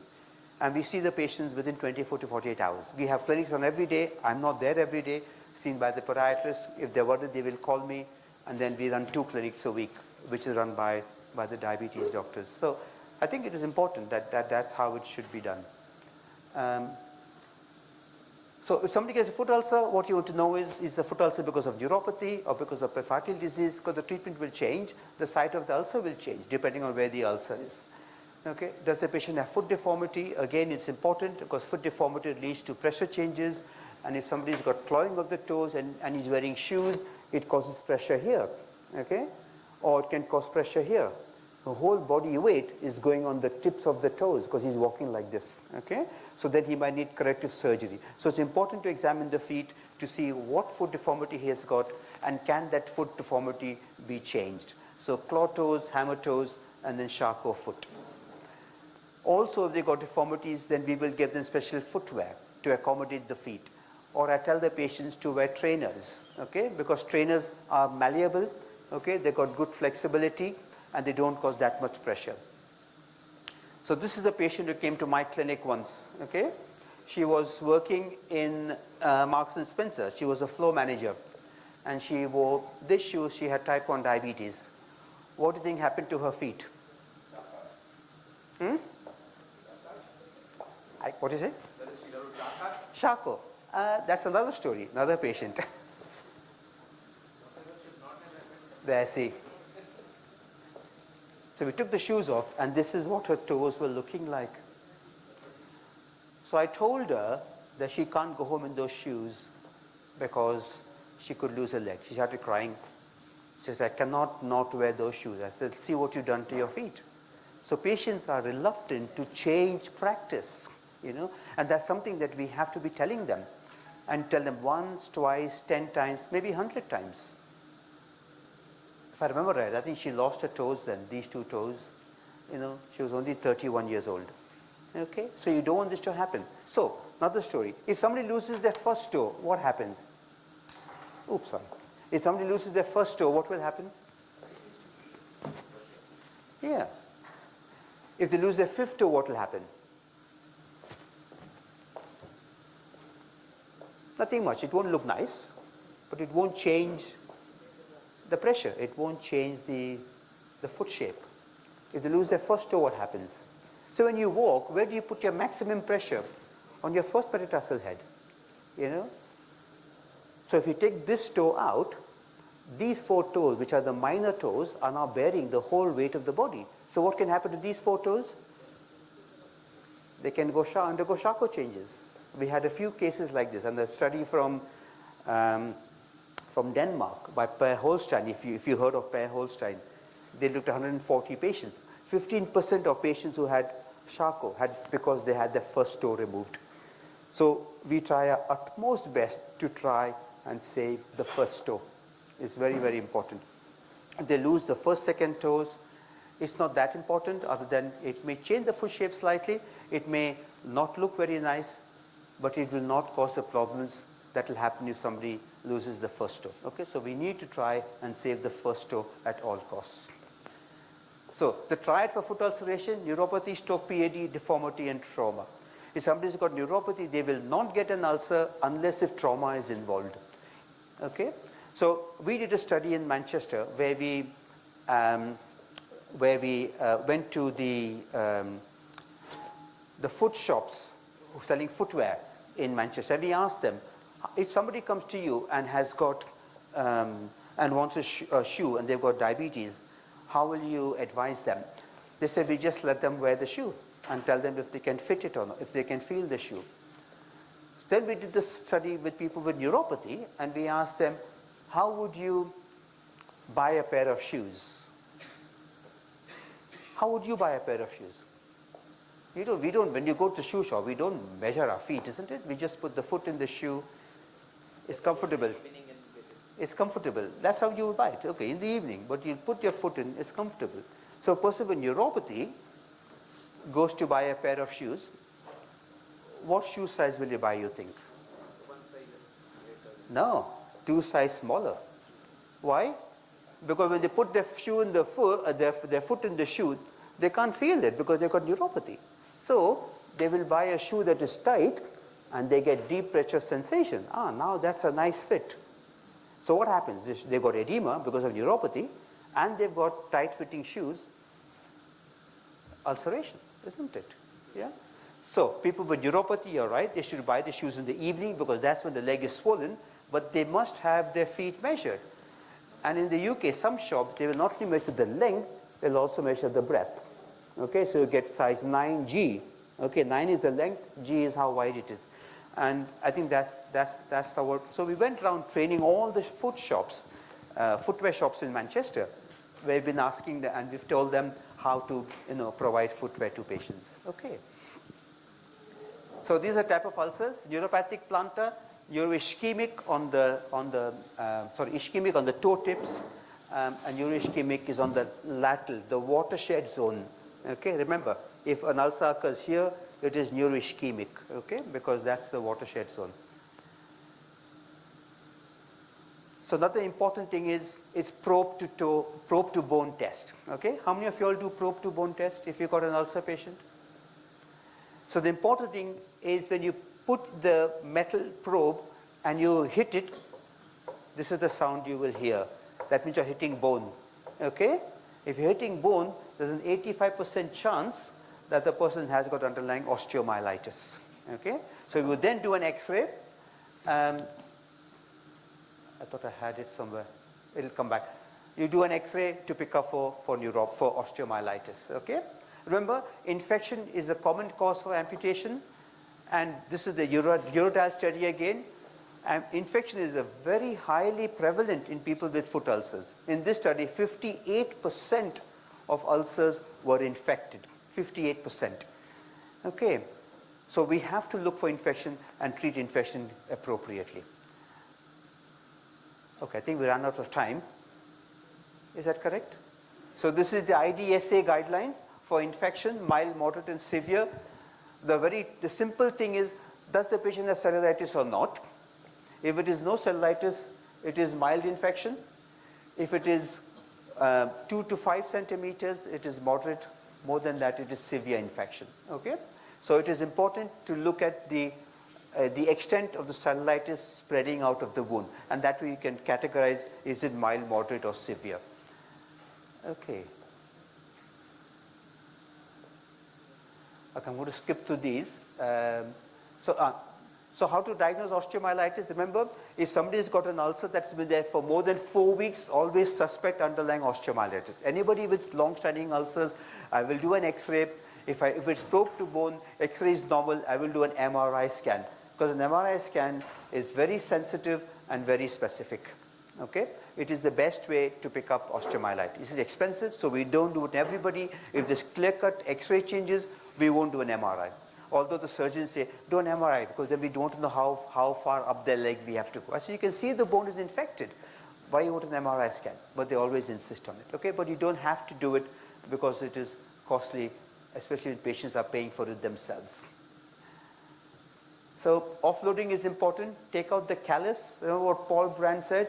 It's not what you put into an ulcer, it is what you take out. You take out the pressure and you take out the callus. Okay? The two important things you need to treat the wound.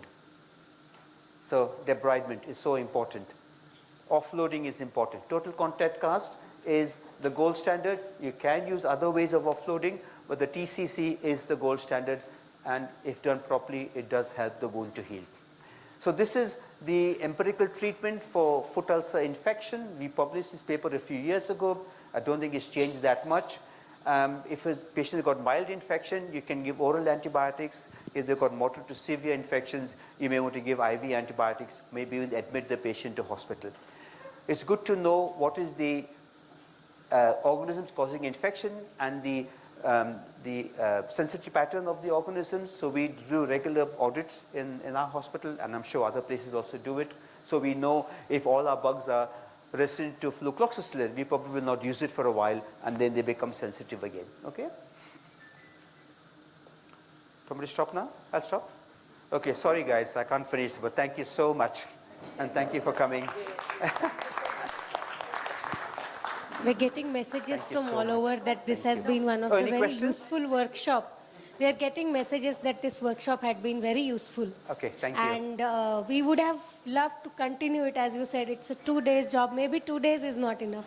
But somehow we had to sensitize this issue and make sure that we get things out of it. Any questions quickly? Anybody got questions? If 1 or 2 questions we can take. Oh yeah.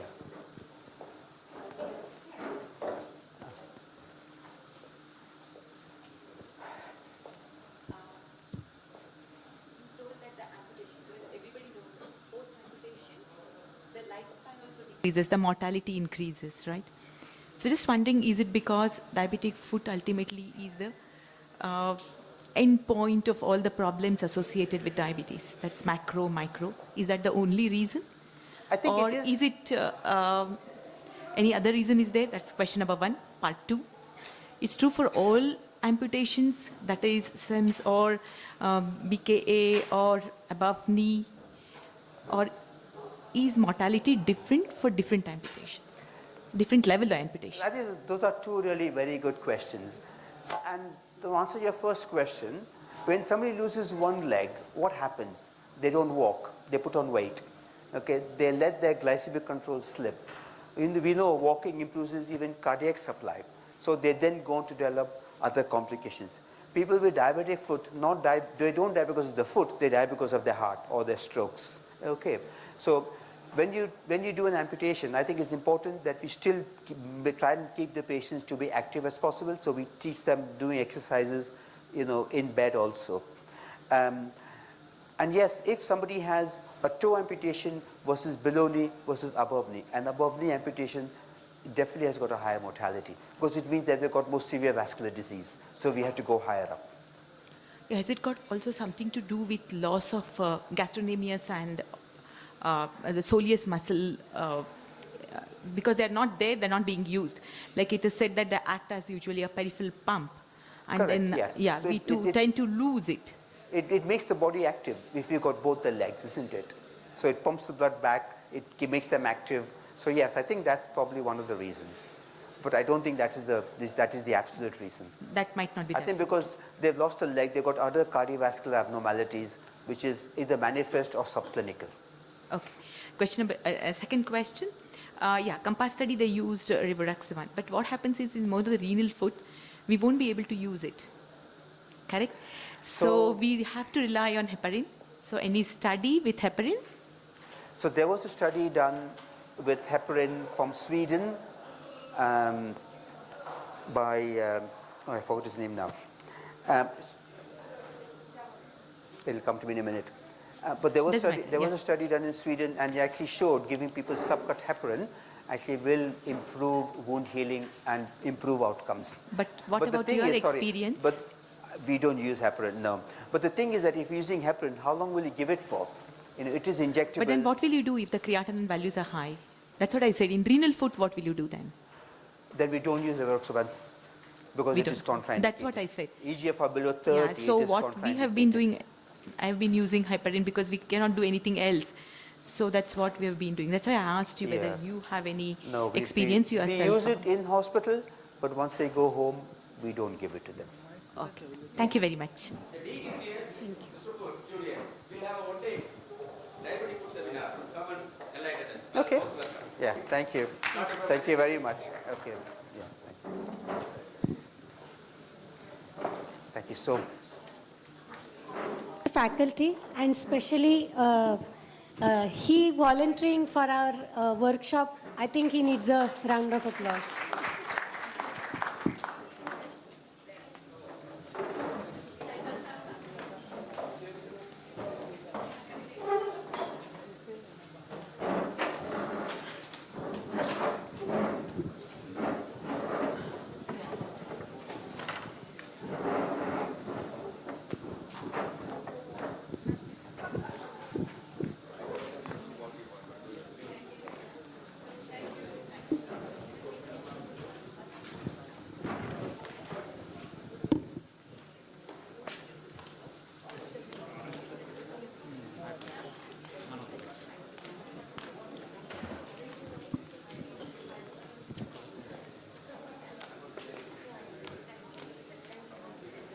Thank you very much, Dr. Chu. That was a very, very enlightening workshop. Really looking forward to more from you. With really regret that we had to close the session. We can go on and on, yes. So moving on to the next, can I have Dr. Mr. Vijaya Sagar and Dr. Lotika Purohit chairing this next couple of talks. And can we have Dr. Mayur Agrawal? Yeah. Can we have Dr. Mayur Agrawal's slides, please? Oh, it's right there, yeah. Can we have the slides? Move the camera. Flip the camera. Thank you very much. Pull.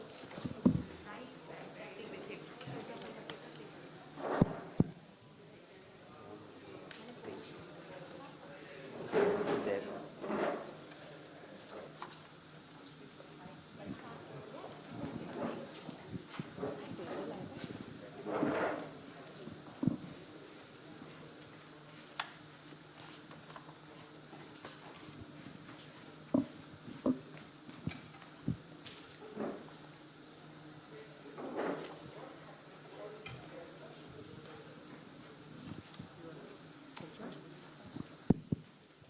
So, good afternoon. We now move on to the next session. This is the special lecture series. I would like to invite the first speaker, Dr. Mayur Agarwal, to speak on co-formulations of insulin in Indian realities, published evidence to practical experience. Good afternoon, everyone. First of all, thank you for sparing your time to... Can I introduce? Sure. So, Dr. Mayur Agarwal is an MD-DM from SGPGI in endocrinology. He's an MRCP, and he's trained in adult and pediatric endocrinology in SGPGI. He is the founder and director of Hormone India. So with this, I invite you to speak. Thank you for the kind introduction, and I welcome you all. Thank you for sparing your time. So my talk today is co-formulation of insulin in Indian realities. So this is an Novo-sponsored lecture.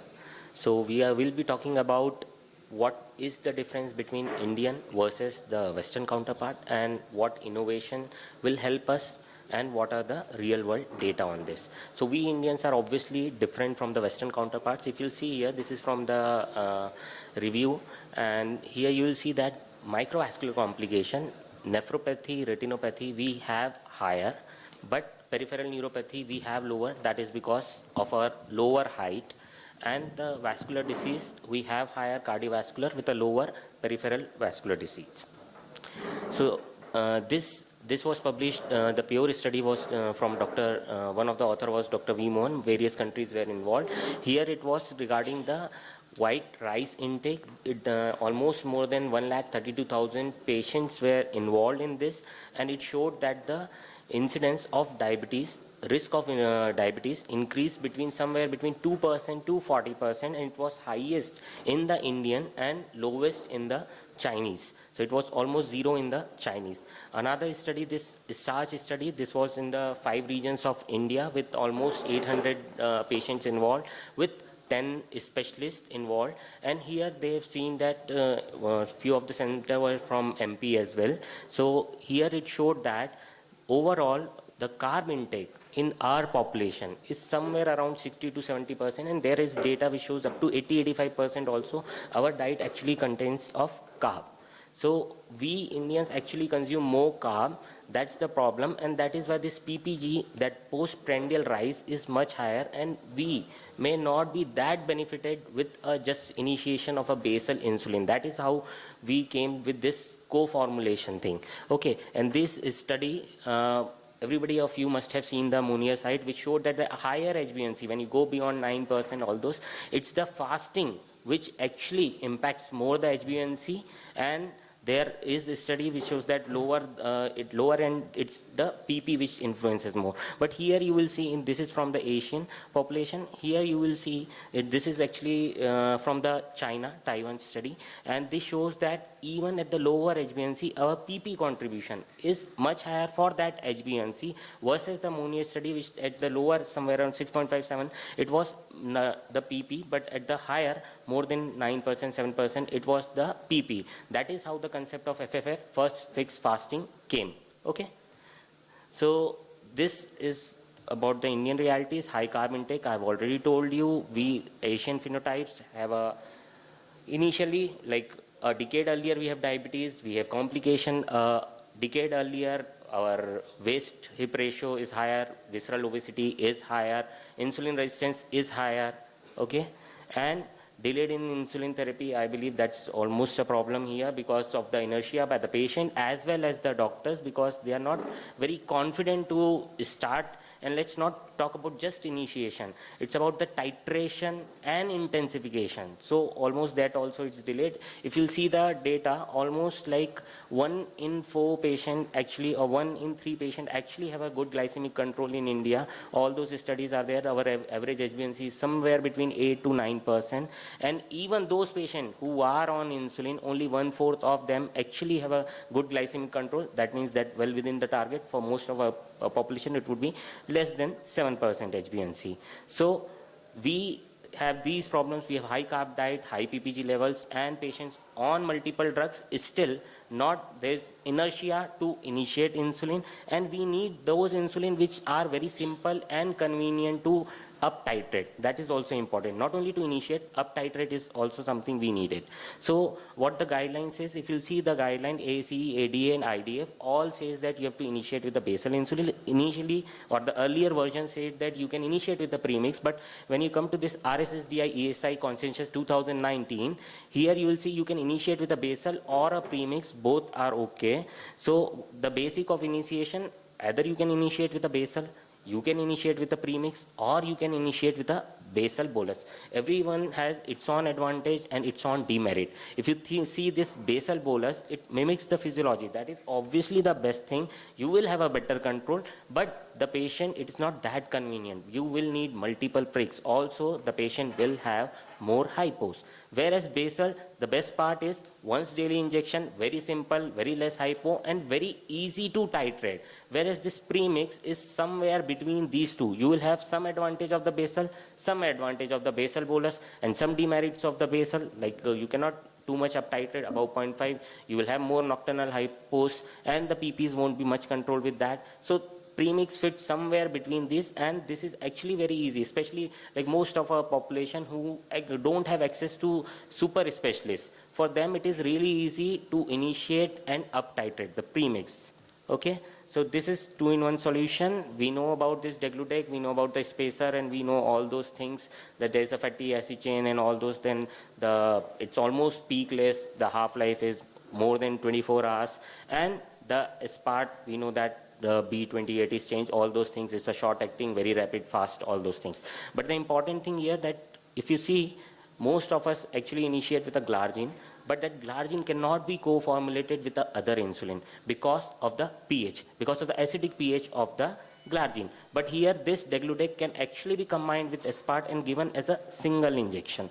Okay, so here we can just escape all those sides. We are already running late. So if you'll see here, that prandial peak, that would be controlled by the insulin aspart, whereas this degludec will act as a basal insulin, and here you can initiate with a single prick or a twice a prick. And most important thing is the convenience to the patient, that he can change this also. Let's say I have special, like I have a dinner today at some of my friend's place, and usually I inject my insulin in afternoon. So even I can switch that insulin from afternoon to night without taking that afternoon insulin. So that flexibility is actually given by this. That flexibility you cannot have with other premix. So that is really important.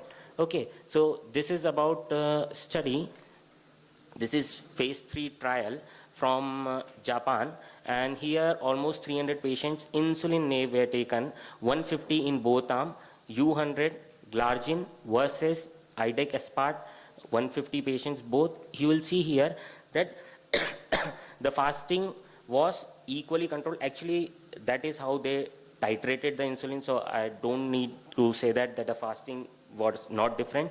But important thing, there was non-significant difference between these two, between the hypos, nocturnal hypos, weight gain, and total daily dose of insulin.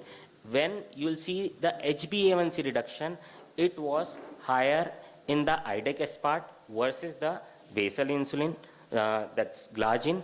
And also if you see the number of patients who got HbA1c below 7%, it was only 1 in 4 for the U100 glargine and almost 50% for this IDEC aspart. And here you will see in this, I could not point it, but here you will see that the postprandial drop was with IDEC aspart. It was not there with the U100. Obviously, that's a basal insulin. And this diagram you must have seen many times, that even with this CGMS thing going on and everybody putting CGMS, now you can see all those peaks, and even those small peaks actually causes this reactive oxygen species to high up, and it causes oxidative stress. And now we have all those data which shows that even with this time in range, we have correlation with very strong microvascular, and some of the studies we have for macrovascular complication as well. Okay, so this is, and here you will see that the risk of hypo, though numerically different, lower for IDEC aspart, but it was non-significant. So I'll say it's almost same, no difference in the hypos overall or nocturnal hypos, also for the weight gain and the total daily dose. And here you 72% patient achieved their target, that's less than 7%. I've already told you, only 25% in the U100 arm, whereas 43% in the IDEC aspart arm. Okay, so this is all about, I've already told you. Okay, so this is very good. This is SMART study, real world evidence. That is study of management of diabetes with Rhizodec treatment. Here what they've done, they've taken this for a year. It's a prospective real world evidence, obviously an observational study, but a prospective study, single arm, only on Rhizodec. Patients were evaluated at 0, 3, 6 and 12 months, and almost more than 1,000 patients were taken with a mean duration of diabetes of around 10 years, with a mean age of around 55 years. This was the study with IDEC, and here you will see that this is the baseline. The patients who were already on insulin, other than this IDEC part, were also included. So almost 27% were already on insulin and 73% were not on insulin. Here you will see the HbA1c fall was around 1.5 to 1.8% in all these patients, and the fasting drop around 50 and the PP drop was around 70 to 80. These are some post breakfast and post lunch drops. And important thing, if you see for hypo event, because see, you are giving an insulin with a short acting and a long acting. So probably we feel that the patient will have more of hypos because now you have added a component of short acting.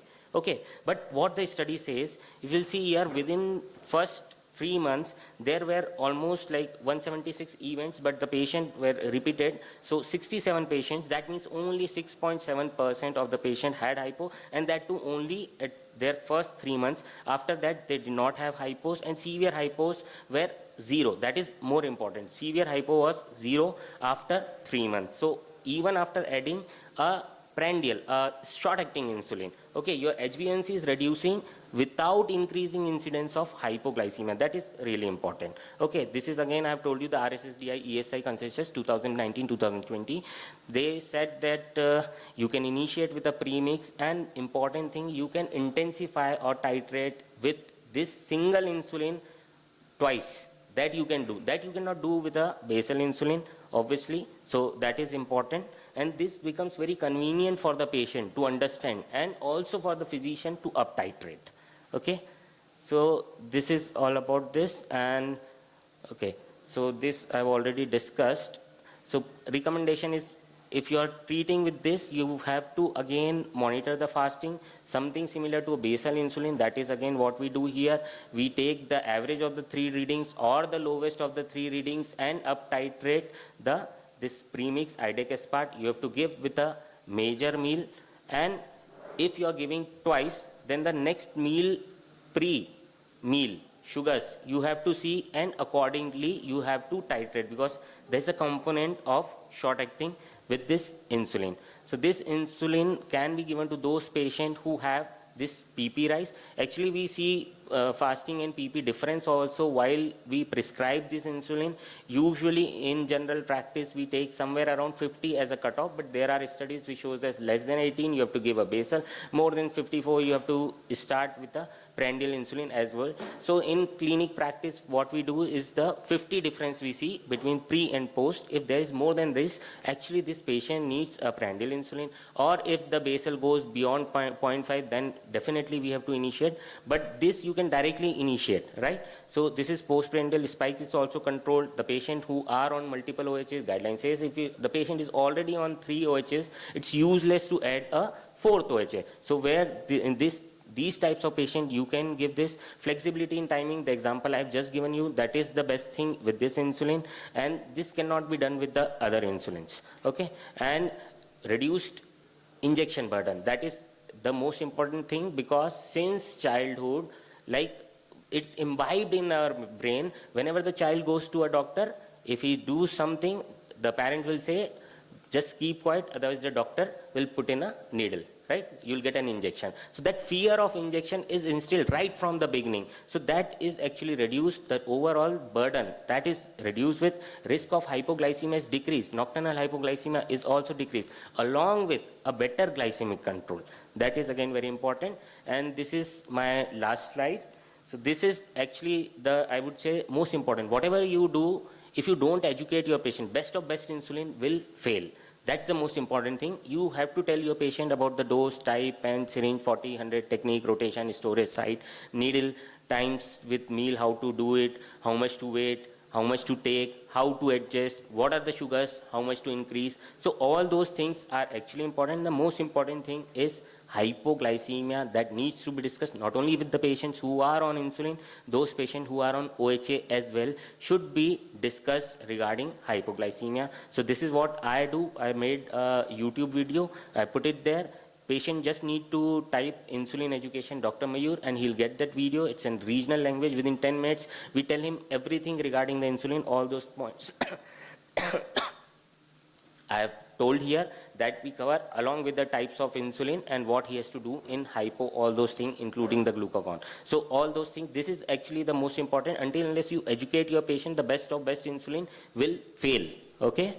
So in summary, we have this high carb diet. So we have this high PPG, insulin therapy had some limitation, but adherence is the major problem. Most patients who have this, actually, when the sugars are controlled, they go back to OHS, and that is not what is to be done. Okay, so IDEC as part, this is this covers the fasting as well as the PP, so that the oxidative stress decreases, the time in range. Actually, that is what we are targeting, so that improves with this. So thank you for your patient hearing. Any question is welcome. Any questions from the audience? Okay, I'll ask a question. Dr. Mayur, usually we find that when we put the patient on insulin, there is some component of weight gain, particularly if we put on a premix component. What is your practical experience? Okay, so there are studies. Obviously, the patient gain weight, that's for sure, but it's not more than 4 kgs. There is data which shows that second generation basal insulin causes less weight gain, but that is like less, around 200 to 400 grams. So I don't think that's practically very important. If you see it in physiology, all those insulins are actually going to act on the insulin receptor. It's just the mechanism changes because of their dissociation, the duration and all those things, a faster acting insulin or a longer acting insulin. But ultimately it is going to act on the same insulin receptor, which your endogenous insulin is going to act. So these patients have weight gain, but not more than 4 kgs. Okay, fine. Yeah.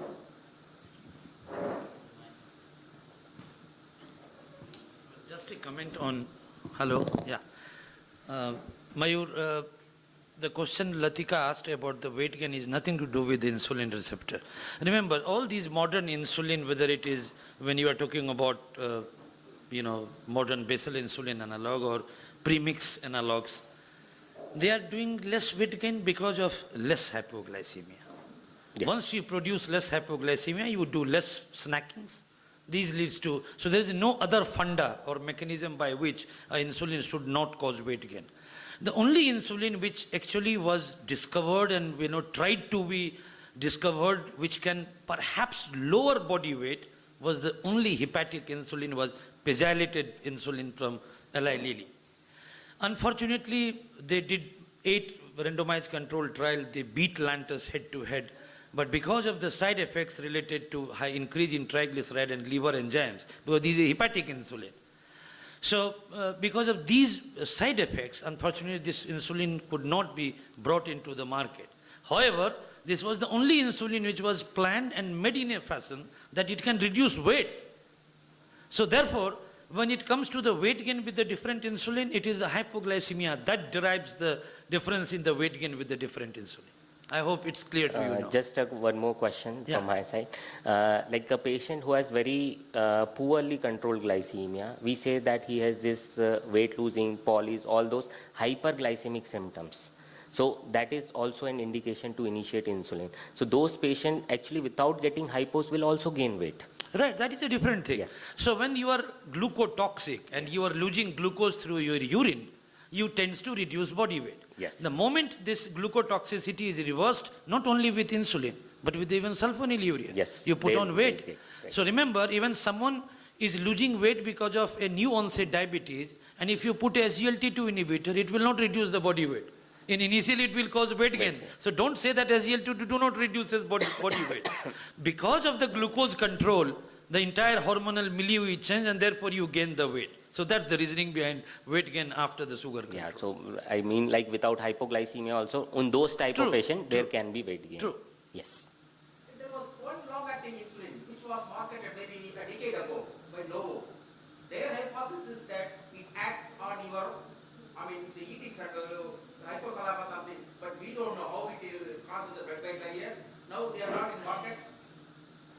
But one good thing is that whether weight gain whatever this weight gain is very, they are only theory. The basal insulins are very, very expensive. That is why we hear more and more and more and more and more. What we need is that the patent of this glargine is expired. If that is available freely, everybody will get a good glycemic control. Irrespective of the weight gain, there will be very minimal complications. Slightly disagree on those points because if we are having good glycemic control, the money they are spending now versus what they will spend with complication is much less. Yeah, that is the interesting answers to bleed. That is why they bring all those. We can take an opinion from other experts also, sir. A.K. Singh, sir. Okay. Okay, we'll close the Thank session. you, We are Dr. already Mayur, running late. for an excellent presentation. I will now like to call on Dr. Purvi Chawla. She will be speaking to us on CV risk assessment, the best engine for Indian population. So, of course, Dr. Purvi Chawla doesn't require any introduction, but she's a consultant diabetologist and director of clinical research at the Leena Diabetes Care Center, Diabetes and Beyond, and the Mumbai Diabetes Research Center. Thank you so much, Lotika. And a big thank you to Team IDEC, Dr. Sanjay sir, Dr. Neeta, Dr. Archana, Dr. Anjali, Dr. Nitin, Shilpa Joshi, all of you, fantastic job, new venue and logistically challenging. So great job. Very humbled to be here. I think I'm already quivering with having such stalwarts in the audience, but let's go for it. So the CV risk assessment and the best engine for Indians. Well, we all know that cardiovascular disease is burgeoning, and especially in South Asia, including India, with the age of onset of first myocardial infarction being 10 years earlier than in other countries. Two big trials, the InterHeart and InterStroke, have found 9 key risk factors responsible for more than 86% of the cardiovascular disease, being smoking, hyperlipidemia, hypertension, diabetes, obesity, diet, physical inactivity, alcohol consumption, and psychosocial factors. So we know cardiovascular diseases are the leading cause of death in India, causing over 28% of total deaths, and more than 50% of cardiovascular death or disease mortality occurring in individuals less than 50 years of age, making all this very relevant. But certain risk nuances, especially in Indians, this was global, but especially in Indians, let's say that prevalence of diabetes, as we know, is consistently higher in South Asians than in any other population, and those with diabetes have definitely higher risk of cardiovascular disease. Diabetes also reduces the life expectancy by 10 years, and the main cause of death is attributable to cardiovascular disease. Genetic makeup and early onset of the conventional risk factors in Indians contributes to this excessive cardiovascular disease risk. Tobacco use may be variable across the population. Dyslipidemia profile of South Asians is also very typical, with small, dense LDL particles, high triglyceride levels, and low HDL levels because of less physical activity. Besides, dyslipidemia features like lipoprotein A and inflammatory markers like the CRP, homocysteine, and plasminogen activator inhibitor 1 levels are also found to be higher in South Asians as compared to the Caucasian population. We also observe that cardiovascular disease increases with rising fasting plasma glucose levels, again something that's typical of the Asian population. So given this very strong relationship between diabetes and cardiovascular complications, we need to address both, and we cannot remove one from the other. And of course, a multifactorial risk factor reduction has to be aimed at.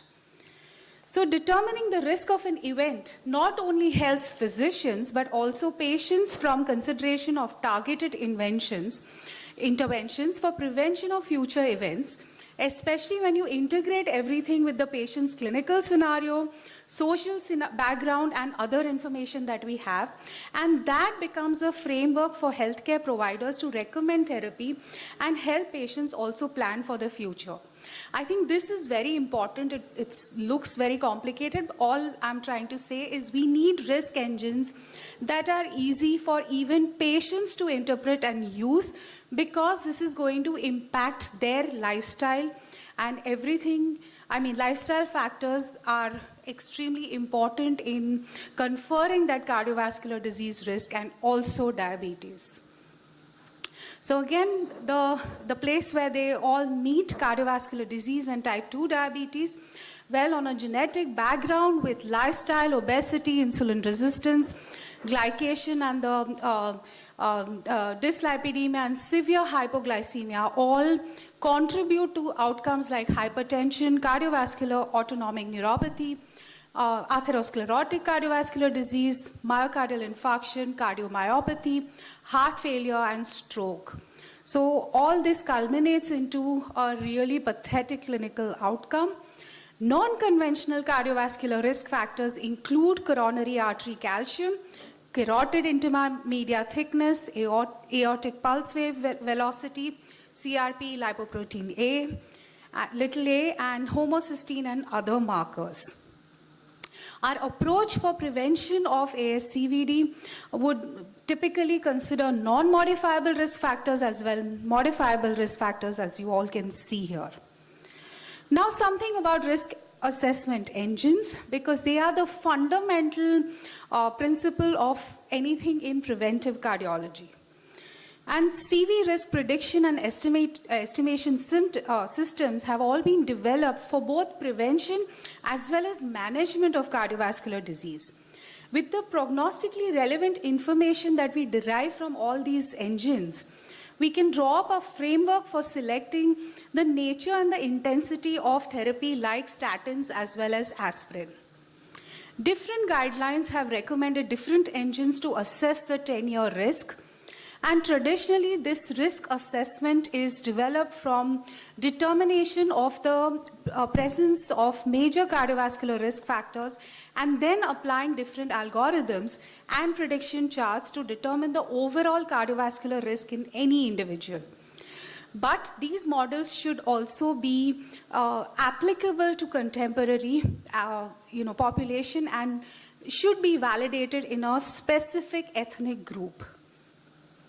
For example, the 10-year risk is less than 10%, and that would be considered as low risk. 10 to 20% would be intermediate risk, and more than 20% would indicate high risk. Different guidelines have used different thresholds for defining this high risk. Most have indicated that anything beyond 15 to 20% risk of occurrence of vascular events over 10 years would be definitely indicative of a high-risk population. I'm emphasizing on this because I'm going to tell you how it differs in the Indian subpopulation.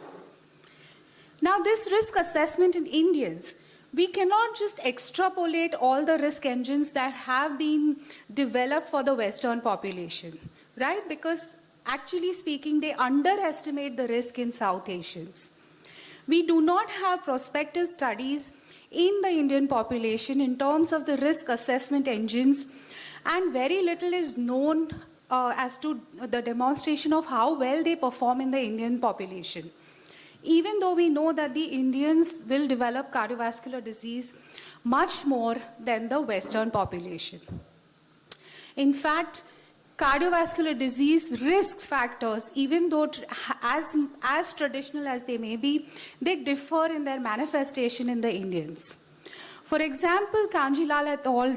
Reported in 2008 or so on 3 different scoring systems, and in a minute I will introduce those to you. Risk FRS or score and an earlier version of JBS risk score were all compared and reported that among family members of those with cardiovascular disease, there was less than 5% risk or high risk population. Now, this population, in fact, had not only family history of cardiovascular disease, but also elevated lipids, pro-inflammatory, pro-thrombotic, and other markers of cardiovascular disease. So clearly this was very obvious that something is wrong with these risk engines. It's not clearly giving us what we need. And just hold that thought, because the NICE guidelines have said that something called as a Q-risk 2 or Q-risk 3 can be considered as the most important for our population. Just a quick look at the cardiovascular risk factors across India and the United States over 25 years. You can see that all these risk factors, the prevalence or the presence has differed considerably over 25 years. And there is a difference between what is more important or relevant in the United States as compared to what is relevant for our Indian population. So what exists are a whole lot of risk engines out there.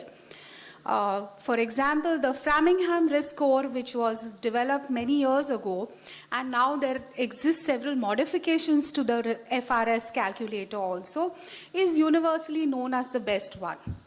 The Q-risk 2 model also exists with further modifications. Then you have the ACC-AHA pooled cohort equations. You also have the ASCVD risk calculator. You have something called as the Third Joint British Societies, which is the JBS3 risk score. You have ProCam, you have SCORE, you have the WHO International Society of Hypertension Cardiovascular Risk Prediction charts, and so on and so forth.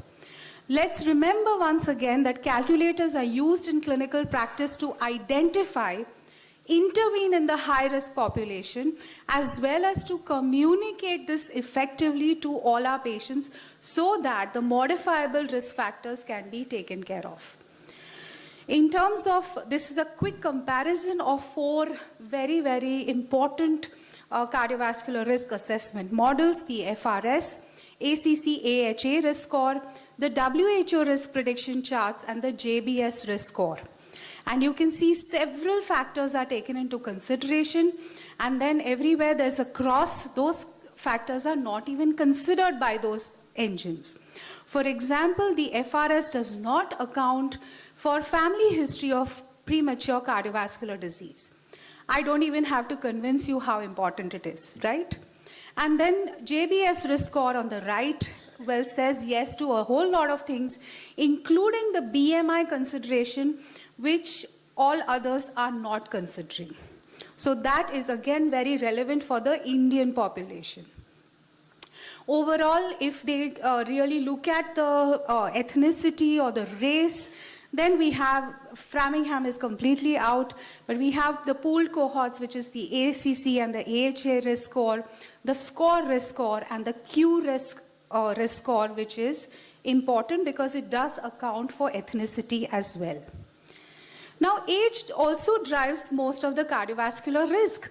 For example, the ASCVD risk calculator, and an example given here is a 50-year-old white male with controlled blood pressure, well, marginally elevated lipids, no diabetes, non-smoker, and not on any other chronic medication, not even a statin or an aspirin.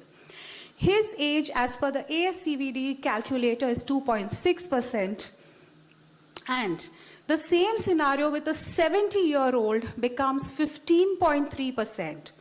So this is just to highlight the fact that age is such a strong determinant of the cardiovascular risk factor as per ASCVD.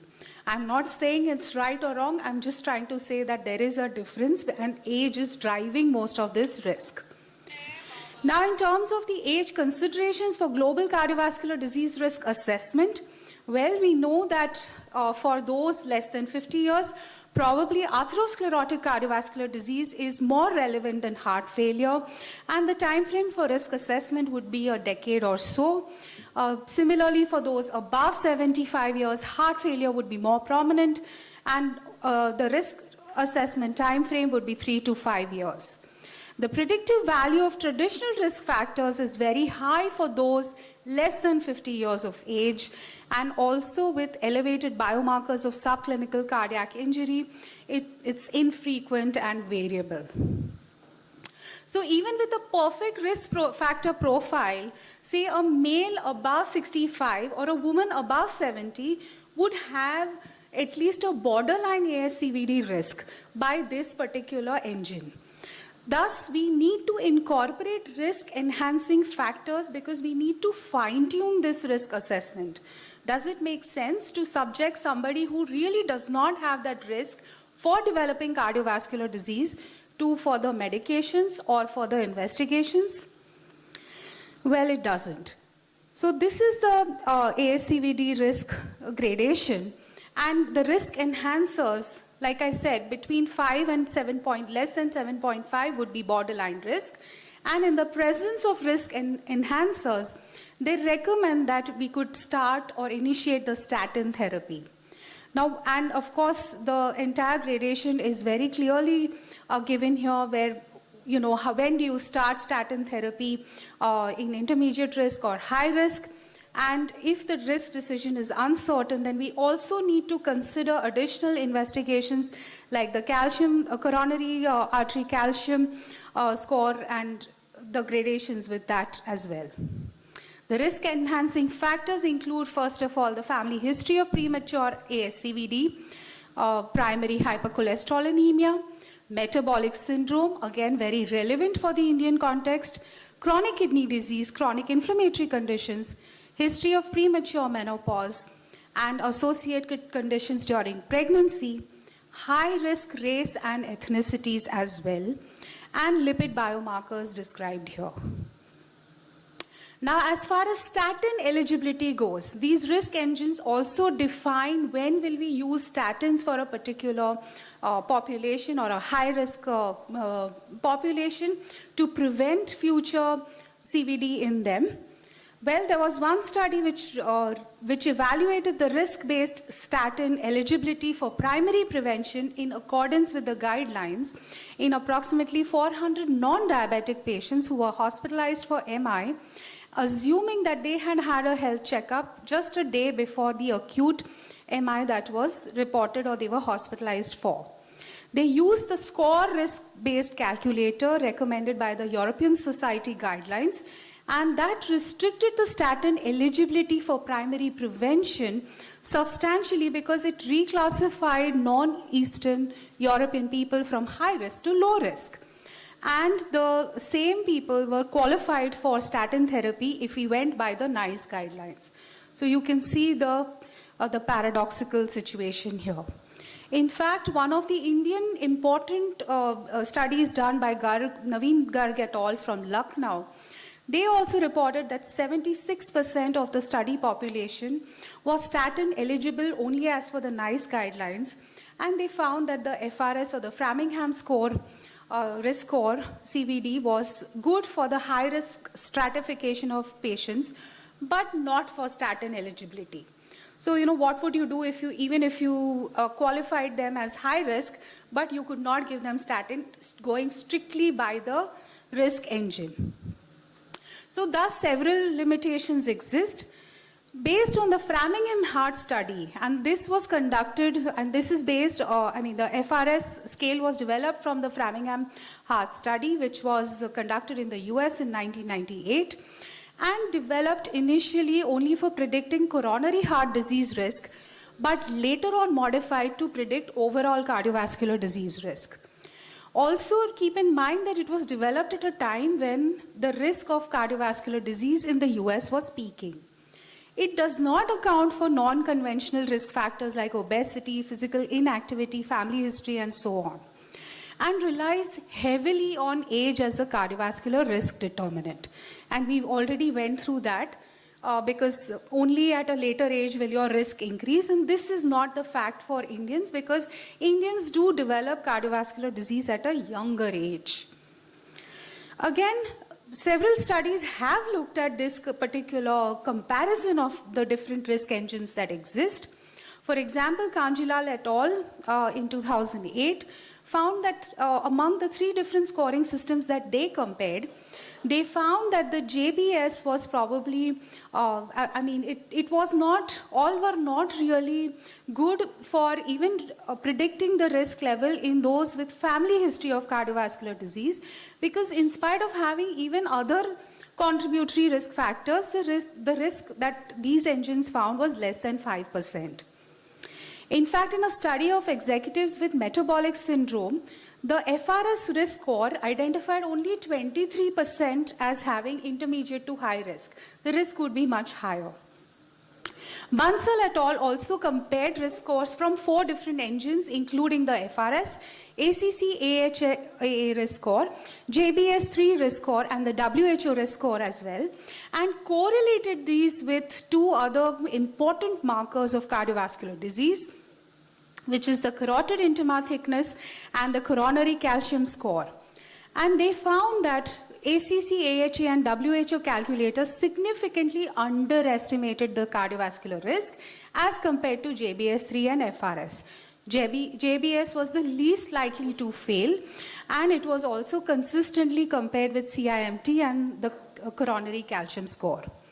Earlier, they had reported that JBS risk calculator was also better than the others that were used. Garg et al., and I'm going to just review that very quickly. They looked at the FRS global CVD risk assessment model that stratified patients, maximum number of patients into high risk for hard CVD events, but then it looked at a combination of outcomes including cardiovascular, including every aspect of cardiovascular disease and stroke. So it was not able to fine-tune exactly for MI or other primary endpoints. So for the Indians, the Lipid Society of India came up with the expert consensus statement on management of dyslipidemia in Indians, and they sort of categorized the risk. They categorized the risk as low risk, moderate risk, high risk, and very high risk. And if you note, the high risk is more than 15 or more than 15% risk of ASCVD deaths, MI or stroke over a period of 10 years. So here itself, the percentage has come down from 20 used by the Western population. We've come down to a 15 to stratify them as high risk. Similarly, the treatment goals and drug therapy considerations are also given very, very clearly by this expert statement. And we have a comparison of studies evaluating predictive accuracy of different risk scores in the Indian population. We don't have too many, but till the 2017, there were at least 4 major studies which were reported, and one conflicting with the other. But overall, we found that JBS3 was relevant, and then the last study, Garg et al. Found that that QRS3 was a more relevant engine for the Indian population. I'll take 2-3 minutes more. So this was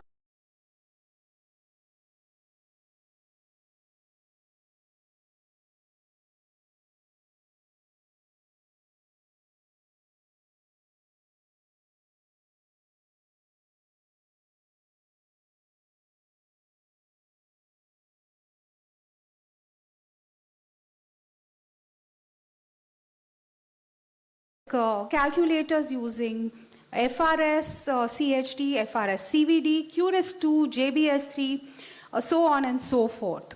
And they also looked at the eligibility for statin use by using the ACC-AHA NICE guidelines as well as the Canadian guidelines. And they found that FRS CVD risk assessment model had performed the best as it could find out the highest number of patients. 52% of the patients of this study were at high cardiovascular risk, while WHO and ASCVD performed very, very poorly. QRS2, JBS3, and FRS CHD have performed intermediately. And using the NICE guidelines, 76% of the patients, the highest in this population, was found to be eligible for statin use. So they concluded that FRS CVD appears to be the most useful one in Indians, but the difference may be because FRS CVD estimates risk for several additional outcomes as compared to the other risk scores. And for statin eligibility, they said refer to the NICE guidelines because they seem to be the most appropriate for the Indian population. Just to show you that from this study, again, if you look at the 10-year risk, the high risk, the low risk less than 20%, say for example FRS CVD, they found that 48% of the population had low risk, and 52% had high risk.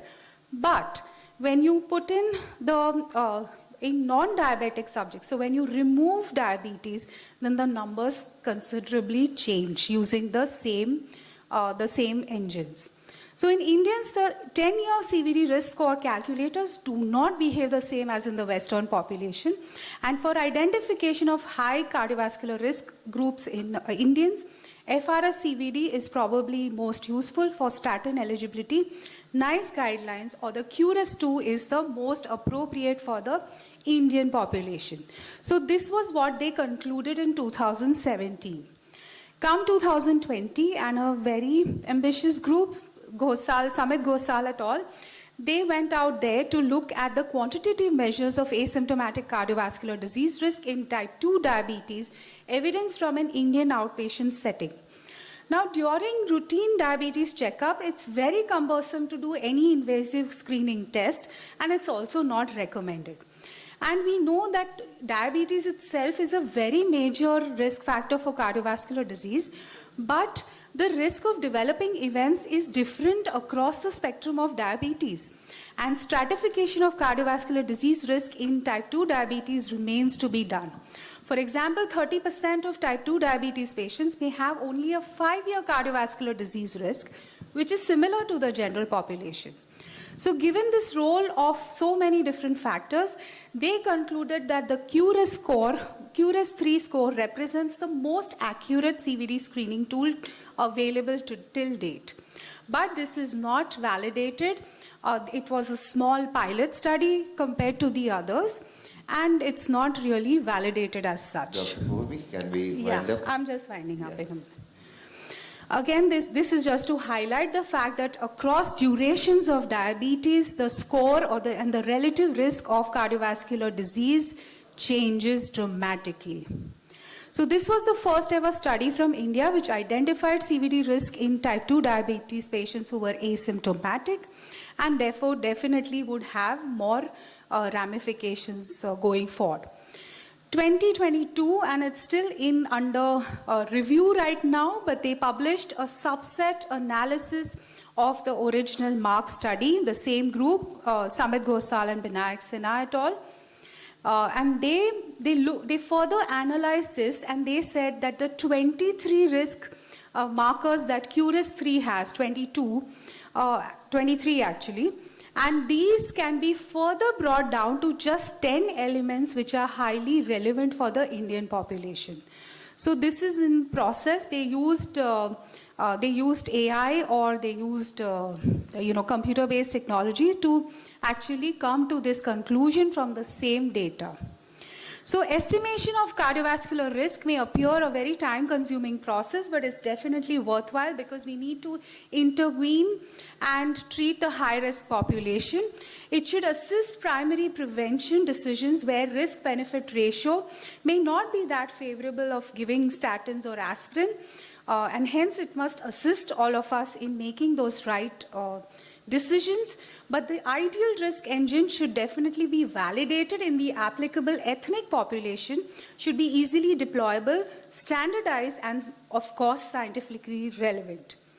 Diabetes, duration on stage of diabetes, and other risk factors are extremely important for risk engine development, which many of the traditional risk engines did not even consider. The estimation of cardiovascular risk has an added advantage that it provides an objective measure of the seriousness of the illness and may help the patient improve compliance to the treatment. Thank you very much for that patient hearing.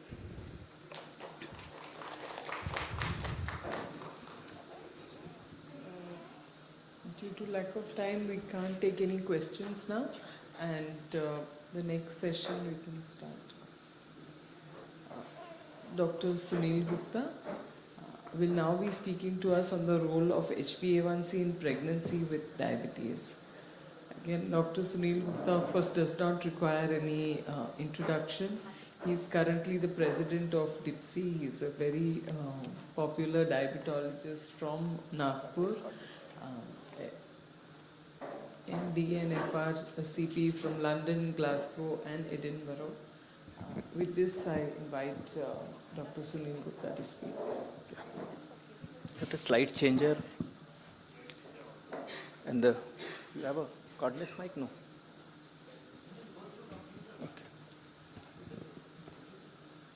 Okay.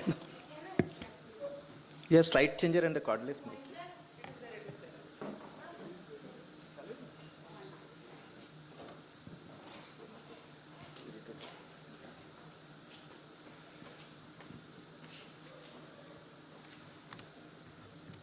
Is it working? No, it's not.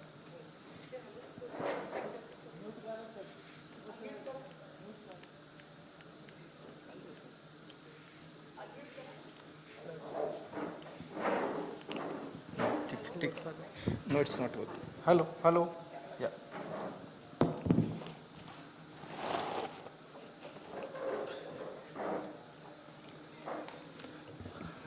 Respected Chairperson, Dr. Lotika, Dr. Vijay Sagar, thank you very much for the kind introduction. Thank you, Sanjay, Neeta, Archana, and the whole team of IDEC. And I have a disclosure that this particular session is, means nothing to disclose for this particular session. HbA1c in pregnancy and hyperglycemia in pregnancy, I'll just try to be very brief. I'll try to save 2 or 3 minutes of yours as expected. Yeah, I'm going to cover this talk on small 2 or 3 slides on physiology of hemoglobin and hemoglobin A1c. What is the role of HbA1c in hyperglycemia in pregnancy? Do we have any clinical implications on those lines? And the carry-home message. Now, let's go back to the physiology days of our first MBBS, that we have different types of hemoglobin. We have hemoglobin A1, you have hemoglobin A2. Hemoglobin A1 is around more than 90% after 6 months of age. You have around 90% of your hemoglobin is hemoglobin A. And if you have low level of hemoglobin A, then it indicates anemia or the blood loss. A2 is around 1.5 to 3.5% of the total hemoglobin and may indicate thalassemia. Hemoglobin F, around 50 to 90% in neonates, less than 6 months. Around less than 1% in total hemoglobin in adults. Normally high in neonates, but long-term elevation may indicate thalassemia. Hemoglobin S and sickle cell, and it's not a topic for discussion today. So there are some minor hemoglobin components of A, which are A1A, A1A2, A1B, and A1C. Now, A1C is the one which we are going to talk on. Now, whenever we try to monitor and depend on HbA1c in any given case in non-pregnant state also, you also expect some of the variations in HbA1c. There are, I'm not going to go into the standardization of hemoglobin A1c practices, which is being actually taken care by NGSP guidelines, and most of the methods which should be followed should be NGSP certified method across the globe. But we are not going to detail of it. But there are some ethnic variations. It has been found that Asians have little higher HbA1c versus Caucasians in some of the data. So A1c is being formed as a non-enzymatic attachment of glucose to the N-terminal valine of B chain of hemoglobin. Lifespan around 120 days of RBCs, and A1c reflects the long-term glycemic exposure, representing the average glucose concentration around 8 to 12 weeks. There's intra-individual variations are much less. The coefficient of variation is usually less than 1%. So in the person, the variations is much less, but inter-individual variations are high. And we also have the data which said there is a glycation gap, and there can be a possibility of someone person having X amount of blood glucose, and the HbA1c may differ from one person to another, even in by taking care of all other confounders. And this is called as glycation gap. So like you have responders and non-responders and slow responders to the drug, you also have the low or high glycators in the population, which may have their implication in the clinical practice, may not always be in pregnancy. So the glycation of N-terminal valine residue of hemoglobin gradually occurs as erythrocytes they circulate. changing the electrophoretic mobility into the A1C region. This post-translational post-secretory glycation proceeds through a relatively unstable adenine, and the skip base that then slowly undergoes a Amadori reaction to form a stable and essentially irreversible catamine linkage. Since the erythrocytes gradually lose their ability to metabolize glucose as they age, but remain permeable to glucose, and that is why intracellular glucose concentration reflects the extracellular plasma glucose in HbA1c. So this is a diagram where there is a glycation of non-enzymatic glycation of hemoglobin. Less than 5.7 is being acceptable, but 5.7 to 6.5 you have pre-diabetes and they become high risk. More than 6.5 not acceptable. Now what about HbA1c and pregnancy outcomes? Do we have a data that in peri-conception, a linear relationship down has been shown of 6.3% has been demonstrated in more recent large study, with an absolute increase in the risk of anomaly by around 2% with every 1% increase in HbA1c. HbA1c measured in early pregnancy, and those with HbA1c of 5.9 to 6.4 had higher rate of major congenital malformations with women who have HbA1c versus those who have lower HbA1c. So 5.9 is one of the cut off which was given. Relative risk of major congenital anomaly was almost 2.6, preeclampsia 2.42, and shoulder dystocia around 2.4 times higher, and perinatal 3.96 higher if your HbA1c in the first trimester is more than 5.9. And this is a diagram, you must have seen it earlier. If your mean, if the HbA1c around less than 8, the congenital malformation risk is around 5%. More than 10, this is around 25%. So the HbA1c, it has been shown that it has its relation, it has its implication in clinical practice, that if your HbA1c is less than 6.5, the risk of having congenital malformation is going to be almost similar to the non-diabetic. Of course, the other figure I told you from the other data is 5.9, but this shows around 6.5, and that is why most of the guidelines are telling you that try to achieve preconception HbA1c control to less than 6 ideally, 6.5 acceptable, but if you have a high risk of hypoglycemia, especially in type 1 diabetes, then even up to 7 is acceptable. And this is a data which has been published very recently, the association between different HbA1c levels and the adverse outcome. And you have a GDM negative women and GDM positive women. Even in this figure, if you see, I don't know, okay, this might not accept this pointer. If you see the HbA1c around 5.3 or 5.4, or it's around 5.2, the figure is going up even in non-diabetics. So they say now even around 5.7, 5.6, you should be a little careful.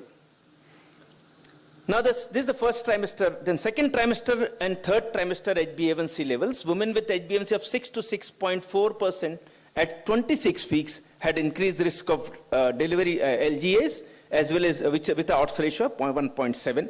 Those with 6.5 to 6.9 were at increased risk of having preterm birth, preeclampsia, and neonatal hypoglycemia. And the risk further increases when the HbA1c goes up. So second trimester, less than 6.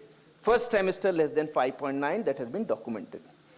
Now, what is the impact of HbA1c during pregnancy? And this is a paper, Association of HbA1c within the normal range and adverse outcome. And they have shown that higher HbA1c within the normal range itself, that means normal is, say, even less than 5.7, is an independent risk factor for preterm delivery and preeclampsia, especially amongst GDM negative women. And that we have shown in the earlier, the earlier one. This is the diagram of that particular paper, that you come around 5.2 or 5.1 onwards, say 5.2, even that is risk factor.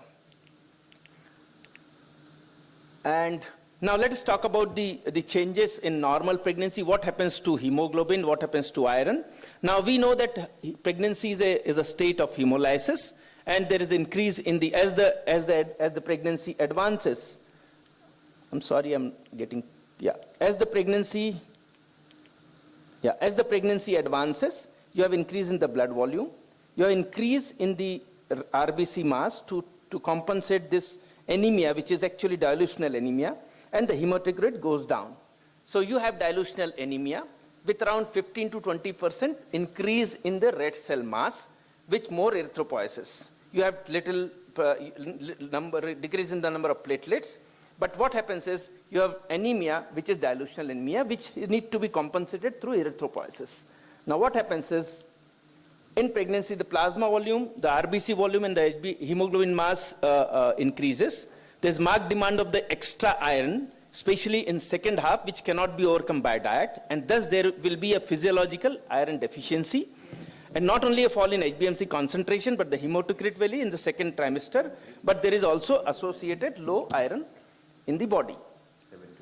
Now, individual with iron deficiency anemia, unfortunately the iron deficiency anemia in our population is very high in pregnancy, and that is why we have to be careful of depending on HbA1c reading in patients who have iron deficiency. So what happens in iron deficiency to HbA1c? The iron deficiency anemia increases the HbA1c. The exact reason may not be known, but there is a hypothesis which says that, it has been demonstrated that there is increase in the maloldehyde, which is actually increases in the subject with iron deficiency, which augments the glycation of hemoglobin, and that is why you have higher HbA1c in patient with iron deficiency anemia. On an average, we monitor blood glucose at around HbA1c around every 3 months in patient who does not have pregnancy, non-pregnant. But there is no clear-cut guideline that how many times it should be monitored. But the consensus and expert opinion says that it should be monitored every month. In pregnancies with type 1 and type 2 diabetes, most of the studies have reported the relationship between the first trimester A1C and the risk of spontaneous abortions and congenital malformation, which I've shown you. The goal of the treatment should be try to achieve HbA1c less than 6. And in GDM, there is no recommendation of using this test for diagnosis of GDM. Lifespan of RBC comes to around 90 days instead of 120 days in pregnancy. And it may reflect the blood glucose control of around last few weeks rather than last 3 months. And that is why it has been recommended to use it for once a month rather than for 3 to 4 months in pregnancy. A1C from non-pregnant to pregnancy, an important factor influences A1C in iron deficiency, which becomes more common during pregnancy. Iron deficiency may prolong the red cell survival, and studies have shown in non-pregnant pregnant population that iron deficiency can lead to 1 to 1.5% relative rise in HbA1c, or an absolute increase in by around 0.1 to 0.2%. Now, let us see the clinical implication of the implementation of this HbA1c. How should we use this? Now, the first to second trimester, as I told you, there will be always low HbA1c when you compare in the same women in non-pregnant versus pregnant state. And in the first trimester, as well as you progress, there will be little lower HbA1c subsequently. In healthy women, pregnant had low HbA1c, particularly in the first trimester. This might implicate that the prevention of congenital malformation and macrosomia in type 1 women, HbA1c should be below 5 in the first trimester and below 6 in the third trimester. So you should try to achieve this from this paper, which has shown what is normal HbA1c for non-diabetic pregnancy. And this data again says in the non-pregnant state, you have 5.5 to 0.4. In the early pregnancy, it comes to 5.1, and the late pregnancy, it comes to around 5. So this data again says they should try to be more strict, vigilant, and more strict control in the early pregnancies. In early pregnancy, for unrecognized role of HbA1c, in early pregnancy for unrecognized pre-existing diabetes or early GDM. We call it as pre-gestational diabetes also. So the early GDM, HbA1c of 5.8 to 6% are reported to have high specificity and positive predictive value for detecting women who is likely to be positive. A large observational study has shown women to detect who had diagnosis of diabetes, 5.9 can be the cutoff before 20 weeks. And this threshold has shown almost 98.4% specificity in the diagnosis. So applying HbA1c threshold of 6.5 may miss out for almost 47% of these women who have this. So we have to be little on lower side. We also have data from Dr. Balaji group, and he says that HbA1c of women with normal glucose tolerance should be around 5.3 to 5.36, and GDM women should, in the first trimester, should be 5.96 and less. So this is again a figure which matches with the international publications, which is between 5 and 6. In later pregnancy, can we detect the GDM, which is going to be positive in future? Now, most women with later GDM will have HbA1c of less than 5.9. Analysis may replace the 24 to 28 weeks OGTT, but at this moment of time, women at later GDM do not have an elevated HbA1c in the early pregnancy, and we can't rely on it. Women with later GDM do not have any elevated HbA1c in early pregnancy, so you can't do that. What about the use of HbA1c in the postpartum women?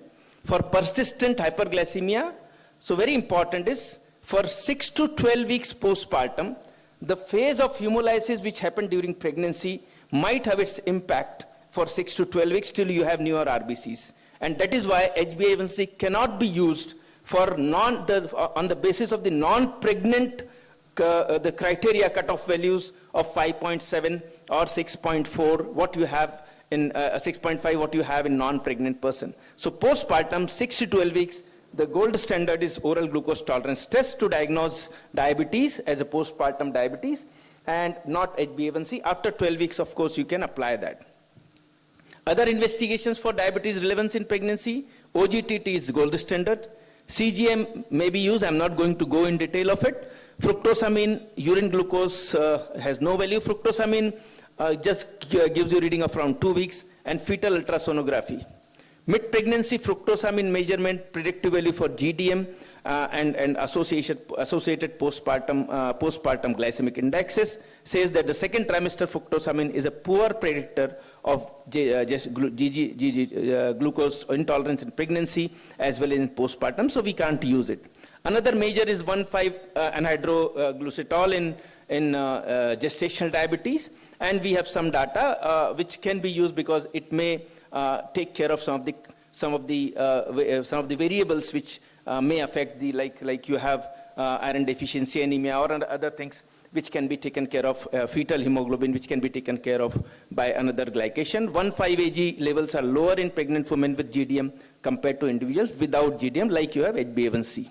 So finally, what is the recommendation of using HbA1c in pregnancy?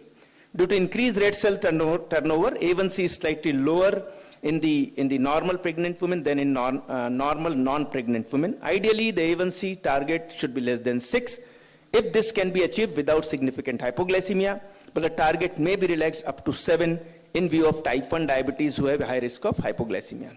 When used in addition to pre and the post-meal blood glucose monitoring, CGM can help to achieve HbA1c target in type 1 diabetes.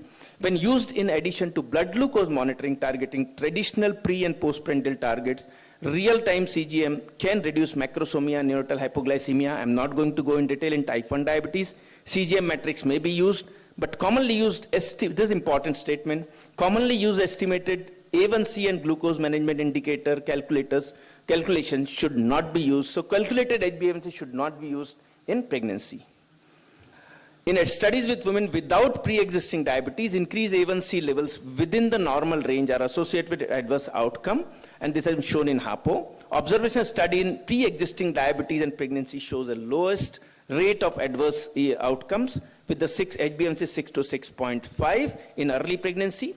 A1C represents an integral measure of glucose. It may not fully capture the postprandial spikes, which drives the macrosomia. This is a limitation of HbA1c, and that is why you have to have the home monitoring of blood glucose along with HbA1c as a target. And Thus, although A1C may be useful, it should not be used as a secondary measure for glycemic control in pregnancy after glucose monitoring. In the second and third trimester, HbA1c less than 6 has the lowest risk of LGA, preterm delivery, and preeclampsia. Taking all this into account, less than 6 is optimal control. A1C target in given patient should be achieved without hypoglycemia, which in addition to adverse sequelae may increase the risk of low birth weight. Given the alteration in red blood cell kinetics during pregnancy and physiological changes in glycemic parameters, A1C levels may need to be monitored more frequently, like once in a month, to see the blood sugar control. The final message is A1C in the first trimester and ideally the first prenatal visit should be done if the OGTT is positive. Note the pregnancy-specific A1C reference range and monitor more frequently. A1C tests done as early as possible could identify women at high risk and improve the blood glucose control. A1C testing is more convenient but less accurate than OGTT at detecting abnormal glucose tolerance for gestational diabetes, and the A1C and fasting cutoff is lower in pregnancy. Finally, wishing you all a happy Wala Raksha Bandhan, Independence Day, Ganesh Utsav, Janmashtami. Stay safe, stay healthy, keep smiling. Thank you very much for patience listening. Always cut the fruit and not the cake to celebrate any occasion. This slide I try to keep in all the meetings if possible. Thank you very much for patience listening. Thank you, Dr. Sunil, for an excellent presentation. Any questions from the audience? You can come to the mic.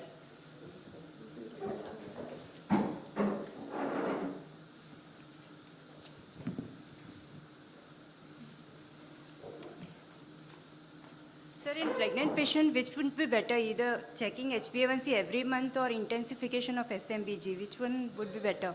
As I told you in the last slide, that it has to be a combination of both, because if you just focus HbA1c and don't do SMBGs, you will miss out the postprandial spikes, which will not be taken care in the HbA1c. So to control postprandial spikes, we always recommend go for fasting, post-breakfast, post-lunch, as well as post-dinner. Very few of us are monitoring post-dinner. We have a data, I have not shown that data to you because this topic is on HbA1c.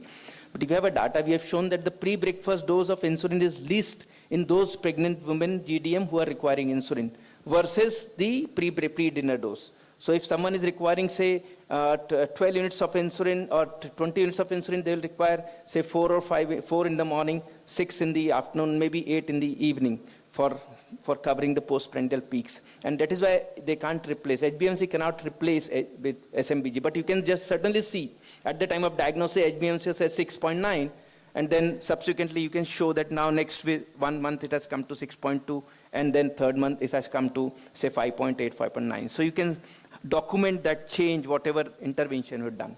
So it has to have its own role. HbA1c will be for monitoring, and for taking daily changes in the insulin doses, you need SMBG to be done on a regular basis. Thank you. Thank you very much. Thank you. We would like to felicitate Dr. Sunil Gupta and Dr. Mayur Agarwal.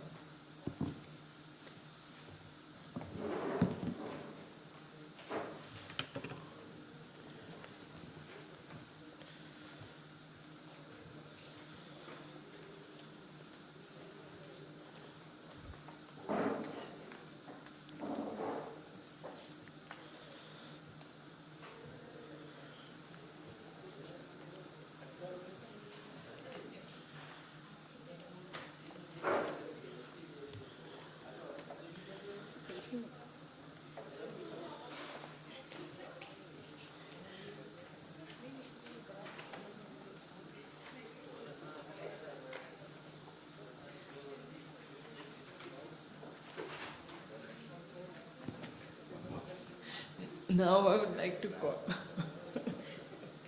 Now I'd like to call on Dr. A.K. Singh.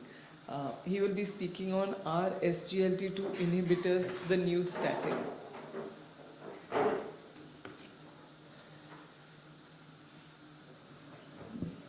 Dr. A.K. Singh is a very popular endocrinologist from the state of Mamata Banerjee, and he will be speaking to us on SGLT2 inhibitors. Are they the new statins? Thank you, chairpersons. So I'm back. This topic is little, provocative. Can I have a first slide, please? Is it a new statin? It seems very provocative. Where is the slide? Right? It's not willing to come. अरे इसको हटाने यार.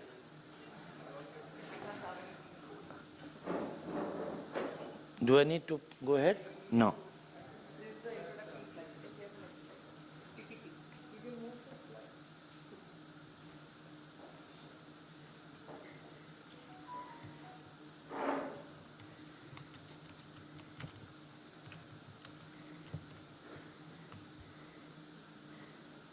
Okay.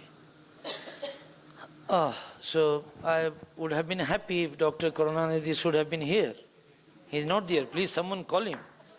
He thinks that everything is sulfonylurea, right? In the entire planet, it is sulfonylurea.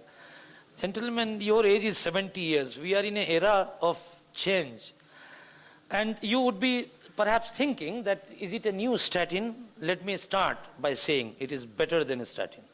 Note this point, and I will prove you. Through the science, no anecdotes but the science. So let's look at the evidence which we generated in past 12 years. Remember, the first GLT2 was approved in 2012 in United States. It was canagliflozin. And in 2013, the first EMA approved SGLT2 was dapagliflozin. So we are 10 years down the line. What did we learn in 10 years? And you must remember certain facts. So this is the entire story, journey of SGLT2 inhibitor in past 10 years.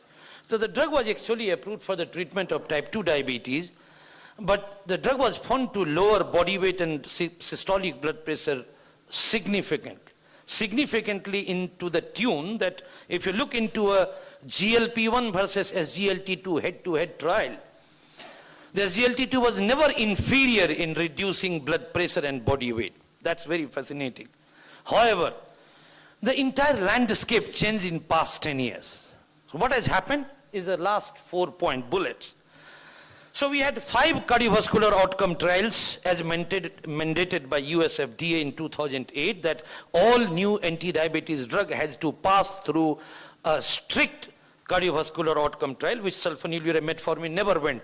Okay, so be mindful of when you're talking about SUs and metformin.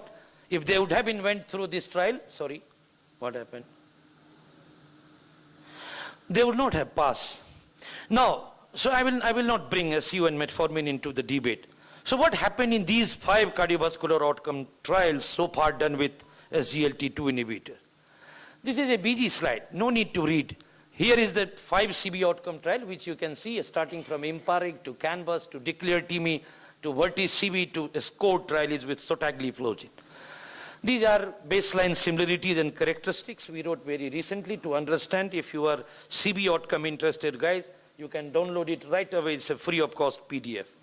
What I'm trying to allure you to look here is that look here, in all these 5 CB outcome trial, one thing was pretty common and it was never failed, was the reduction in heart failure hospitalization. See, that is into tune of almost 35% reduction in hospitalization due to heart failure. It's not a joke. It has never happened in the past. I'm not going to 3 PMS, some showed benefits, some didn't, etc., etc. But the one thing was common in all these trials, that all these trials conducted in patients with type 2 diabetes, there was a significant reduction in heart failure hospitalization. You know what is the reward they got? This is the current ACC AHA guidelines. The SGLT2 is the only drug in planet which has been given a level of evidence 1A for the primary prevention to reduce heart failure. Here is the statin. Statin has got a question mark on primary prevention only in diabetic sets, remember. But for a GLT2 inhibitor, you can see here, this is grade 1A evidence. You have got a license to use to prevent heart failure hospitalization. Okay, so that was the message from 5 cardiovascular outcome trial. Then people said, oh, well done, you reduced the heart failure, means you prevented the heart failure in a patient with type 2 diabetes, regardless of the baseline cardiovascular background disease. Why don't you conduct a trial in a patient with known heart failure? Show me the evidence that you can prevent heart failure in a patient who had a history of heart failure or who had an active heart failure. Show me this evidence. So far, 4 heart failure trial has been conducted in patients not only with diabetes, but without diabetes as well. What happened? And these are these 5 CB outcome trials done in patients with known diagnosed heart failure, ranging of ejection fraction from 25%, means severely reduced ejection fraction, to a normal ejection fraction. These are the trials. So lowest heart failure trial had 25 to 60, including acute heart failure. So these are the 5 outcomes trial. Deliver top line result is already available. This trial will be presented details at the EASD this year. So we have got results from 4 the trial. What happened in this 4 trial is in front of you, BG slide, no need to read. Look at the primary outcome of these heart failure trial, and here is the result that in all these trials, they came with a flying colors. There is not a single trial done with SGLT2 inhibitor in patients with heart failure where it was neutral. It's shown a significant reduction. Net result, the world rewarded SGLT2. Where is Dr. Karunanidhi? Let him see. This is a grade 1 class A evidence. This is a proof. Okay then. Now let's come to the third bullet point. This trial was also done in patients with preserved ejection fraction. Why I separated this data? Because the SGLT2 inhibitor is the only drug that has shown in the history of pharmacological science that has shown a significant reduction in cardiovascular death and heart failure composite in patients with a preserved ejection fraction heart failure. And that was the Emperor preserved trial. If you look back into all the previous trials done with several drugs, be with the ARBs, be with ERNI, you can see these drugs also reduced, but none of them were statistically significant. If you know ABC of statistics, none were significant. In contrast, if you look here into the Emperor preserved trial, this is the only significant p-value in all the trials done with patients with heart failure with preserved ejection fraction, including ERNI, TopCat with the spironolactone. You can see this AC inhibitor trial, CHARM with candesartan. They did reduce to some extent, but it wasn't statistically significant. As you can see, even the CHARM was not significant. To be called as a significant, it has to be less than 0.05, not equal to. So basically, none of the heart failure preserved ejection fraction trial with any pharmacological agent till date has shown a significant with a persuasive p-value of 0.0003, remember. And therefore, the ACC, AHA rewarded them that use SGLT2 inhibitor in patients with heart failure, regardless of ejection fraction, regardless of whether patient has got a diabetes or not.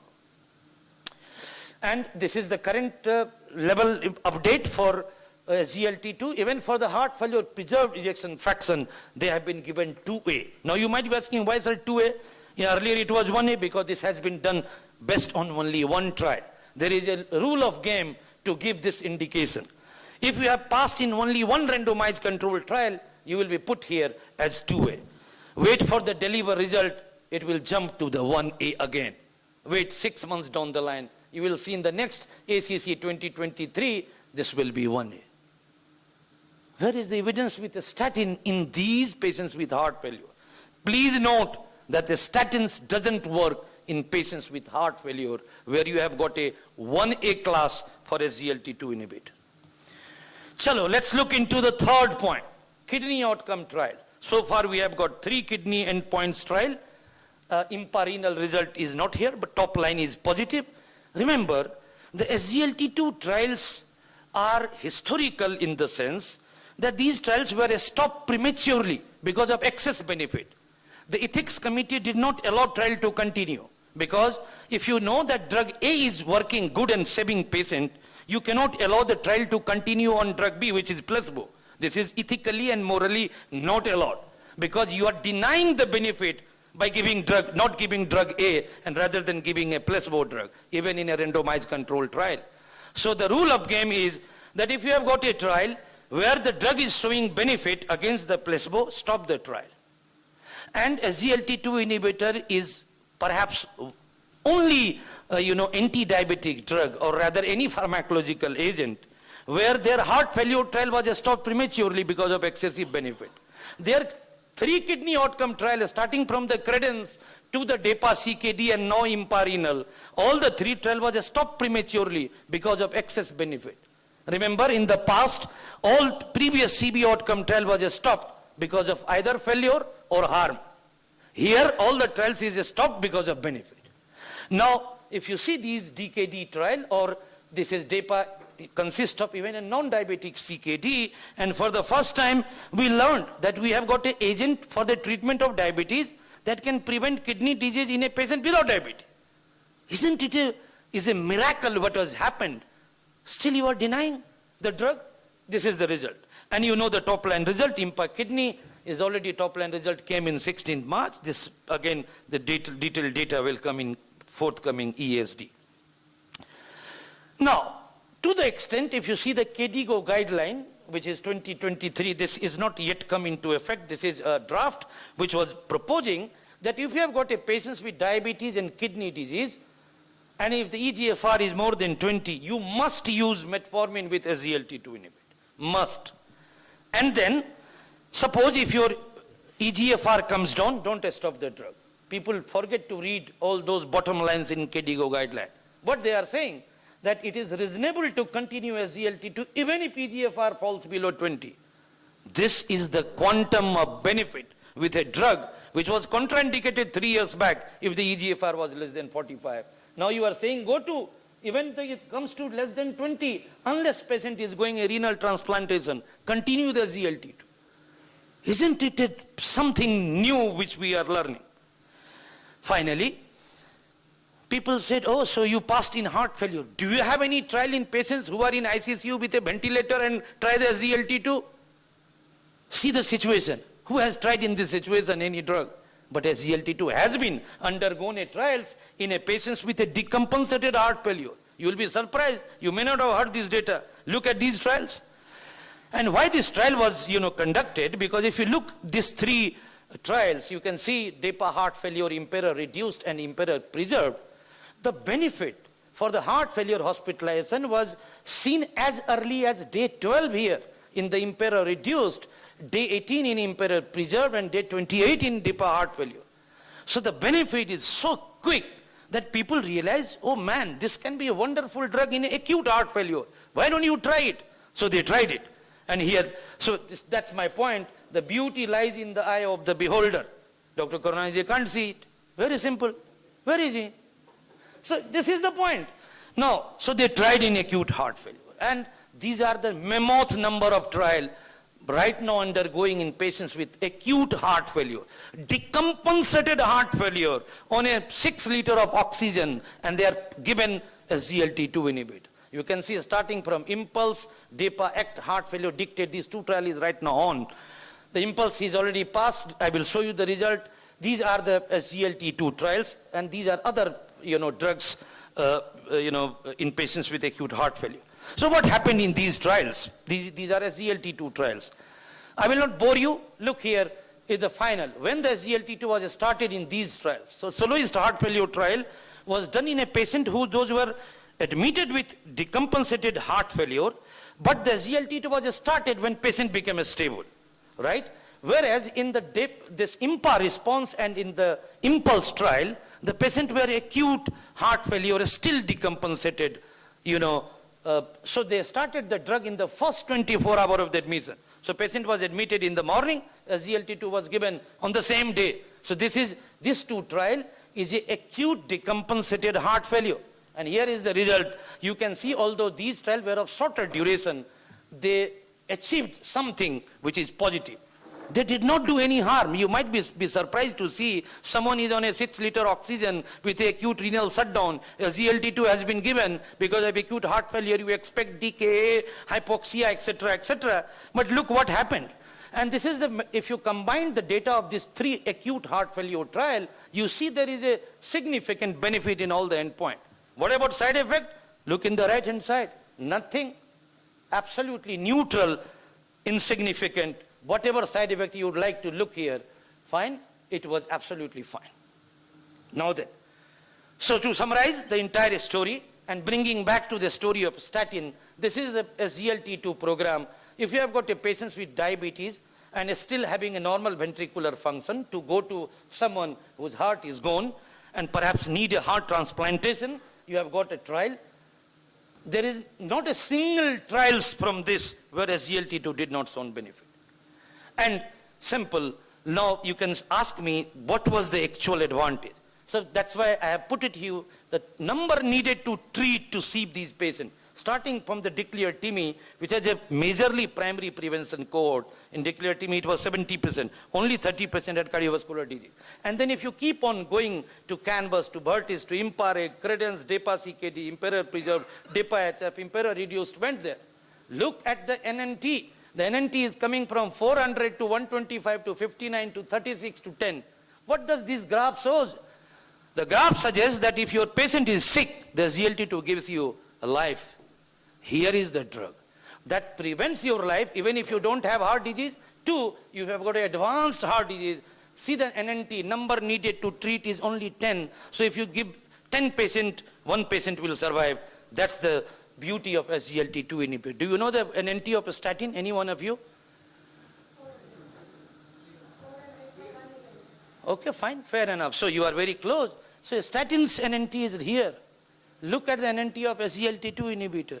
You are saying, is it a new statin? It is better than a statin. And finally, I did not say. Oh, Dr. Karunan is not here. Sir, I didn't say. Who said? The father of the cardiology in the world. And you may not accept that I am uncle, but he is the real father, right? So he said that SGLT2 is the statins of 21st century. Who am I to tell you it is not? Someone said it. I said yes, but I said even beyond Braunwald, because I'm basically in the age of his son, because I looked like and compared. I said perhaps it is better than a statin. I went beyond the father figure. And why I am saying it? Because perhaps Dr. Braunwald did not realize that the statin doesn't work in patients with heart failure. Neither it works in a patient with CKD. Please remember, there is only one trial done with a statin in a patient with CKD. It's called 4S trial. Done with atorvastatin. People thought that a statin will prevent cardiovascular death or cardiovascular endpoint in patients with CKD. However, the 4S trial was stopped prematurely because of excess harm. Can you believe this? And what was the harm? It increases the ischemic hemorrhagic stroke. So the atorvastatin increases stroke in a patients with CKD, whereas SGLT2 reduced everything in patients with CKD. The statin is contraindicated in a patients with advanced heart failure for several reasons, whereas SGLT2 shown you benefit in all acute heart failure trial. So ladies and gentlemen, my suggestion is that SGLT2 is far better than. So it is not provocative, it is super provocative to tell you that SGLT2, if we do not recognize today, 1 year, 2 years down the line, you will find that this statement will be rather changed. And even Braunwald would like to write that it is better than a statin. Thank you very much for your patience listening. Thank you, Dr. A.K. Singh, for an excellent presentation. Are there any questions from the audience? I have a question. Sir. Yeah. Sir, is one SGLT2 inhibitor better than the other? Anjali, it's a diplomatic answer to tell you. Perhaps between the 3 SGLT2 which we have in India, there is very little to churn out which one is better. Of course, at the moment, data is perhaps better with the DEPA and IMPA. The CANA lagged behind at the moment because it's only because of sponsors, lacking of sponsors. Remember, the CANA was originally Mitsubishi's, which was given to the Janssen. Janssen is no longer actively into the active research. and they are not willing to conduct different trials. And on the other hand, AstraZeneca and Boehringer did their respective trial in patients with heart failure, reduced ejection fraction, preserved ejection fraction. The only credence, after the credence trial, we didn't have any data. But remember, the credence was the first SGLT2 DKD trial that shown benefit. So Cana extracted all those benefits through Canvas and the credence, but further they did not went.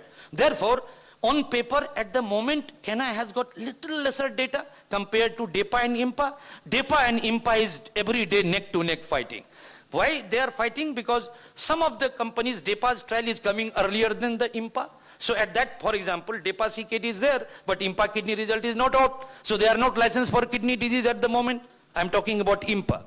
IMPA preserved has shown benefit in impaired preserved. They have been licensed to use, but the DEPA trial is still waiting to deliver. So maybe 1 year down the line, DEPA will be equal to IMPA, will be better than Cana, because Cana will not have any future trial. So that's my simple answer. So one more point.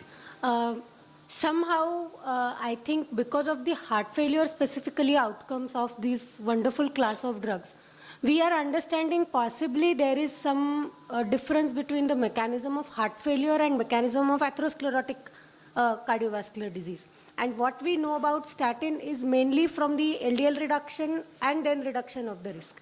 So do you think these two are replaceable by each other, or they will provide an additional advantage of ASCVD plus heart failure? Right. So if you look into those trials, for example, if you look back into the IMPA-REG outcome trial, where 100% patient had established cardiovascular disease. So out of 5 CV outcome trial, Bharti CV with orthogliflozin and IMPA-REG outcome had 100% patient with known cardiovascular disease. They all were on a statin.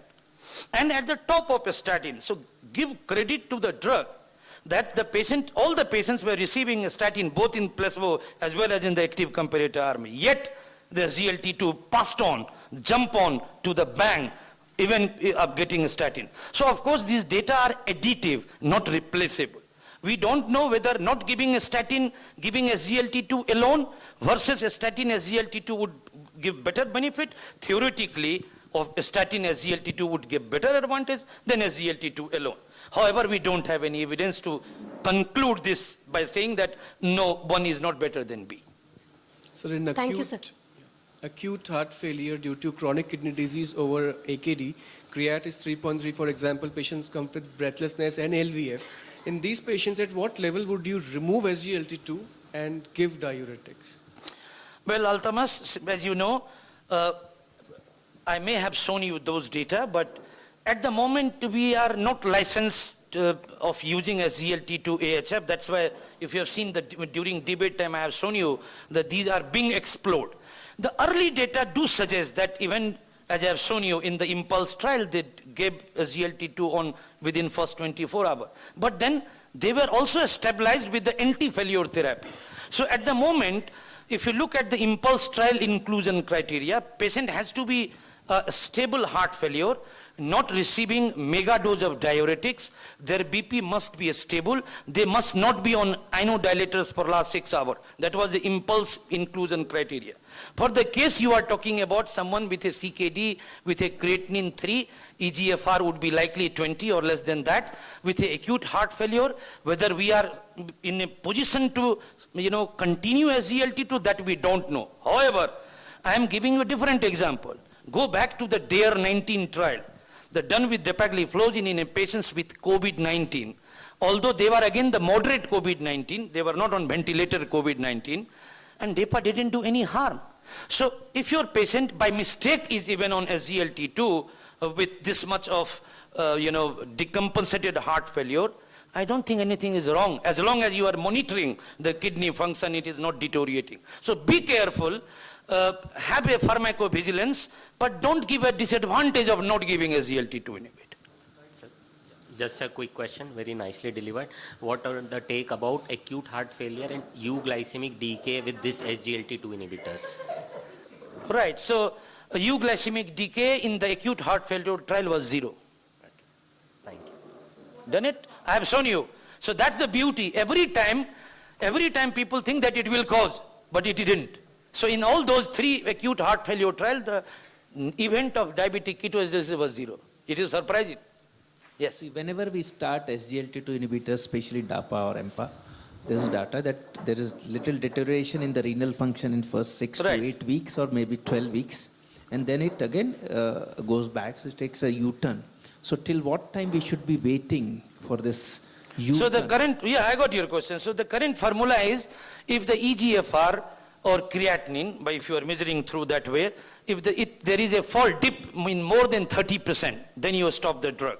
Which in majority of those trials, these people having a reduction in EGFR by more than 30% was zero. So the maximum drop in EGFR after acute administration of SGLT2 is 10%, where you don't need to. And I did not show you the data. There is a data from the EGFR drop and the benefit for the DAPA heart failure trial. The people who had a larger drop in EGFR had a better amplitude of improvement rather than a lesser EGFR. That's a very interesting story. So higher the initial drop in EGFR, the greater is the benefit. The same happened with the AC inhibitor trial. However, to answer your question, if the drop is more than 30%, stop the drug. Oh, madam, we will talk later. Combining DP4 SGLT someday or other. A compromise or a truce. Sir, you are not present in the hall. Why are you asking questions? Hang on a second. Every other day statin is a norm. Every other day because of its off long life. So why can't we combine maybe one day statin? Very good. And because in low dose, SGL2 may not, see the SGL2 is available everywhere. So people nowadays, they come to you with genital infection. We need your drug. Maybe in a low dose, it may not produce the side effects, but more, what is that? There is one American used to say that in sub-minimal doses, we get maximal benefit and very less complications. So you can market, maybe come to Madras with a big, combination with a statin and a SGL2. Wonderful.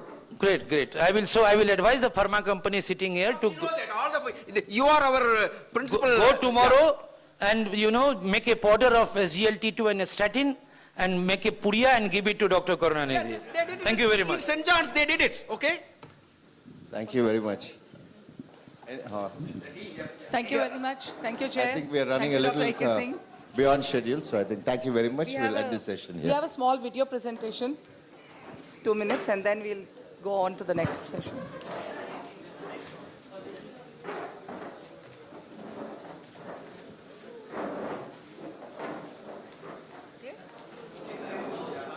Yeah?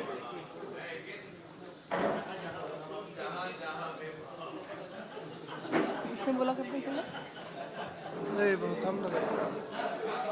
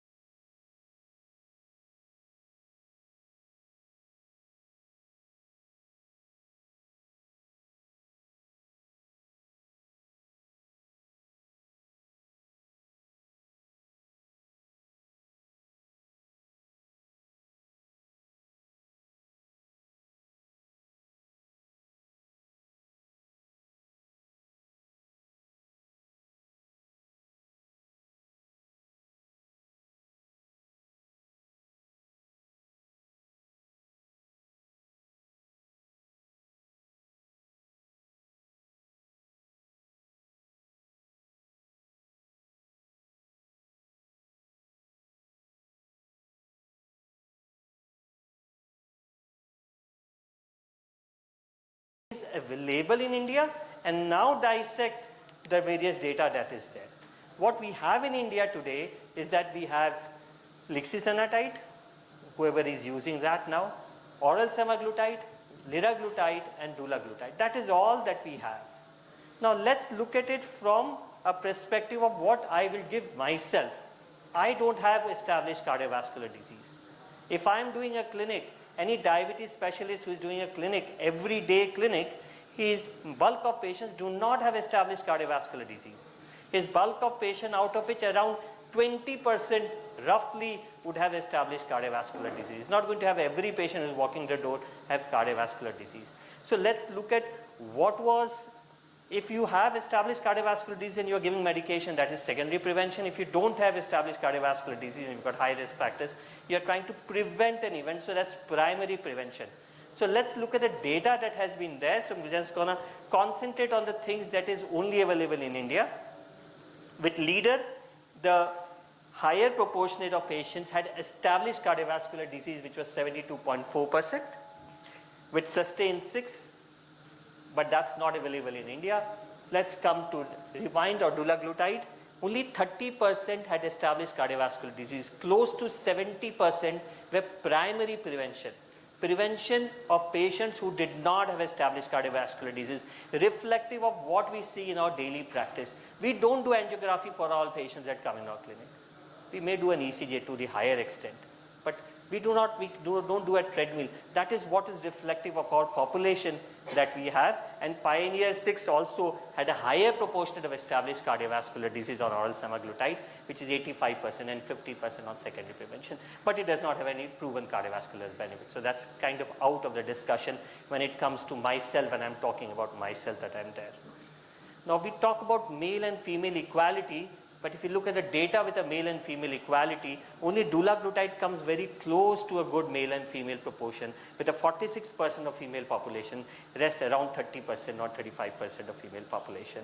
And if you look at any data which has a longer time of follow-up, we'll have less bias, we'll have less confounding bias, and that dulaglutide has slightly higher duration of data with 5.4 years as compared to leader with 3.8 years. And as compared to Pioneer with 1.3 years. If you look at HbA1c, it was a shorter HbA1c, so 7.3. So despite a narrower HbA1c, closer to what we are aiming target, it still showed cardiovascular benefits. So there's something more rather than the ones which had higher HbA1c that was there. So this is more reflective of what we do. So if I am going to go to a market today and I need a shirt, I'm going to buy a shirt just because the sale is going on. I will not buy a trousers. I'll have to buy what I need. I'll have to take what is reflective of me today if that is the outcome that we are aiming to achieve for our patients. As I said, once weekly, relative risk by 12% despite patients not having majority of cardiovascular disease, and it was risk reduction was 0.88 that was there. There were lower incidence of side effects with once weekly dulaglutide, and there were unexpected grounds but some improvement in LDL cholesterol and systolic blood pressure that were there. If we compare this study, small study shows if you're going to compare injectable dulaglutide with liraglutide, give it to the patient, asking what are you going to prefer, it's a modern generation GLP-1 pen, definitely because the needle is not shown. I would like to prick myself once a week, not daily. So more people were more acceptable towards it than they were there with the other one. I think I'm not going to dwell on this, I dwell on it a little more, but what I'm trying to say is that let us stop deciding for our patient. Let the patient in front of us decide what is better for him. Our job is to tell him the facts. Our job is this is what you have, this is what the data is, this is the price of the medication, this is the study population which is reflective in your case, and then let him decide what he wants to do rather than we kind of go around prescribing for our patients that are there. Because when I'm sitting in an endocrine clinic, I'm not curating the patient, I'm not curing the patient. I'm there to support the patient, I'm there to prevent complications to the patient, I'm there to get him a quality of life that he or she deserves as a non-diabetic. That is the goal of my treatment that is there. And so it's very clear that that is what we should embark upon. when we talked about GLP-1, the most common answer that I get is that it's still very expensive. And yes, it is expensive. I think if I say it's not expensive, who am I fooling? It is expensive. So good things are expensive. You know, there's no doubt about it. If you're going to buy something and there are benefits, there are long-term benefits to it, the cost is often offsided by the long-term gains that are there. Because the drivers of any disease or cost is loss of income, complications, ambulance admissions, and the bulk of it is given by the hospitalization and the medication to treat complications. The only way you can save money is improving quality of life. Because no medication saves lives, it just delays death. And the only way to save money is spend less time in hospital, spend more time at work paying tax, or simply dying. And this is a simulation model using UKPDS, which suggested that if we are on a cost of treating diabetes without hypos or weight gain, the society eventually profits on the investment that has been there. With that, I would say we have moved beyond. You know, when we were talking Mahabharata, Arjun was asked to just look at the eye. We no longer look at the eye. We look at the eye, but we look at the whole bird as well. So we want glucocentric, but we want everything else to be there as well, cardioprotective, weight reduction, everything there. And that is what has been now the new mantra of the fight against diabetes. And GLP-1 receptor agonist kind of ticks the box to prevent complications. With that, I thank you very much. Thank the chair for the patient hearing. Thank you so much. Thank you for that wonderful talk, Dr. Mithun. And we can allow a question. Yeah, we can take one question.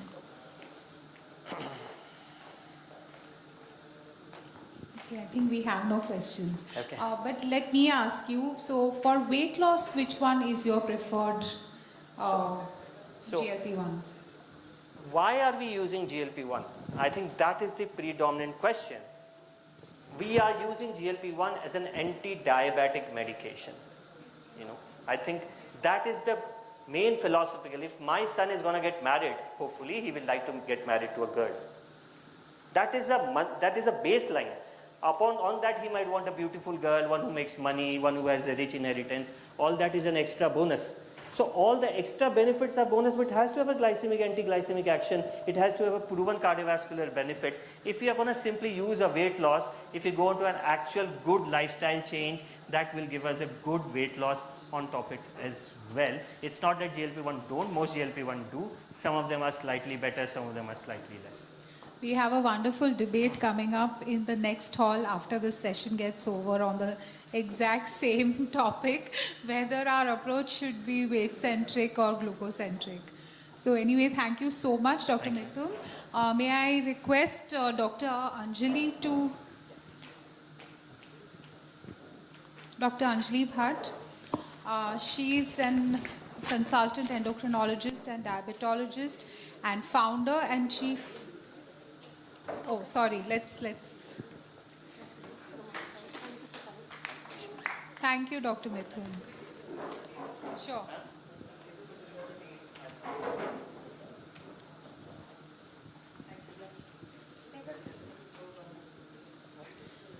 We must congratulate Dr. Mithun for that very unique way of presenting.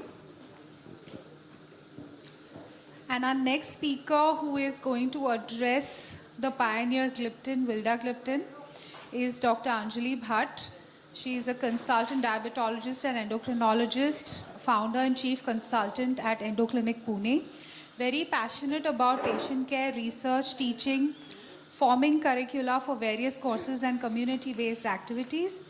She received her MD in medicine from Mahatma Gandhi Institute of Medical Sciences, Wardha, and has several prestigious training assignments at different colleges in India.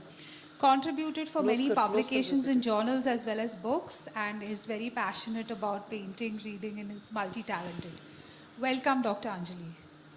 And of course, she is the core team of IDEC, so congratulations and a big kudos to her to carry off this very unique conference in a unique venue. Thank you, Purvi. Thank you so much for your words of encouragement. They keep us going. त्याची गरज नाही पडणार. ठीक, okay. इथे change नहीं होत का? होते ना? Okay, good. So, as a disclaimer, this is a talk which is brought to us and sponsored by Novartis. We are going to talk about this molecule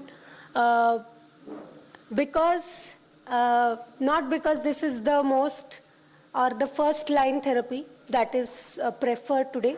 We have, as we have been discussing since morning about SGLT2 inhibitors, GLP-1 analogs, and the newer molecules. But we are going to talk about how science has made a difference in patients with management, through the management of patients with type 2 diabetes. So we are going to talk about this age-old molecule, particularly so now because in last few years, this has been a molecule which has got off patent and is available at a very, very affordable cost to patients to control their HbA1c. And we are going to talk about this from the scientific point of view as to how anti-diabetes therapy has changed the scenario. In spite of having SGLT2 inhibitors, GLP-1 analogs, sulfonylureas, metformin, and various a basket of different types of insulins that we have, we all know that still there are many patients whose HbA1c doesn't get controlled to the target. So any molecule in the armamentarium of management of type 2 diabetes is useful. And this is a reminder that in spite of having the new molecules, we should not forget the science and usefulness of the molecules that are there with us for a long time. So this is a reminder about the science of developing anti-diabetes therapy, vildagliptin as a representative of the pioneering of anti-diabetes therapy since a long time, maybe around 2 decades. So we are going to have a word about expanding armamentarium of oral anti-hyperglycemic agents. The incretin story, we all know this, but I thought it will be a good podium now to revise on these things. The vildagliptin as pioneer of all the gliptins, the PKPD studies, what they taught us about diabetes and its therapy. How will vildagliptin do in comparison with other DPP-4 inhibitors, and is there anything that it provides beyond glycemic control? So we don't need to be told about how diabetes is a problem, especially in our country, and how management of diabetes needs to be as simplified as possible, as less harmful as possible, and as easy as possible. Specifically from the point of view of therapy, from the telemedicine treatment point of view during the COVID era, there was a very strong need of having medications which will not cause any side effects. In the afternoon we were talking, we require drugs that we can give and close our eyes to. And I think vildagliptin along with metformin has been a combination which we could give and we could close our eyes if the HbA1c reduction potential of vildagliptin metformin was matching to our target. And this is, I think, one of the medication that will be useful to the epidemiology of diabetes in India, because this is a molecule which can be given to people who might not come for follow-up, who might not show up if there is any complication, who might not even understand what is happening to them, is probably because as a complication of a drug that they are taking. So if there is a drug which will match the epidemiology of India, especially rural India now having this molecule into the reasonable category of cost, a molecule that you can give and close your eyes to, this might be a very useful combination. Now, we know that India's epidemiological warrants different aspects to be considered compared to the Western world or people from people where the third party is covering their treatment expenses. Coming to expanding the armamentarium of oral anti-diabetes medication, we have around 60 unique anti-hyperglycemic drugs since 1982, since the time when anti-diabetes therapy was limelighted after the invention or discovery of human insulin. We have around 36 molecules as monotherapy and 23 unique drug combinations. It started from insulin, then we had sulfonylurea, bigonides, alpha-glucosidase inhibitors. DPP-4 and GLP-1, as we saw, are the newest and one of the most evidence-based molecules, SGLT2 inhibitors, megalitinides. Then we have combinations of all of this with each other. Of course, of one class with the other, not two molecules of the same class. So including these 60 molecules also, we find it so difficult sometimes to make the patient come to his target HbA1c.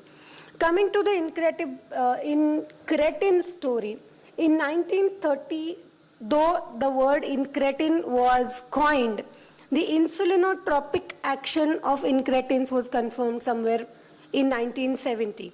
Now, this insulinotropic action of incretin was really incredible at that time when it came up. And what it showed was that the insulinotropic action of oral glucose is totally different than the insulinotropic action of IV glucose.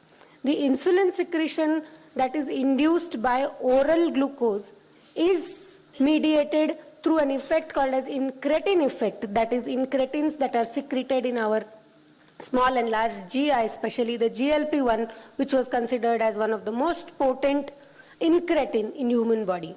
And that is what generated a lot of research, a lot of science, that there is something that happens in the gastrointestinal tract. I think that would be the beginning of the gut-brain axis that we understand today as a driver of something that is we always thought happens at pancreas.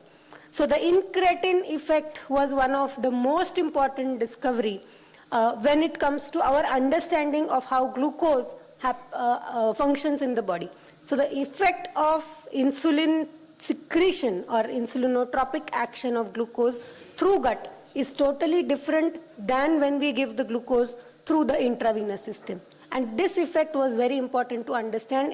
We came to know about it somewhere in 1970, immediately after which GLP-1 was discovered, and then we also discovered that this GLP-1 was very rapidly getting disintegrated by an enzyme called dipeptidyl peptidase 4 or DPP4.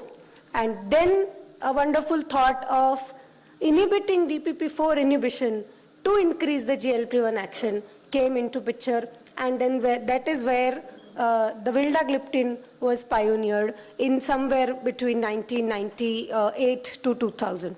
And that is how we had the incredible aspect of incretin into the anti-hyperglycemic armamentarium. So this was probably the times when the pharmaceutical market was not investing as much as they are investing now into the anti-diabetes spectrum of the pharmacology. And that is why I think at that point of time it was incredible that there was a science which was promoted, and this is how the incretin was taken ahead and clinical trials began and vildagliptin was pioneered. Now look at the structure of different gliptins. This is vildagliptin, saxagliptin, sitagliptin and linagliptin. On first glance you can say that it doesn't look anything, one molecule doesn't look like anything with the other. The structure is totally different, the molecular composition is totally different. Most likely their clinical effects are not very different. Most of the gliptins have similar fashion, even though there is a huge difference between their molecular structure, their DPP4 inhibition, their half-life, their duration of action is so different, but probably the clinical effect is not very different. So this also is a very interesting thing that I would like to spend a moment on, how the name vildagliptin came in. So vil was taken from Wilher, who invented this molecule. DAP, that is dipeptidyl aminopeptidase. GLI is a short form of or a suffix that is compulsorily to be included as advised by WHO to any molecule which acts through the glucose and the insulin effect. So you see glimepiride, glyclazide, you see gliflozins, you see gliptins, anything that acts on a glucose and insulin axis will have its name somewhere impregnated with GLI, and then 10 is an enzyme inhibitor. So the name vildagliptin comes from there. So if we compare pharmacokinetic profile of gliptin, as I said, the chemistry-wise, they are either peptide or non-peptide. The older gliptins like sitagliptin, sitagliptin and the newer one, linagliptin, these are non-metabolizing gliptins. So they do not change much after ingestion, while vildagliptin hepatically hydrolyzed in inactive metabolite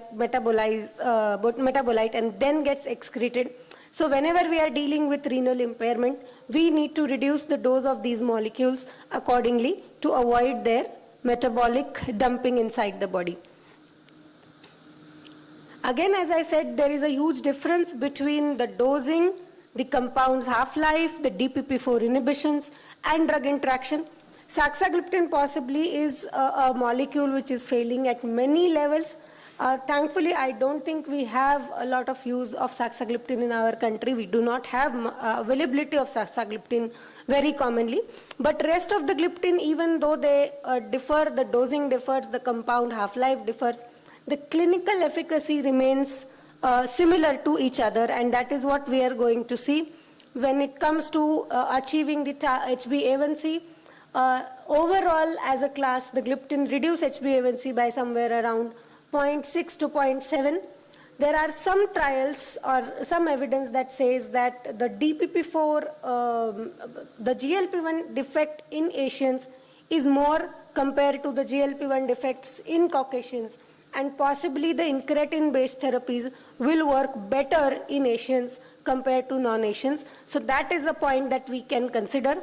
Secondly, if we are starting patients with a very high HbA1c at baseline, the HbA1c reduction can come down to a larger extent than more than 0.6. Believe me or not, I have seen patients who combine lifestyle modification with a combination therapy like metformin, vildagliptin, having reduction of HbA1c of any level. And this is a lifestyle modification that is bringing down the HbA1c. And why gliptin and metformin combination? Because probably it will not cause undue side effects that will deal harmfully with my lifestyle modifications. So if I need a molecule which will give some reduction of HbA1c but still not interfere with the lifestyle modifications, the combination can bring down HbA1c from anywhere between 0.6 to 2.5%. So if you want a safer molecule and you want to give a very strong lifestyle intervention, this is a good option. So comparing one molecule with the other in the gliptin class possibly results in a result that shows that they are similar to each other. So looking beyond glycemic control, this is though extrapolated as an effect of GLP-1. Theoretically, when we are suppressing DPP-4, we probably are potentiating the endogenous GLP-1, and we might get, even though there are no strong evidences to suggest it, we might get effectivity at various levels because the GLP-1 receptors are present in various organs in the body. So we might get additional benefits. We know that the SGLT2 inhibitors and GLP-1s have added benefit to heart failure as well as cardiovascular risk reduction. But apart from that, if we are using a molecule, we at least need to know that they are safe. So unless saxagliptin, which has been shown to have harmful effects in cases with heart failure, vildagliptin is considered safe. It does not increase the heart failure or the MACE outcomes compared to other anti-diabetes therapy, not associated with increased CV compared to other non-insulin anti-diabetes therapy. And even in renal impairment patient, now the trials are coming that with a reduced dose you can safely use. It is not only safe, but it will also have least amount of side effects like hypoglycemia. So in summary, even though we have newer molecules like SGLT2 and GLP-1, what we need to give credit to is the science behind these pioneering molecules that has improved our understanding about type 2 diabetes, especially the incretin axis of molecules. We do acknowledge vildagliptin as one of the important molecule in the armamentarium, especially when it comes to safety as an add-on to intensive lifestyle modifications. And though not from the pharmacodynamic and pharmacokinetic point of view, the gliptins are very different from each other.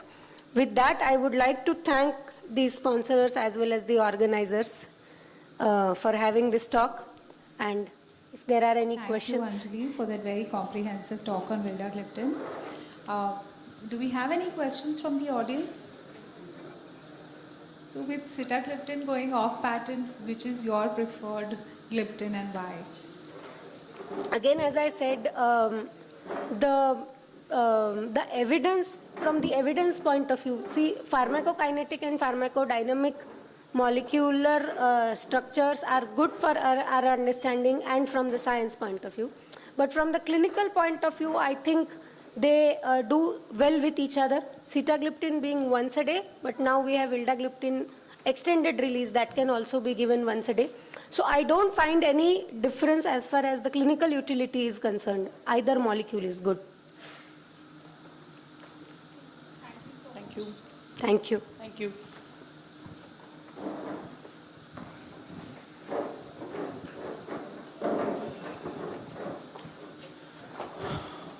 Thank you. So we are heading to our next session. I request Anjali Bhatt Madam and Srividya Madam to chair the next session.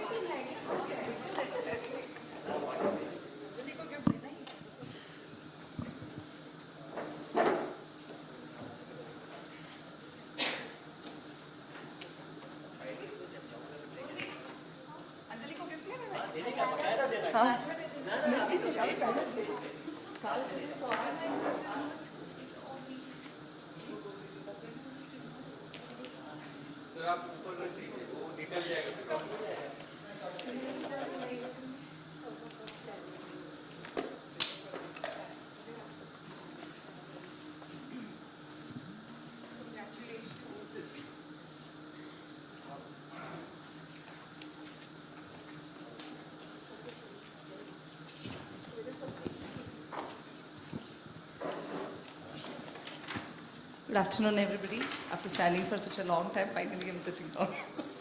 Yes. My God, we are so honored to be chairing sessions of such caliber. I cannot even imagine. Can we have Dr. Prasanna Kumar, sir, please? Sir doesn't need any introduction, and anything coming out of his mouth is going to be Veda Vakya for all of us. So, sir is going to talk to us on the incredible journey of the first ever oral GLP-RA, oral semaglutide. Over to you, sir.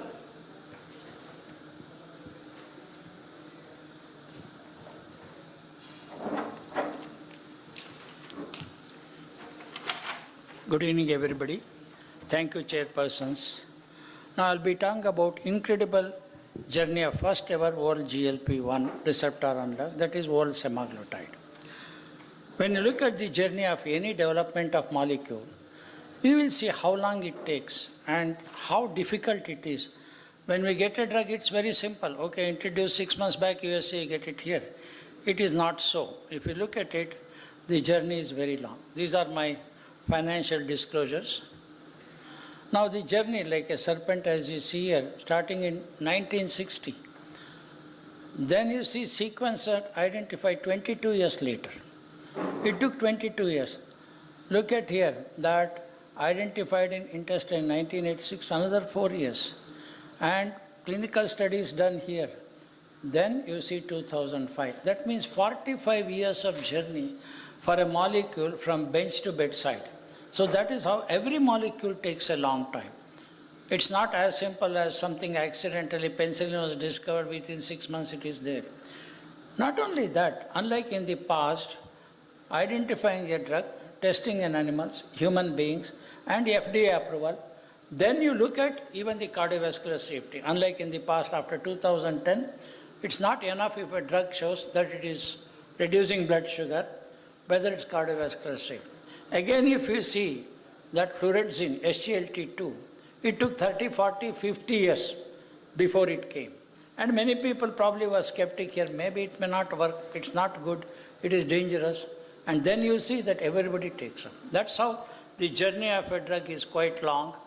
And even from there, let us say 2015, that it was approved for only obesity, and 2005 approved for use in diabetes. But people said injection, daily injection, once a day, twice a day, then can we have once a week or even tablet. From there 2005 to 19. Again it took 14 years from there for a drug which is orally. And for us we got in 2022. And when we get, it becomes a blockbuster. I don't want to reveal what is the sales. I don't think they will be very happy. And they are more than happy within 4 months what it has got. That itself shows that the acceptance among the public, patients and doctors are great. Now when you look at it, natural human GLP-1 unlock, and then how some of them are modification in that, then you have got exendin and modification in that what the amino acid sequence change. We started with exenatide twice a day, then we had liraglutide once a day, oh it is good, then we had lixisenatide, then people ask can you have better one, then we have a human GLP-1 unlock once a day to once a week, dulaglutide, and for long it has been thinking that nothing like oral, let us have once a day tablet. Again, if you look at technology, how it has developed for a patient's convenience, again it's a big journey if you see. That is how what we see today is once a day tablet, semaglutide, the only oral GLP-1 receptor analog, and this is what the future will be. I'm not surprised in future, you may have a long-acting oral semaglutide, whether once a week. Even people will ask, they may ask once a week also. Because once you have this technology, how to make it slowly release or absorption. So development of whether liraglutide or semaglutide if you see, addition of fatty acid side chain to enhance the binding to human serum albumin. So when you make that, you will see that it's a longer one. 94 to 97 homologous to human GLP-1. Whereas if you see exenatide and all, they are totally different one. Most important is small molecule. Why? Only when it is small molecule it can be absorbed, cross this gastric epithelium and get into the blood tank. If it is a huge molecule, it will not be absorbed. Small molecules with extended half-life result in better glycemic control and weight efficacy. That's why they had to have this molecule GLP-1 receptor unlock, which is a small molecule as such, not a big one as such. This is how when you see that the hydrogen and peptide, if you see mucosal pH is 7, and then it has to be absorbed, go through that. So degradation in the stomach. Any amino acid and any protein, a protein and a peptide is a chain of amino acids. When it goes to the stomach, because the stomach enzymes and the pH is low, it gets broken down. Just like we were taught in medical school that if you take snake poison and drink, you will not die because that peptide is digested as food. Same thing comes here. How can you make this molecule and retain its original configuration, 3D configuration, absorbed as a whole molecule and upside? So low pH, proteolytic enzymes. So these are the problems where because the low pH acidic broken down and because of proteolytic enzyme it is done. Limited permeability across the gastrointestinal epithelium, low bioavailability. So for these reasons, a peptide to be absorbed, whether it is insulin or whether it's a GLP receptor unlock, this is the problem we are facing. Highly intricate biological system in the place to provide difference. What is it that has been done? If you look at a regular molecule, what's the GLP-1 receptor, no? And the unlock is, here you see in 26, 34 and 8. In these places, the changes are made. I don't want to go into details, very self-explanatory how in 34 amino acid substitution is done, lysine to arginine.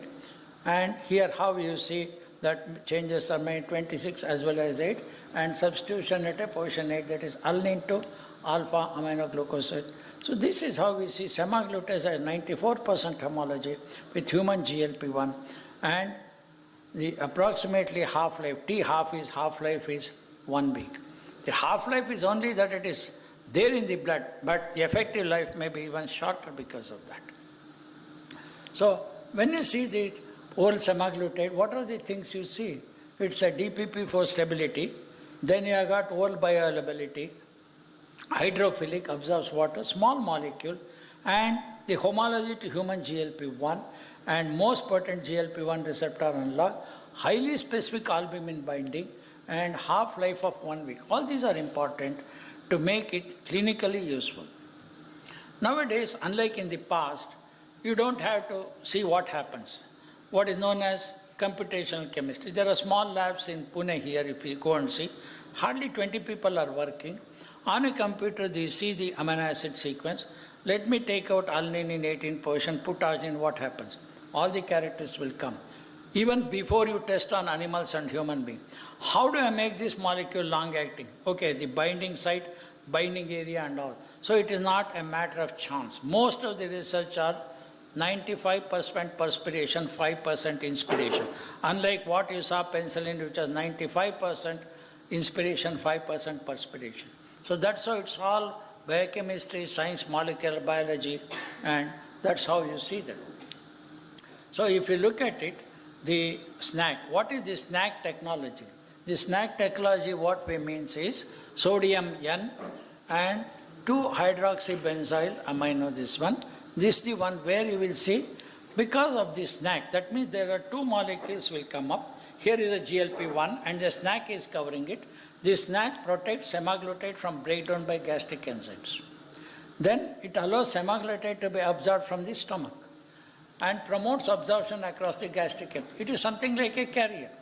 When you have to transport insulin from one area to the other, you just cannot transport. You have to have it in an ice box, refrigeration and so on. Just like that, the SNAC protects. SNAC is metabolized by a beta oxidation and glucuronidation and eliminated myelin. So once the lorry has transported insulin to this, lorry disappears, we are not interested in what lorry. But it's a carrier which carries the molecule safely, effectively from manufacturer site or distribution to your hospital. That is exactly what this SNAC is. But it is not as simple as a lorry carrying it. Why? Because SNAC should have other characters also. I'll show you how in future it will does. If you look at semaglutide and liraglutide absorption after oral dosage, as you see here, this is what is semaglutide absorption, and you see liraglutide here. So time since distribution, how it varies between the two molecules. Now look at next generation innovation, development of oral semaglutide tablet. This is semaglutide, this is SNAC, this is insulin, something like this is a lorry which carries it. So this technology is, again, if you see the oral, why can't you make oral insulin? Last 20, 30 years it is going on. People have spent $5 to $10 billion. Maybe in another 2 to 3 years, whether Novo and others will bring out oral insulin. Same way, here we have got a molecule, the oral semaglutide, daily GLP-1 receptor co-formulated with 300 milligram of SNAC. Don't bother about SNAC, it's a carrier, that's not important, it's only the drug. The co-formulation does not change the chemical structure of the semaglutide or SNAC, they remain as distincted. Lorry is different once it downloads the insulin. Lorry is quite good enough to take another one. Here it gets excreted, thrown out. You carry once and then disappear.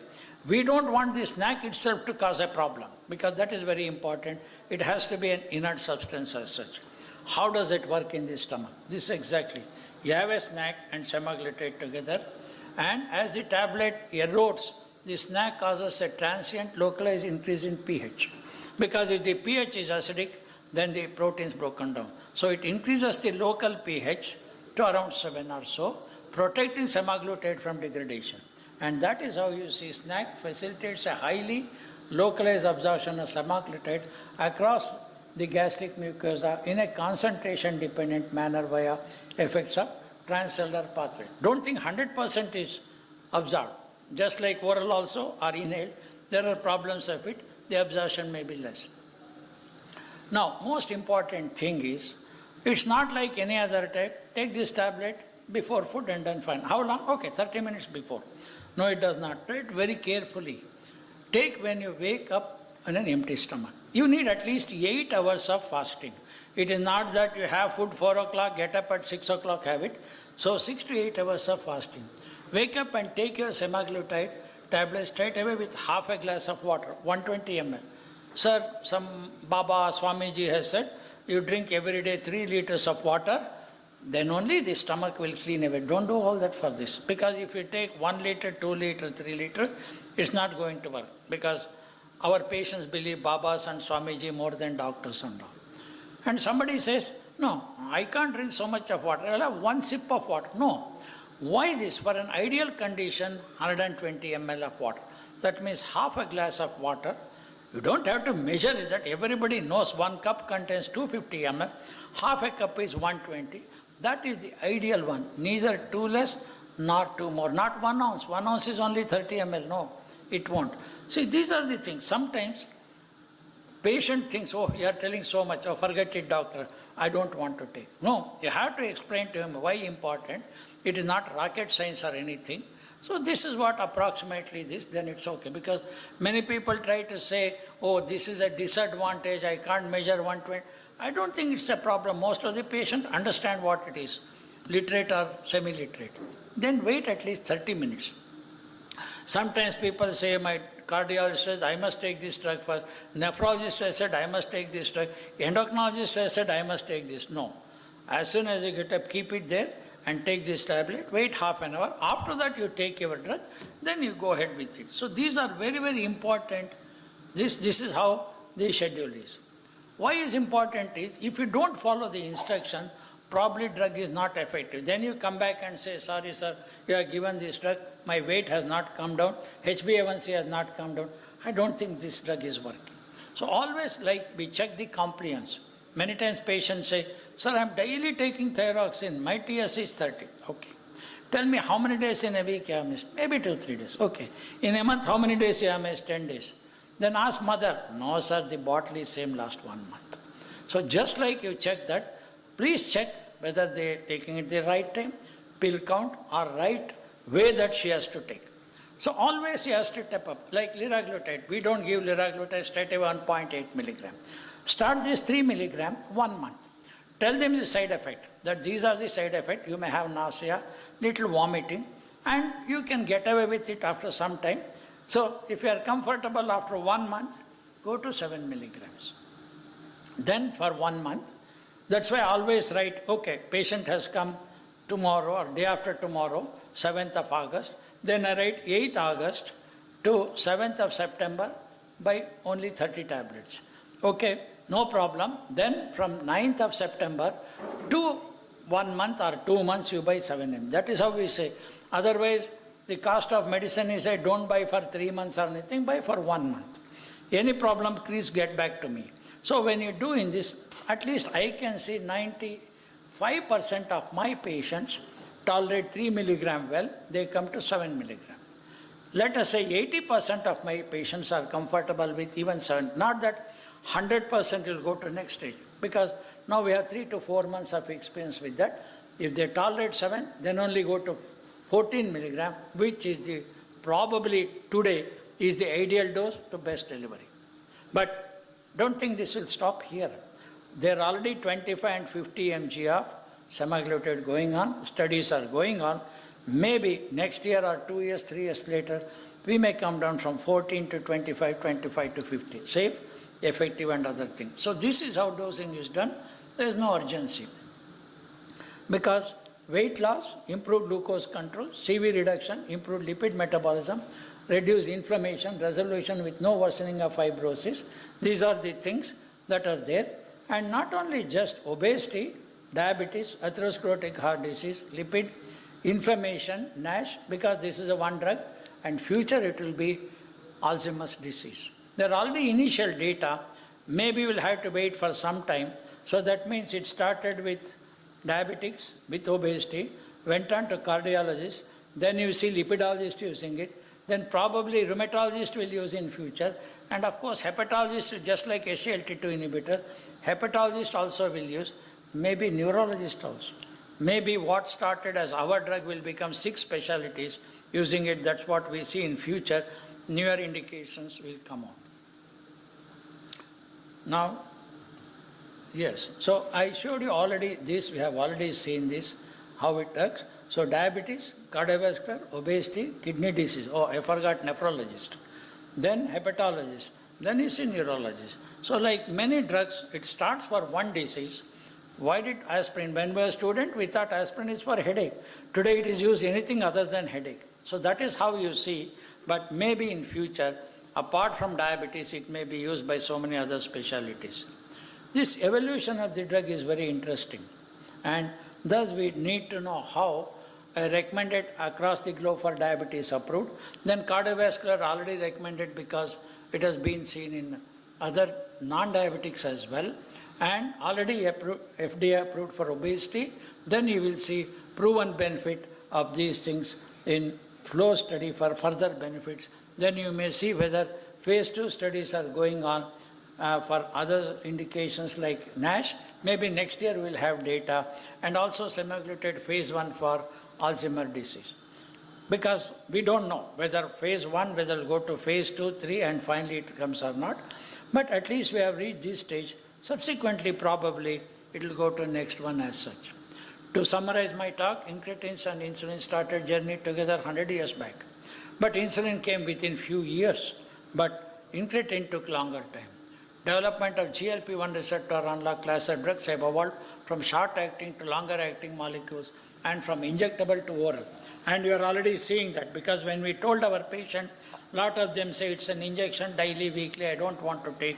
If it is a tablet, doctor, I will take. Cost is not a factor. Peptide unlock can be designed to offer improved stability, prolonged half-life, while a formulation approach can facilitate improved absorption. This is not the end. As I told you, higher dose, maybe that better. Suppose from 1%, make it 3%. We remember when the nasal insulin came, first Italian studies, NEGM, 3% was observed. Today, it has gone up to 11%. Somebody may add 30% as the technology. Same thing, I am sure, as the technology improves, one side effect should be less, absorption will be more, and once the usage increases, naturally cost of it has come down. We have seen insulin 240 rupees, then way back somewhere 90s, then it became 140. For 25 years it has remained same. Is there any drug in the world, 25 years it is the same cost? No other drug has that. So that is how I feel in future also, that more usage will be better. Absorption of oral semaglutide takes place in the stomach and requires snack. I have told you what is snack, how it works. Then development of peptide, a pill, oral semaglutide represents advancement in treatment possibilities of chronic disease, transforming injectable therapies to oral. Thank you for your hearing. If there are any questions, I would like to take now because I have to go for another meeting. Or comments, opinions. We can take. Not necessarily journey of semaglutide and my journey with semaglutide also. Because there is Banshi and Altmarsh, they are going to talk about, I don't want to take away the thunder from them. So they will say about clinical utility, their experience and others. But if there are any questions, comments, I am happy to take it. Any questions? So, but your experience of using it is a journey of semaglutide in your clinic. Good. The journey started even before it was introduced in India. The moment we said January, sir, shall I get it from UK, USA? No, wait, it will come. Don't worry, doc, tell me what is it. You tell me the name 3mg, 7mg, I'll get from Dubai or UK and USA. So many patients started using much before it was introduced. They were not millionaires, they were billionaires like Banshi Sabu. So they got it from there. And so much before that, right? We'll have another meeting, how to become a billionaire from millionaire from Dr. Banshi. All of you agree with me, right? Yes, and all of us want to be as poor as Banshi Sabu. We pray God, please make me as poor as him. So these people, they were quite happy because they all started 3mg1. So then when it came, the second thing what I saw, patients who are already on GLP-1 injectable, whether it is dulaglutide or liraglutide, I straight away started 7mg. There is no need to start 3mg, right? So that many patients went from the liraglutide or dulaglutide straight away to 7mg, no need to start. Most of them are happy, but I don't think everybody will be doing good. So lot of patients 3mg, so I have some nausea because some of them are very sensitive, so I don't want to take this went back. Many people came to 7 milligrams and they were comfortable, continued. Lot of them, when they went to 14 milligrams, they said, I think, I have patients in all categories.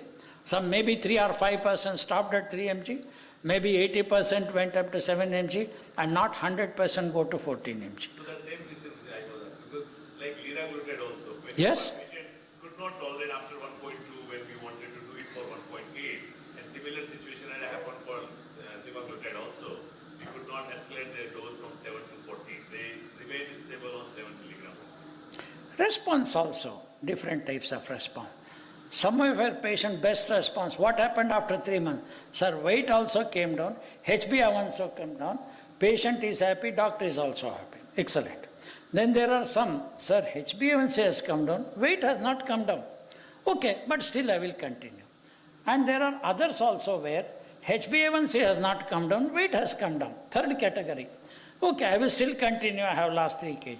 There is a fourth category, neither HbA1c has come down, nor weight has come down. Have you not seen them in your panties? Yes, because we have to be true, as Dr. Bansi is telling, we have to be true to our conscious, or whatever we are seeing. The question is, today to have pharmacogenetics to say who will respond, who will not respond. Who is going to have a good weight reduction, who is going to have, unfortunately we don't have. Like pioglitazone when it came, sir, fantastic drug. Excellent HbA1. Sir, nothing happened, I put on 10 kg of weight. So later on that we knew there are some patients who get used 5 to 30 kg. If I can tell you even Shakuntala Devi, the mathematics, this one she came at 80. She went to a doctor, she has put, doctor, what is this drug? At the age of 80, she has put on 20 kg. Edema, anemia, all three. Then I said, stop this madam, you will be all right. After that I didn't see her, probably she passed away. Recently, 2 years back. So that is how every drug has got some very good responders, average response and all that. To say every drug will work for everybody in all aspects is not true.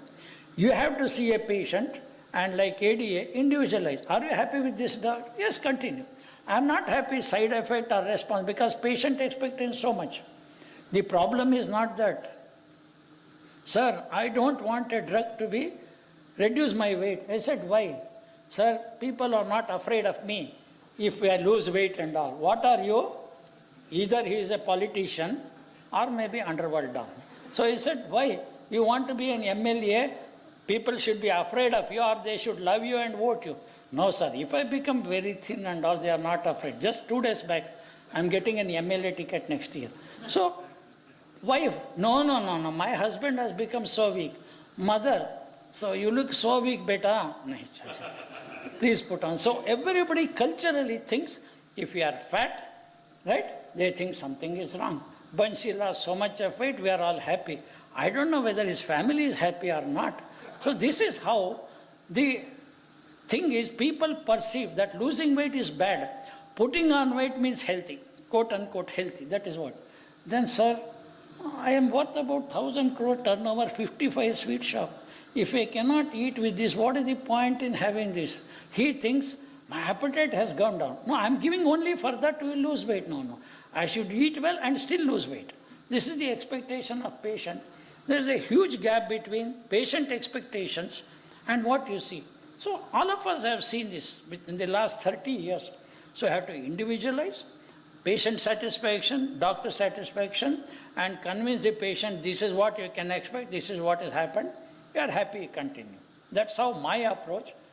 Before you start the drug, what do you expect from this? Because it's expensive, I tell them, this is what you expect, whether cardiovascular risk reduction, whether it is weight reduction, HbA1c reduction, reducing complications in the long term, and what is the cost-benefit ratio. If you talk about cost-benefit ratio, convenience, then it is up to the patient to, otherwise somebody takes 1 month and stops, I will never start. If you are taking it 1 year, you start, otherwise don't even start. So that is how I feel that an individualized approach, telling the patient how the drug acts, why I am giving you this medicine in spite of this cost-benefit ratio, let him decide. That's why I see compliance almost 90% that patients who can afford, want to take, they continue. Thank you so much. Thank you. Sir, one more question. Yes, sir. Patient who are already on DPP-4 inhibitors and we want to start semaglutide orally. So should we stop DPP-4? Better. Because if you look at it, the mechanism, right, what you said is a very good question. You can continue metformin, you can continue SGLT2, but please stop DPP-4 because it's no use. It is just like when you make a sweet, either you add jaggery or sugar, honey. You want to put jaggery, honey, sugar and make a sweet, it doesn't taste anything, it's of no use. All of them are sweet, so use one of them. And the best results I have seen is that when you use GLP-1 analog with SGLT2, especially polycystic ovarian disease, fantastic result. I have seen 18 to 20 kg of weight loss, of course along with diet exercise. Sir, expensive, she stops that. Then she stops SGLT2, back to 108, has come to 83. And moment she stopped both of them, she has gone up to again 105. Again you introduce, so fantastic combination is SGLT2 with GLP. Now both are oral, so patient need not complain, unlike one injection, one tablet. I see very good response. PCOD with diabetes, they respond beautifully for both the molecules. Plus metformin. Yeah, of course, metformin. Again, if you talk about metformin PCOD, we can go on 5 hours. I will talk everything against metformin in PCOD, whether regularizing periods, reducing hirsutism, or having a child. It is just like, madam, I had D&C, after that I conceived.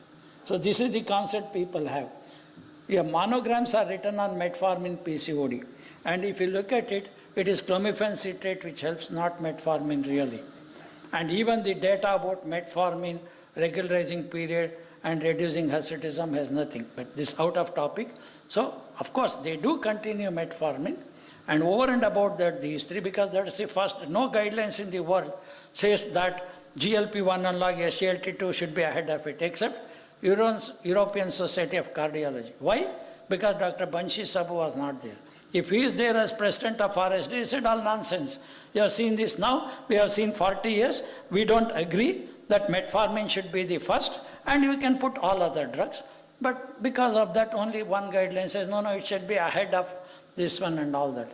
Otherwise, all, yes, sir. Sir, I think there was slightly misinterpretation. The European Society of Cardiology were having that those patients who are seen first line with a cardiologist. Suppose a patient had come and first time a dysglycemia is there seen.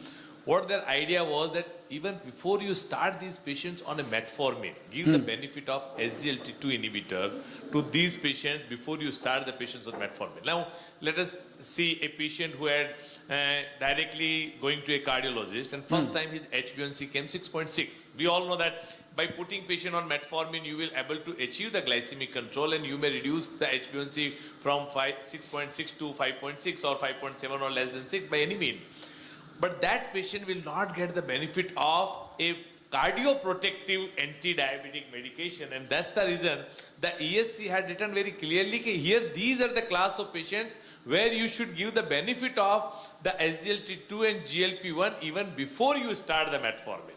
But the guideline had come in this way that they are saying that don't use the metformin, start the patients on that. So that was the idea. That's how the ESC had written their guideline, I think. You can give metformin one day and then start the other drug. Yes, sir, that is just like there. Nobody can go to heaven or hell without adrenaline is given. So they are How not did you saying come? that you don't give the metformin. They are saying that you not giving a cardioprotective anti-diabetic medicine, that should not happen.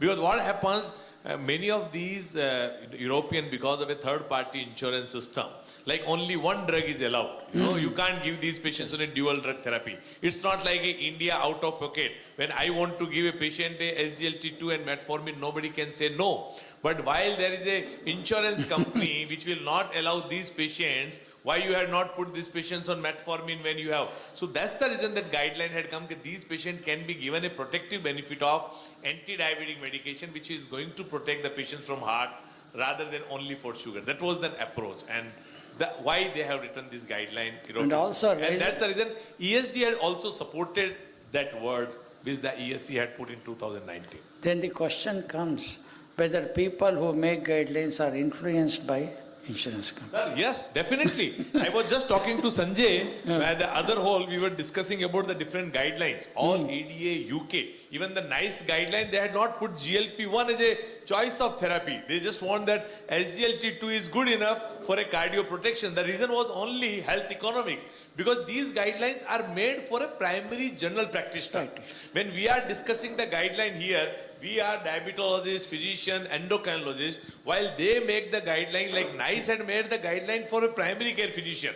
They have also the Association of British Clinical Diabetologists. They have also the British Endocrine Society, where they had put GLP. But the NICE guideline has put that there is no need for GLP. Metformin, SGLT2 is enough for them to start with the therapy.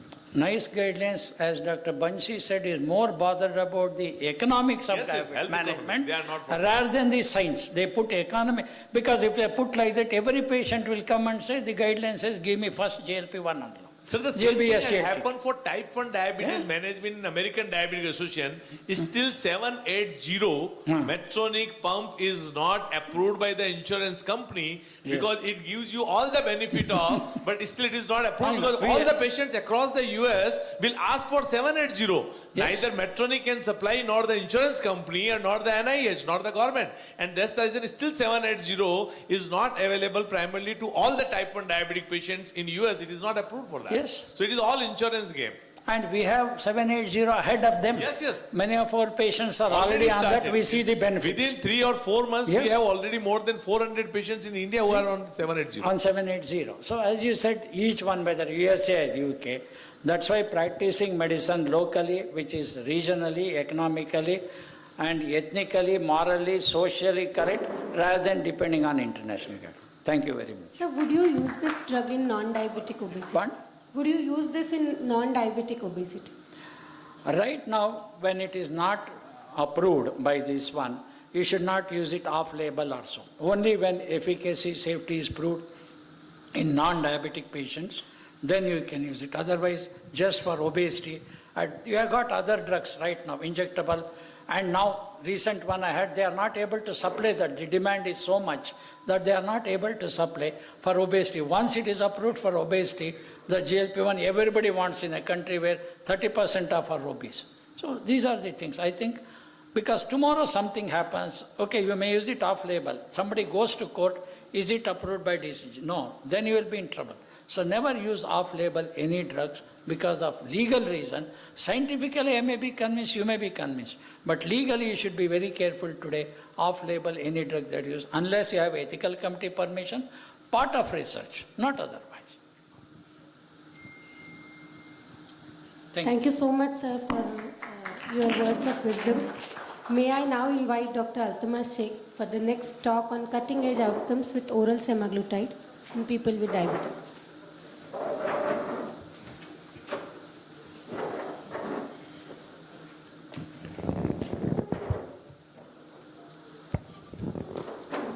Shall we start? Good evening, everybody. I think that was a very, very thoughtful presentation by Dr. Prasanna Kumar, sir. Thank you, sir, for that. And very thought-provoking discussion between the two of the speakers.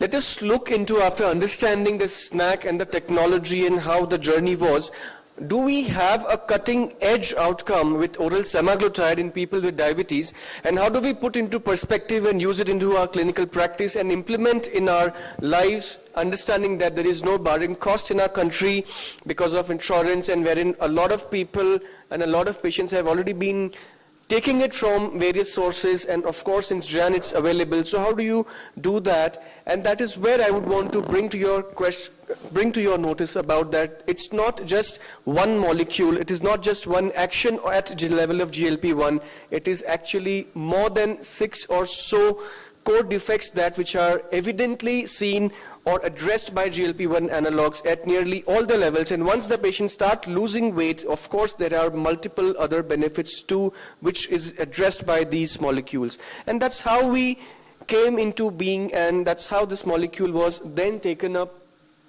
for pioneer studies, and that was the very purpose of GLP-1 in the body that was seen. Although there were two molecules 100 years back which were taken into consideration, GLP-1 and 2, it was the one which showed that yes, it can be analoged, it can be made into a drug for pioneering, and that's how we have these studies wherein around approximate 10,000 people were taken, and out of which around 6,000 patients approximately were exposed to this particular drug. There have been a lot of trial even in phase 3A or so, and we have multiple series of Pioneer 1 to 10 that we have seen, and importantly that how does this drug reduce HbA1c? What is the quantum if you have to look at the efficacy of this particular drug, not just harping upon the weight as we heard earlier, but also importantly, if yes, weight is reduced, how much approximate A1c can be reduced, and that could be up to 2.6 or 2.5, which is again a huge number.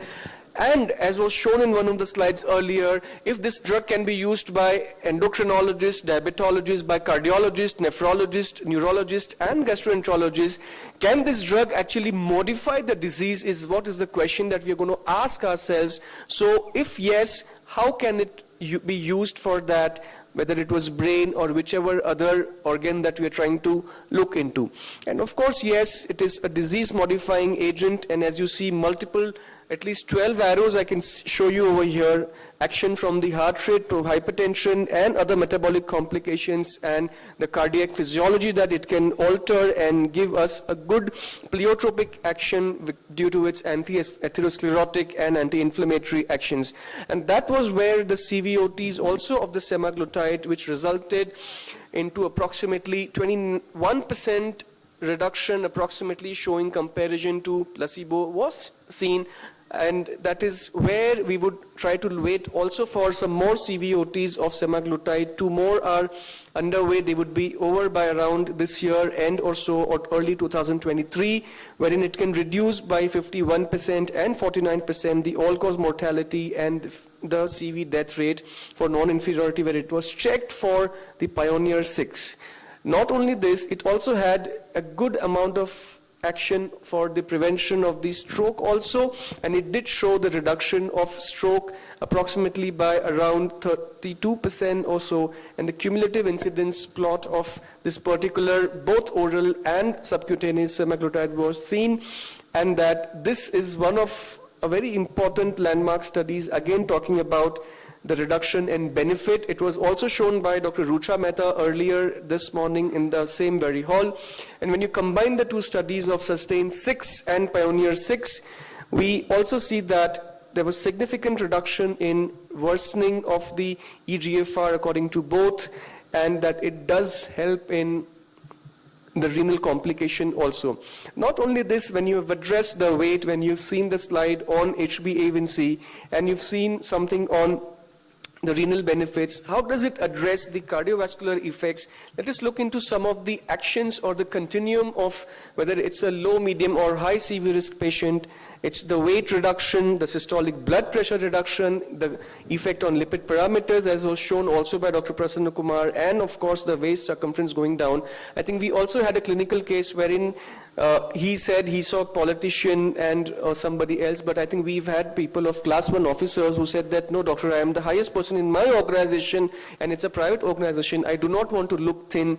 And in another case, the wife actually had come that how is it possible that my husband was wearing 38 pants and now he's wearing 34 centimeter pants. So of course we need to instruct the patient that yes, you will lose weight, you will have thinning, you will reduce in size also, you will reduce in inches. I think that's an important family therapy that we need to do for patients on such drugs. And it's of course ideal for patients which could be either appropriate agent after second line failure for metformin, barring again the renal, the heart failure and the atherosclerotic disease. Of course it has superior weight loss reduction than compared to comparators. Reasonable to consider in patients who would benefit from weight loss. Of course, one example was given for PCOS, but we are waiting for a lot of other trials also for PCOS and other drugs in whom hypoglycemia is a concern. And I think it's been seen across these studies that it has been better or similar to at least sitagliptin, empagliflozin and other GLP-1 RAs, of course, when you look at low risk of hypoglycemia. Explore challenges related to adherence. That's very, very important with oral. I think the one thing that we are looking at is having the drug 30 minutes before breakfast and having at least 2 sips of water, which may be equivalent to around 120 ml of water that we take it, and when you're considering to the switching to tablet form. Of course, high risk would be the first drug to be given, and many a times with we have seen that patients with heart attack, chest pain, breathlessness first land up in ICU with cardiologists. It is the cardiologists who start with us, start even before that we have seen, and the references are given, of course, 2-3 days later once the angio is done. I agree with Dr. Banshi Sabu on that particular point, that these people are put on by them. And I think in certain institutes, cardios are writing more GLP-1 RAs than even physicians. This drug may not require a dose adjustment at the level of hepatic or renal, and does not appear to affect or efficacy of oral in elderly population.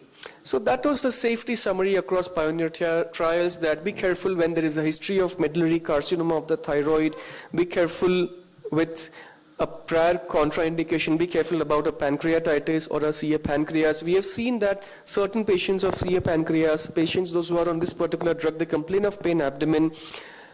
Be vigilant about looking into a USG or an amylase lipase. We've seen some people landing into such complications, but it is only the vigilance which is going to help us to bring or curb down the complications. As always was said, even though the drug is DCGI approved, we need to be careful about pharmacovigilance in these patients. I think that's the snapshot of this particular talk, and I would like to summarize it by saying that across the global pioneer trials, it has been a proven efficacious drug with at least up to 1.5% of HbA1c reduction, although some patients may have up to minus 2.5 to 2.6, which we have seen even in our Indian patients in the last 6 months, at least from Jan 15th onwards. Across global pioneer trials, they have been proven to weight reduction of up to 5 kg. Our Indian patients, at least from Mumbai, have lost approximately 12 to 17 kgs, which is quite a huge number. And I would also like to add that these patients were not on SGLT2 inhibitors. Our patients who were on oral sema, when they had a contraindication for an SGLT2, those who were given this, they've lost on that 12 to 17 kg, which is quite a huge number for that population. Also, in people, those who were found to have HbA1c reduction, which was more than SGLT2, DPP4 or LIRA, when added 1 or 2 oral drug, it reduces importantly even when the patient would need an insulin-based therapy. And also that efficacy of oral sema was established when given early in therapy. I think that's a very, very important statement, that hit early, hit hard, be aggressive from the start, given early or in therapy or late in therapy, regardless of hepatic or renal impairment. I think that's where I would like to end, ladies and gentlemen. Over to chairpersons. Thank you.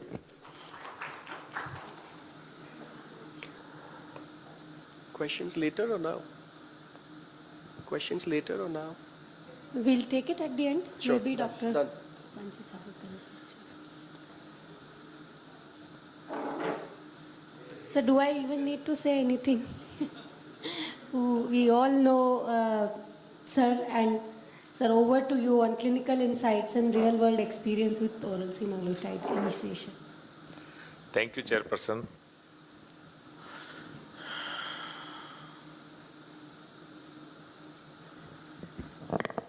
Thank you, Novo Nordisk, and thanks, Sanjay, and organizing committee and scientific committee for giving me talk on this very important topic, the clinical insight and real-world experience, which I am going to talk in next 15-20 minutes, where I had used the oral semaglutide, and I will show some of the cases. I have a financial disclosure that this has been supported by Novo Nordisk. This is a routine garden variety of type 2 diabetic patients. Just we have written the name here, Varsha, 39-year-old. She is having early onset of diabetes and obesity, erratic lifestyle. She struggles to manage her diabetes. HbA1c is more than 9. Weight is 74 kg with BMI of 30. Duration of diabetes 1 year, and metformin on maximal daily dose. So this is routinely these type of patients who come to our clinic having the A1C of more than 9. Even they have a recent onset of diabetes with A1C of more than 9.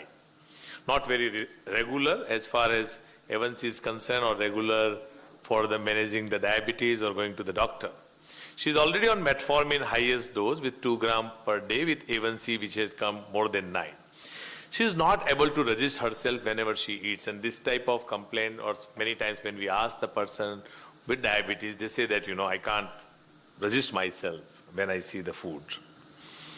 Even when we have the OAD option, when we want to give these patients, we know that now we have oral semaglutide. So as an oral anti-diabetic agent, most of the physicians would like to add these patients either with SGLT2, DPP4, GLP, or they may would like to in combination also. Now let me tell that with these different types of medication which we have, how much A1C they can reduce. So the first very important thing is here, a 39-year-old female, what should be the target A1C?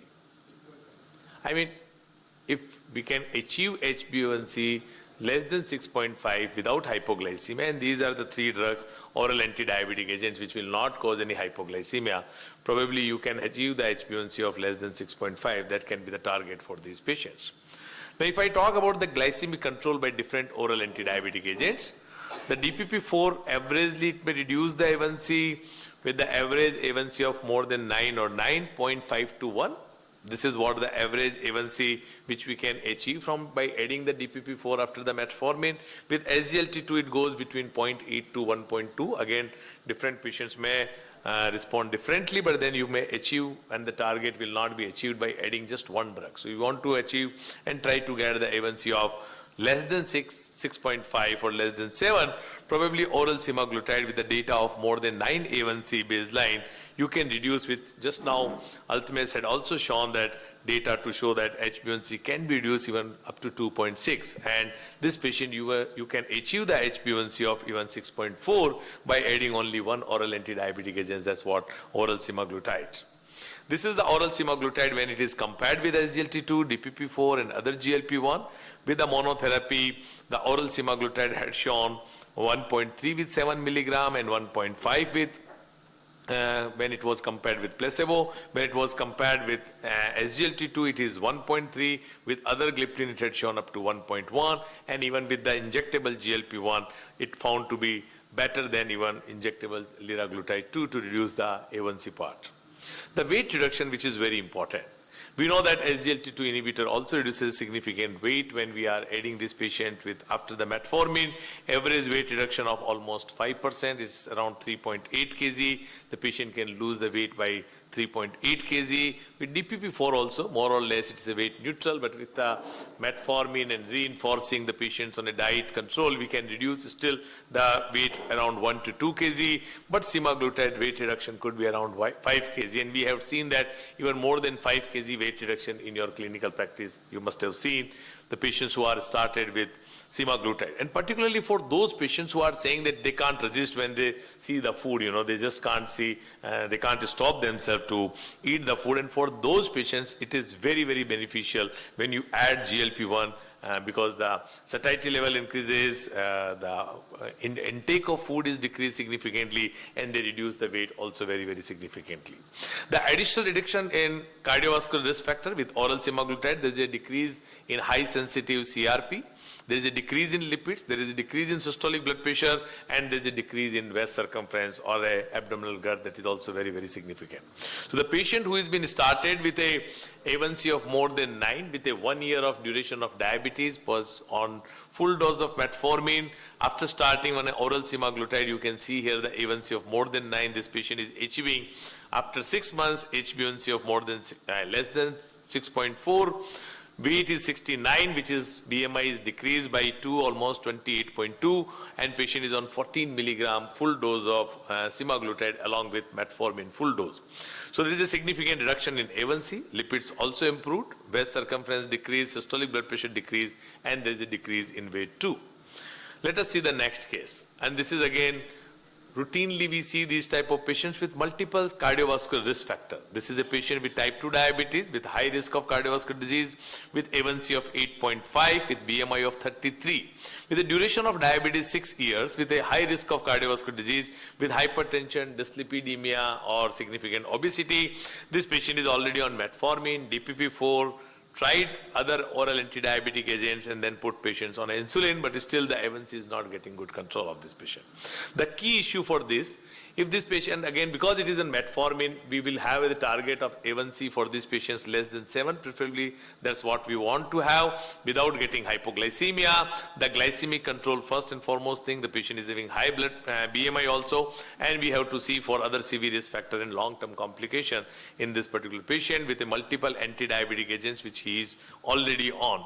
Now GLP-1 and SGLT2 both are going to help the patient by getting a good control, as he is not on SGLT2, not on GLP-1.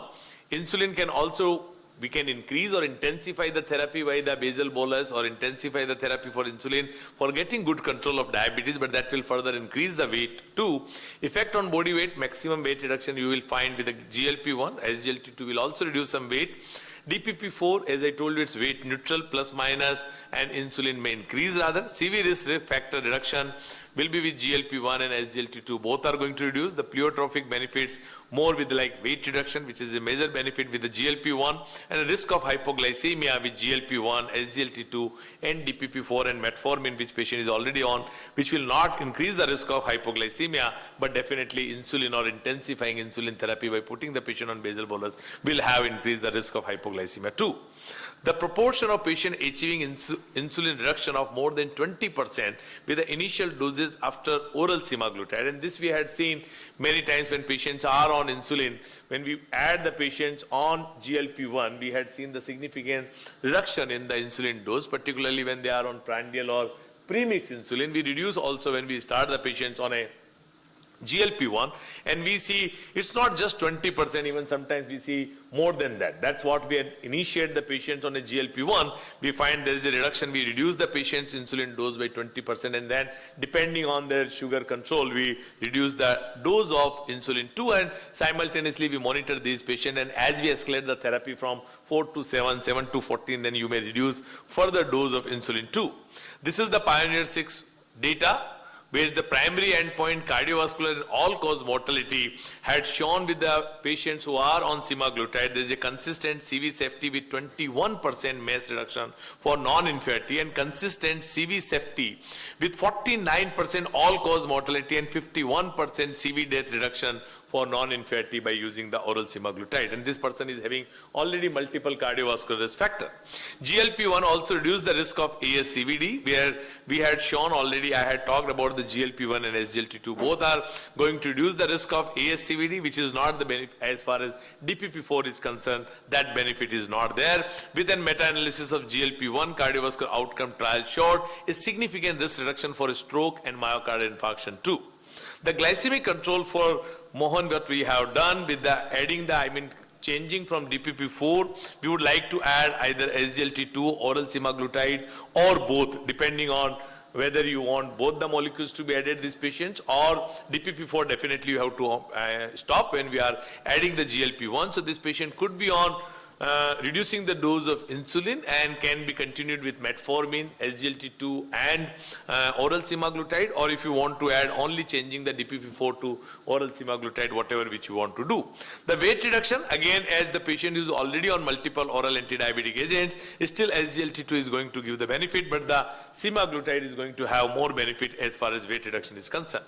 Let me talk, and this is not the same patient, but one of the patients who had come to us with a HbA1c of more than 8.5. Patient was already on triple oral anti-diabetic agents along with insulin.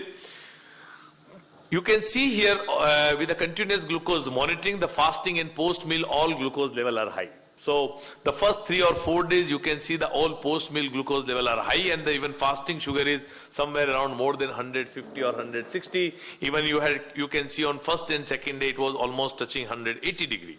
What we have done, we had changed the patient from gliptin to the oral semaglutide. From the insulin dose, we had just decreased the dose of the insulin also, and patient was asked to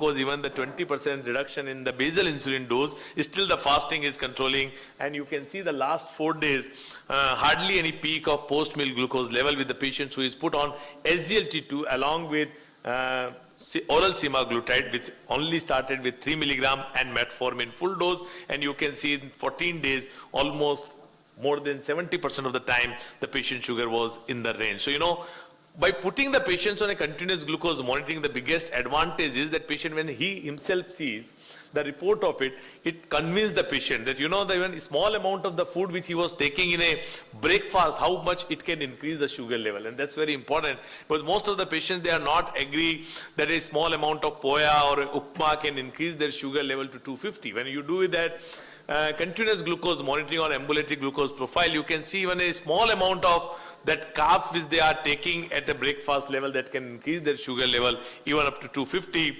and it will also convince them for taking low carbs for their lunch and dinner, and how oral semaglutide or GLP-1 can decrease their appetite, and that can help their getting the sugar level control. And even by decreasing the injectable insulin, which is the basal insulin, by 20-30%, you can see from first graph, it is decreased from 160 milligram to 110 milligram, not by increasing, by decreasing the injectable basal insulin. And that's the beauty of using oral or GLP-1 analog in the patients of type 2 diabetes, particularly in India. So the additional reduction in cardiovascular risk factor, which I already talked in a previous slide, that it decreases high sensitive CRP, decrease in lipids, decrease in systolic blood pressure, and this 51-year-old Mr. Mohan was already having multiple cardiovascular risk factor, and we had to use a molecule which is going to decrease the other cardiovascular risk factor, as we have done for this patient. We know that American Diabetic Association 2022 standard of care had talked about the patients who have established cardiovascular disease after the metformin. If the sugar is not controlled, the choice of therapy for them is GLP-1 or either SGLT2 or in combination with the patients. If A1C is above target, for patients on GLP-1, consider incorporating SGLT2, or those who are on SGLT2, you can put the patient on SGLT2. So this is what the ADA 2022 is talking about, and we also all follow the similar guideline. In 2022, ADA is not just about the A1C, it's not just only the glucocentric approach we have. We definitely would like to achieve the glucose control too, but that's not only the approach we want to have. We also want to use the molecule to reduce the complication, and that's why we would like to use the molecule like GLP-1. And the advantage of using the oral semaglutide, because many Indian patients are very fussy to use the injectable. They are not ready to accept that injectable after the metformin or immediately after putting them on a 1 or 2 oral anti-diabetic agents. They are not ready to accept injectable, and that's an advantage of this oral anti-diabetic agent, which is oral semaglutide. The advantage of GLP-1 giving them in an oral pill. GLP-1 have a multifactorial effect beyond glycemic control. Same slide which has already been used 2 times, so I just not want to again talk about it, but it has got effect on a pancreas and incretin system, adipose tissue, on kidney, on brain. Already Dr. K.M. Prasanna Kumar was talking about. There are trials which is going on with Alzheimer's disease and on the liver for NASH and NAFL2. To summarize, there is a significant reduction of A1C weight. There is a pooled semaglutide data had shown a significant reduction of 32% risk of stroke. GLP-1 have a multifactorial effect beyond glycemic control, and that is what an ideal oral anti-diabetic agent should be, because it has got a reduction in A1C, no hypoglycemia, fasting PPBS both getting decreased, decrease in weight gain, decrease in weight, CV benefits, tolerable side effect profile, and approved for wide variety of patients. With this, I once again thank you, Novo Nordisk and organizing committee and scientific committee for giving me an opportunity. Thank you very much. Any questions? Dr. Altamash, you can also join for questions. Sir. Yes. We cannot, there is no off-label uses of semaglutide, weight reduction, but we cannot use because of it is off-label. But can we use it in metabolic syndrome or pre-diabetic patient? So the same question which you asked to Dr. K.M. Prasanna Kumar, and many of us, he was saying that legally it is not right, ethically it is not right unless you have a ethical permission or you are using or doing a clinical trial where you want to use GLP-1 analog, particularly this oral semaglutide, which is not approved for as an anti-obesity agent. Would you like to use this molecule for a patient who is pre-diabetes, metabolic syndrome, or obesity, or PCOS? The answer, clear-cut answer is again no. It is very much individualized. It is again a patient and a doctor, how they discuss, how you explain, and how you want to use the off-label use of any molecule. So it's completely, but I'm sure all different experts must be using it, and how you convince your patient, how you talk to your patient, that is completely one-to-one, how you decide. Ultimately, you want to. See, technically you are right. Scientifically it can be used, but legally we cannot. It's like after engagement, your spouse is maybe called your wife, but you cannot. So that's the answer. Thanks. Sir, second. Sir, Anyone wants to give the answer? मेरे को लगता है एक ही wants to give the answer. गाना पर ये तो बोल दे इसका तो. We don't have. Yeah, that's That fine. is what. So somebody wants to use off-label, it is one-to-one. Yes. Do we regularly need to decrease insulin dose when we put the patient on semaglutide? So yes, because we don't want the patient to go for hypoglycemia. That's the first thing you should do, because if patient goes in hypoglycemia, I had seen even when we start the patient on insulin, why we want to start the patient on a like basal insulin to start with only 10 units or only 0.2 unit per kg, because we don't want our patient to go in hypoglycemia. You escalate slowly, you can do every third day decrease or increase in the dose. So ask the patient to monitor it, but the data shows that there is a decrease, average decrease normally happens, so why not to decrease? I had shown here in a continuous glucose monitoring, even after 6th day or 7th day, the patient fasting sugar, even by decreasing the dose of basal insulin from 150, it had come down to 120. So if patient is already on the same dose, there is a possibility the patient may go in hypoglycemia also. Why you want to take the chance? I have the patient. One sec. Before that, I would like to add, any incretin that you want to add in your diabetes treatment, you need to reduce the dose of one sulfonylurea or reduce the dose of repaglinide if you're using that, and or use insulin. If you are using insulin and you're using any of the incretin, whether it's DPP-4 or whether it's this, at least 10% of dose should be reduced for insulin. Although we have data that up to 20% the doses would reduce, but that will be on the treatment, provided the treatment is stabilized and the patient has tolerated the drug accordingly. But initially, yes, you need to reduce. sir, Your let me next explain question. it that He's also having some question. Yes. No, sir, I have one patient. She's on twice Rhizodane. Now she's completely off that Rhizodane. This can Possible, no? Yes, very much possible. Yes. Yeah, but not because just only semaglutide. Dietary habit also changed, because I put a sensor and she's very afraid of rising sugars. So I mean, dietary habit change because of the GLP-1. Sometimes it also helps, and plus doing a continuous glucose monitoring also motivates the patient to change his dietary habit. So you can see both the things. Yes. Will it be smart to just stop the Rhizodane if the A1C is still on the higher side? Will it not be better to go on a basal insulin? Yes, definitely. So I normally premix insulin when you are using any GLP-1. It's better to change from premix to basal first, because post-meal glucose control will be much better and the chances of hypo will be less. It would depend on the amount of insulin dose your patient is on. So reducing or stopping it's to be individualized. It's very relative term. so you seen that patients with continuous glucose monitor that with 3 mg he's very well controlled. Would you still go to 7 and 14? Yes, I will do. The reason I am telling you the 3 milligram is going to give the benefit, but if patient can tolerate, and as I told when we were discussing with Prasanna Kumar sir also when he was talking, some of your patients may not tolerate from 7 to 14 and you are fine with that. Similarly, the liraglutide also some of the patients could not tolerate 1.8 and we continued with 1.2. But at least from 3 to 7 is the optimum benefits which I am going to have with this molecule. If patient can tolerate up to 14 and there is a possibility of reduction of insulin level, that's fine. I mean, you can always reduce the dose with the minimal and still you can control with the fasting plasma glucose should be around 100 or 110. That is what we wish for. I think that's the beauty of this drug, Dr. Anjali, because the cost is nearly same for all the strengths Beyond 3, go to 7. If your patient is not able to tolerate 7, give at least 3 and 7 alternate days, which we've done for 2 patients in the last 4 months. But 7th, definitely, I would like to go with You the have to 7 touch and 7, explain the patient. And many patients will even tolerate 14 also. Yes, AK wants. Just comment on this question, then I will come to my point. So, Anjali, you must remember these data, whatever been shown is for oral semaglutide 14 milligram. Okay? So there is no data that suggests semaglutide 3 milligram is superior to any other active comparator. So full stop. You have to use the 14 milligram. When we are talking about oral semaglutide, entire data is representative of 14 milligram. So that part is clear.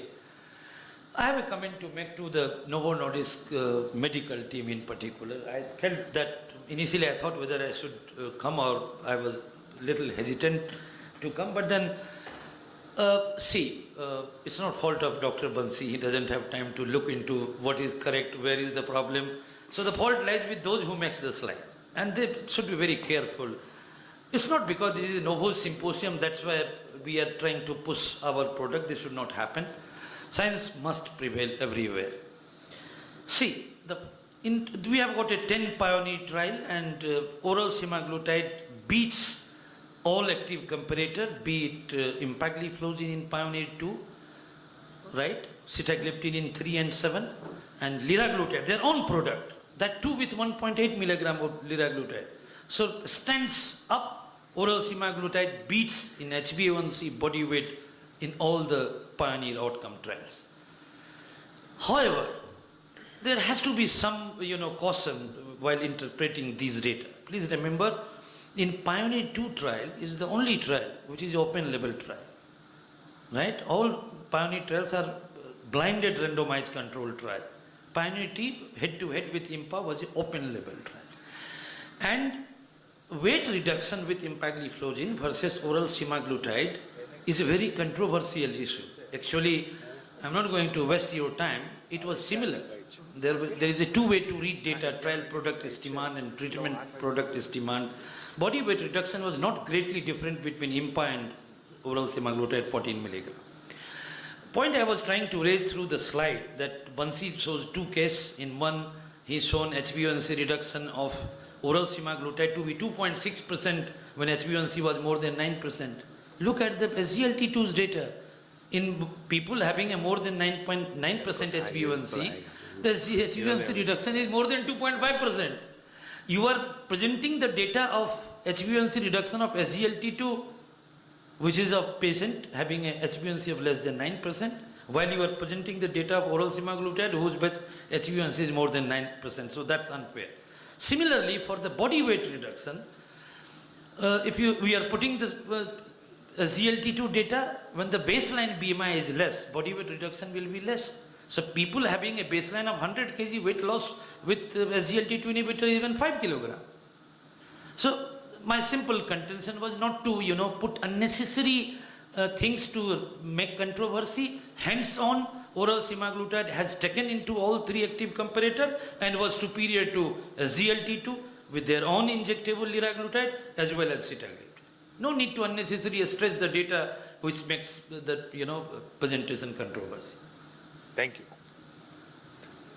Compliance. Okay, even from DCCT trials, we were much worried about the compliance. Okay, and that incretins, cast, vomiting, and you say that once in a week. What if I tend to? Did you look into the compliance? Whether they got a medical director or what? The Danish insights. I don't know how much Bansi is about all these things. Okay, so. Anybody from the compliance? Your cast, I may not buy, I may run away. Nausea, one has to be hospitalized. So once in a week you want me to come to the hospital and take drug, or if I forget, what will happen? You all talk about HbA1c, don't take sulfonylureas, our drug is wonderful. Point taken, sir. Report. Anything you want to make? That's point taken. Point very well taken. Novo, okay? Novo is misleading this country, exploiting this country, so Novo has to thought a lesson, okay? Thank you so much. Any other comment or question? मैंने कहा ना एक जांच तू How do you monitor what? Say loudly. How do you monitor? Yeah, so that's exactly the ideal thing. What has happened in the trials is you give the lowest dose 3 milligram for 4 weeks. Once the patient is tolerated, you go to the 7 milligram, and after 1 month, again 14 milligram. But however, if your patient is already on either lira or dulaglutide, you can straight away go with 7 milligram. That's what is the strategy. Little louder. He's asking about any symptoms. Nausea would be there, and if the patient, abdominal fullness may be there, and if the patient is going to have extra large meals, he will throw up. So that is a part. There is also one study with incretins. If you use food which contains more amount of ginger, there may be more vomiting. So as a word of caution, it's a practical point. You can actually tell your patients to eat food. Ginger amount can be reduced in the food, which will reduce the nausea. There's some connection which you do not know, but there's one hypothesized case study which was there with ginger. Thanks.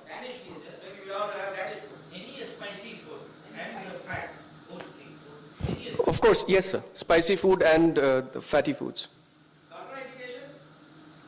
Let us go. Contraindications. Shall I take that question? Do we have time? Why not? Okay.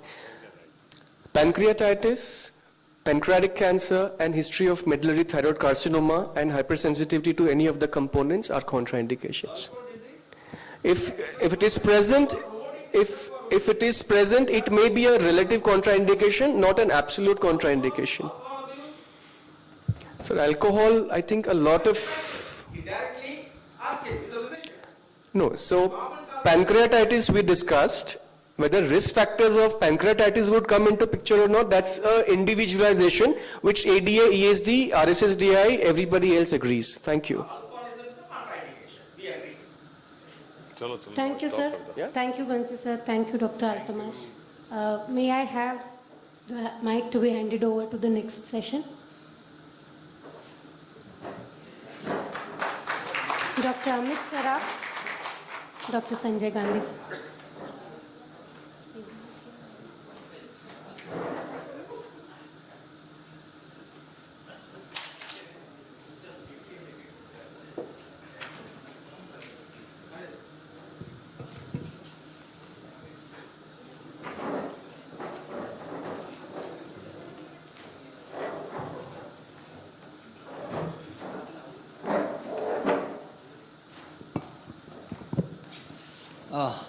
After this very interesting lecture by Dr. Bansi, we would now move on to the next session, last session of today actually, but it seems to be very practical and clinically oriented session. It is about modern sulfonylurea metformin in 2022 by Dr. Suhas Khaire. May I request our first speaker to be on the dais, please? Yeah, you can start, Doctor. Yeah. Dr. Khaire is MD/DM endocrinology and is presently practicing in Hadapsar, Pune. He is attached to Noble Hospital here. Over to Dr. Khaire. He will be speaking on modern sulfonylurea and metformin combination in 2022. Good evening, everyone. I think at the outset, I would like to thank organizers for inviting me here for this wonderful IDEC program. And after the past session, I think recently concluded session, I was present here also.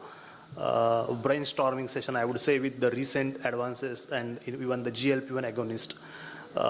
With the discussions, we are now going back to basics. Maybe we are going to talk on modern SUs and metformin in 2022. Really, they are relevant in today's practice because we have now more and more evidence with the new molecules like GLP-1, DPP-4 inhibitors, SGLT2 inhibitors. Still, there is a place or how they are now, right? So we'll see some evidences. So in next 10 to 20 minutes, I will take you through the few trials, which are recent observational trials, some trials, and in short, I will also look at the past data, which is landmark trials in the metformin and SU combinations. So if you look at the evolution of diabetes treatment, how it evolved over the past few decades, or maybe since the inception of the discovery of the insulin, then came the many oral anti-diabetic agents, right from the metformin.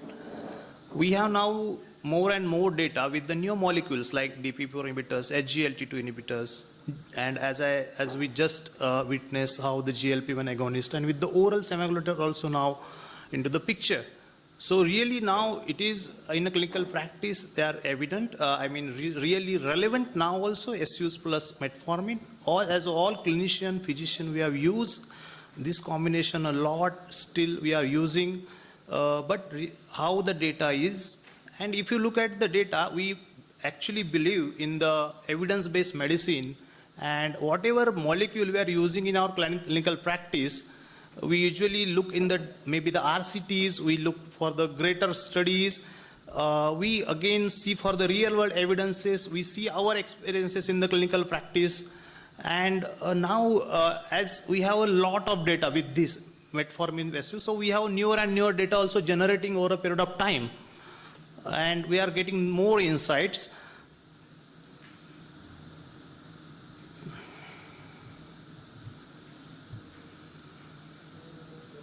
Yeah. So what are the reasons? So this sentence is very important. Metformin plus SU, modern SU, of course, they are still standing tall in the type 2 diabetes management. And what are the reasons?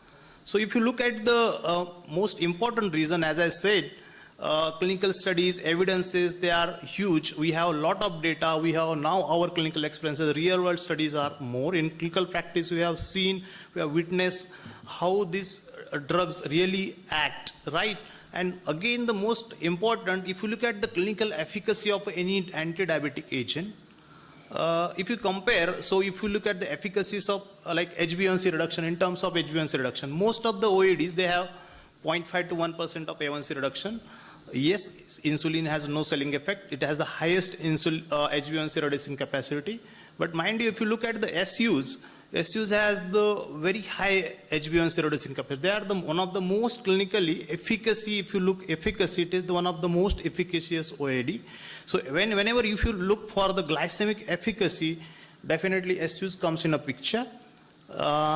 Also, if you look at other OADs like DPP-4 and SGL2, definitely we would say they are a moderate efficacy molecule. They are not as great as SUs. If you look at, again, whenever I am giving or you are giving any molecule or drug to the patient, if we always look for the safety. So we have, these drugs has tremendously shown the how safe they are in a long term of practice. So we are using for decades now, maybe more than 30, 40 years. And also the flexibility of dose titration, because we have, like if you take at the glimepiride, it is from the 0.5 mg to 1 mg to 2 mg to like that. So we can titrate the dose, we can do the fine tuning. Feasibility of the co-prescription with other anti-diabetic agent, that is also can be done. We can use along with insulin as well. Cardiovascular safety, this was a much talked about maybe the SUs, but also again now the newer SUs has shown they have cardiovascular safety as well, and we can use confidently, right? Again, relatively with the novel DPP-4 inhibitors. And of course, most important, I think in the Indian setting, if you look at the cost, they are most easily available, most affordable drugs still. And I think it is one of the most prescribed drug, maybe the first line in most of our practice at present also. So I think in brief, I will take you through some trials. So these are the CV safety trials with modern SUs. They were done. We all know how Wikipedia's, most of the learning of diabetes we got from the Wikipedia study. We have advanced study 2008, then Toscaiti trial in 2017, START-J study. I will take you to the VIP and Carolina.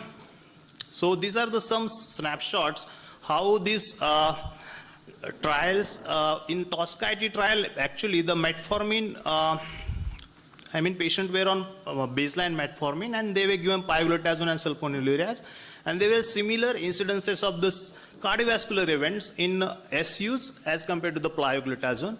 In also Wikipedia's trial, what they have shown that there is no difference in the rates of myocardial infarction of diabetes-related death when you are using SUs and insulin. This was a study which was known as START study, where what they have shown that they have compared the glimepiride with the sitagliptin, and patients were already on the metformin. And if you look at the efficacy, as I told, like these newer drugs, they are moderate efficacy agents. So even a low dose glimepiride has better glycemic control. You can see in these two bars, HbA1c reduction is 0.42% to 0.33%, and p-value is significant. So you can see in the second graph as well, there is a significant reduction in the fasting plasma and PPG levels also. This was actually a Japanese patient study, START-J trial, where they have seen this comparable efficacy with the glimepiride and the sitagliptin in Japanese patients, when patients were more than 60 years old, and where also they have seen it is more efficacious. We also know how the Carolina trial, which was a landmark trial where we have seen the linagliptin and SUs, how they are cardio safe, and they compared in this, you can see the durability of the glycemic control and the CV safety, and time to the first occurrence of the MACE, 3P MACE and 4P MACE. So it is also similar and comparable to linagliptin. So it's not like, according to, though we know how it is cost effective, at a lower cost we can get the same CV benefit.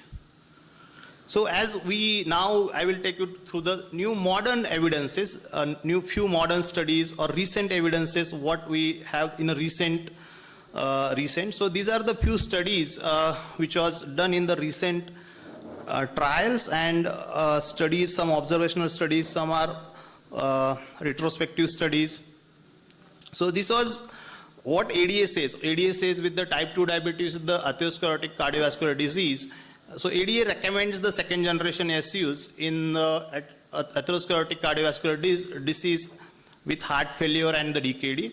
And what was most talked about that these SUs, they actually cause the interfere with the ischemic preconditioning, okay, and that's why they are not CV safe. This was a hypothesis, but now modern SUs, they have very low affinity for these mitochondrial K type of ATP channels, and that's why they does not interfere with these channels, and there is less ischemic preconditioning, and thus they are CV safe. So this was an observational study, a recent study. What they have done, they have seen the glimepiride metformin fixed dose combination in the young individuals with type 2 diabetes. This was an Indian experience, and they have shown that almost 1.54% was the HbA1c reduction between the two arms. That was before treatment and after treatment. On also young patients with almost 86% patients of the young diabetes, they demonstrated good, excellent safety and tolerability. So this is one study. Then another study where what they have seen this fixed dose combination in type 2 diabetes patient with cardiovascular disease risk or a patient who had at risk of CVD. This is also an Indian setting, and in this they have 686 patients, that was the sample size. HbA1c reduction shown was 1.1%, 93% physicians, they reported good or excellent efficacy, and tolerability also, it was a good in this study. This was one more study where they studied modern SU with metformin FDC in obese, overweight individual also. And more than 80% patients, they received glimepiride plus metformin as a first line of therapy. There was mean reduction of A1C was 1.3%, 9 out of 10 patients showed weight neutrality. So this is also one of the most talked topic about the SUs, that they causes a lot of weight gain, and we should not use these drugs for, or many other newer drugs are preferred because of they are causing weight gain. But again, in this study also shown there is very less weight gain, or almost they are weight neutral. So this was another study where the metformin glimepiride combination FDC co-prescription with insulin. So in this study they studied with the insulin co-prescription, and they found that whenever you are using this FDC along with insulin, there is decrease in the insulin doses, there is less weight gain, and also better tolerability. So again, these are the same results of the same study, where we can see there is 1.33% of the pre-treatment to post-treatment A1C reduction, And also other drugs, how the reduction in the other drugs also happened, like DPP inhibitors, 23% reduction, SGLT to 12.9 reduction. So requirement of the other OAD is also reduced when you are using with the insulin. See, this is the almost next study where they compared insulin treatment versus glimepiride on the background of metformin. So these patients, they are already on the metformin, and one group they have given insulin, and another group they have given glimepiride. And there, what they have shown that metformin therapy had a higher risk of all-cause mortality when you are using with the glimepiride. Again, this was a study, this was also reported observational study, and they have studied how this modern SUs with FDCs, metformin with FDCs are really a safe prescription in the all subgroups. And more than 80% of the diabetes experts agreed that this is a safe prescription across the ages and in all types of hyperglycemia. I think I am at the end of the talk. There are a few slides. So this is the most talked about. What we really fear as in a clinical practice, SU-induced hypoglycemia. Really, is this hyped or not? So that's why this study was done. And what they had looked at, this was the AGP study, ambulatory glucose profiling they have done with the 300 of the patient with retrospective analysis. And their HbA1c were around between 7 to 8. They were on SUs.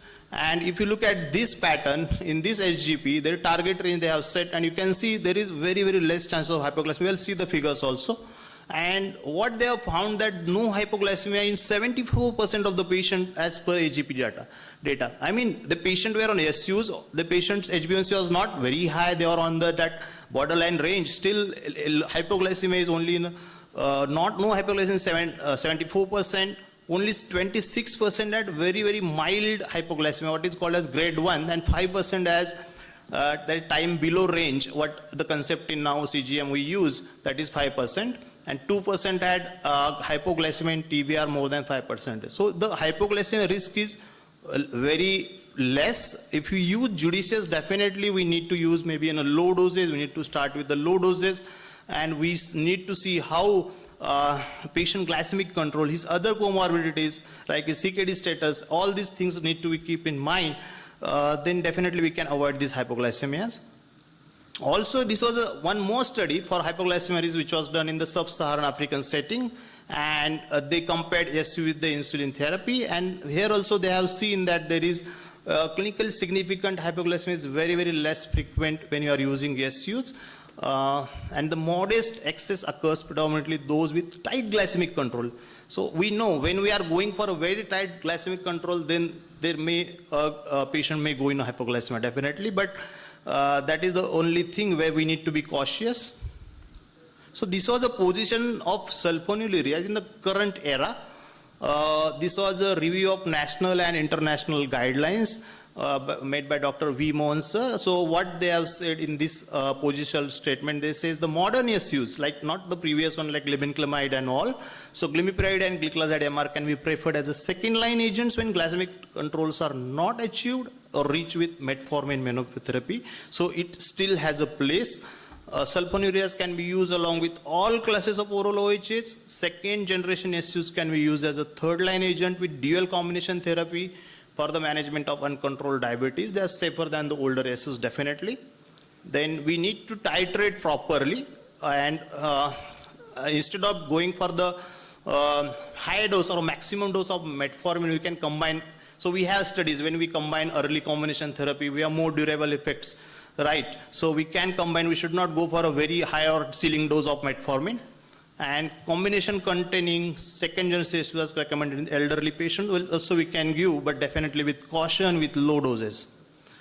So what recent guidelines also says, this is a South Asian Federation of Endocrine Society guidelines, SAFE's consensus statement. They also say same, modern SUs should be preferred over the conventional SUs. They reduce mortality, all-cause mortality, CV mortality, better CV outcomes, and they should be preferred over the conventional SUs.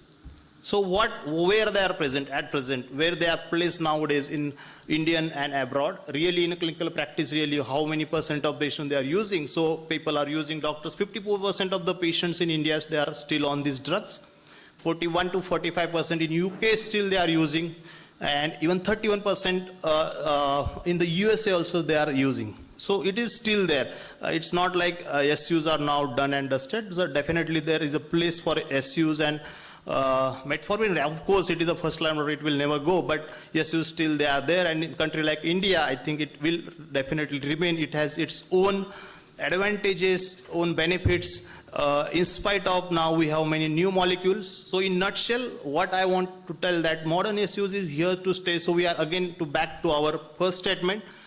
They are still standing tall in the clinical practice. They are there because in addition to their availability and affordability, yes, of course, this is most important thing, but also they offer the robust and durable glycemic control.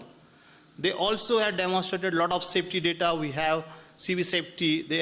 We can use in across all age group of patients and even comorbidities, and also across all stages of diabetes. Thank you very much for the kind attention. I think this stage is open for question and answers. Dr. Suhas, thank you very much. It was a very lucid presentation about sulfonylurea, especially the modern ones. And you have really given us a very insight that everywhere, including US and UK, it is still in use in spite of this the SGLT2 inhibitors and all those new things are there. In India, we know very well that many of our patients are there on sulfonylurea and metformin combination, and it's the most affordable kind of treatment till today, even if the vildagliptin or rather any kind of gliptin or sulfonylurea SGLT2 inhibitor have come down in the cost. So I think, sir, you have a question? Ideally, this should be the opening conferences. Opening batsman, yeah. I agree, sir. We blame it to whoever is sponsoring this talk. Dr. Karunanidhi, we have 2 more talks, but it was a good comment. Sulfonylurea is being abused, misused, overused. Okay? They come to us with 4 milligram. Okay? Patients may not have beta cell. No, one has to go stepwise manner. You have to start at a low dose. Overused. Even glycosone, they say they give 8 milligram. Right. The problem is in primary care and secondary tract, they are very reluctant to initiate insulin. They don't want to, rather than educating the patient, they want to cheat the patient. And the conferences, okay? So, I'm glad that, so we don't throw even there. I told them don't throw the sulfonylureas for the sake of India. Thank you, Dr. The Karuna. original molecule is much better than your molecule. Above 2 milligram, then you can start either you like making something before, else, yeah. And we don't use metformin aggressively, it's cheap. Nobody talks about metformin. Absolutely, sir. I think there are 1 or 2 comments. Just to add one thing. Sir. So this, as I said, sulfonylureas we are using, maybe low dose, they are there. One controversial theory always is the beta cell failure or a beta cell apoptosis or exhaustion, what we usually see. So that is again the blamed always on a sulfonylureas. And that was the one thing usually people are afraid. But as you said, definitely when we go with the low dose, most of the patients, they will not suffer. And we have the data also. We are using since long. Original molecule, Amari, you give half milligram. Level of block, the patient will come to you with hypoglycemia. That is such a wonderful drug. Effective. Whenever I want decrease, I want efficacy, definitely it is a very potent drug, what I as well says. That's why it is causing hypoglycemia. May I invite our next Thank you very much. speaker? Thank you very much. Thank you, Dr. Suhas. May I invite our next speaker, Dr. Piyush Lodha. He will be speaking on dapagliflozin and the DAPA combinations to be used. Can we use them as first line of drug choice? So, Dr. Piyush Lodha, he's an endocrinologist at Ruby Hall, Sassoon and Vanavadi in Pune. And he's also at Bharati Vidyapit. So over to you, Dr. Piyush.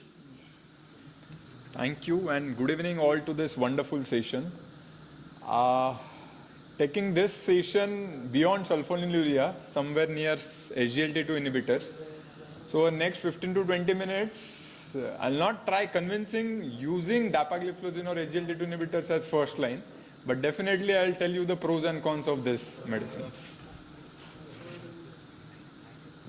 So, as we all know, with the advent of FDA guidance in 2008, with the cardiovascular outcome trials, we have found that with the advent of cardiovascular outcome trials, SGLT2 inhibitors and GLP-1 analogs have taken upfront in the management of diabetes. And in over last 2 days, we might have had multiple brainstorming sessions on this. I'll give you a quick review. And now the question is, should SGLT2 inhibitors be the first line of therapy for type 2 diabetes? So what does the experts across the globe say? So we have one comment over here. Question is, why not? Why this drug should not be used as first line agents? We know there is no risk of hypoglycemia. They are insulin independent. There is no risk of weight gain. And they will work as long as you have kidney. So this was an excellent comment which I got. Again, there are multiple articles that SGLT2 inhibitors as first line therapy for type 2 diabetes, and why not, again, they should be used as first line. There was a small study in which they found that initiating SGLT2 inhibitors can less likely, the patients will have less likely a cardiologist visit. So as we have seen in various cardiovascular outcome trials, the hospitalization for heart failure and cardiovascular death has reduced with the usage of these SGLT2 inhibitors. The visit to cardiologist can be reduced. So now the question is, how many of us are using SGLT2 inhibitors as first line agent for treatment of type 2 diabetes? So as of now, metformin is the sole contender for this position, and it has been changing over last 2 decades. We have been seeing guidelines, we have been seeing multiple studies that this is being changing over a period of time. Along with metformin, other drugs in the armamentarium have its own problems, like thiazolide ions have adverse effects, so they are prevented from being used as first line. Alpha glucosidase inhibitor, DPP4 inhibitors have modest decrease in glucose lowering capacity. Sulfonylureas have their own issues, it has been discussed extensively, and GLP-1 analogs are costly till date. So now to our molecule, SGLT2 inhibitors have several beneficial effects in terms of 3 major things. One is diabetes prevention, second is cardiac protection, and third is renal protection. This we'll be seeing in future slides. So we have n number of trials now which are showing cardiovascular benefits. All cardiovascular outcome trials have confirmed the class effect of SGLT2 inhibitors, and they have shown significant reduction in composite of cardiovascular mortality, hospitalization for heart failure, and in patients with type 2 diabetes and established cardiovascular disease. So in all these parameters, it has been found that the benefits start as early as 4 to 8 weeks of initiation of these drugs. So there are early cardiovascular benefits in terms of all the aspects: hospitalization for heart failure, hospitalization for heart failure and cardiovascular death individually, and all-cause mortality. And it has been found that number needed to treat is somewhere around 10 to 14. So if we are treating 14 to 15 patients with SGLT2 inhibitors, we are preventing 1 episode.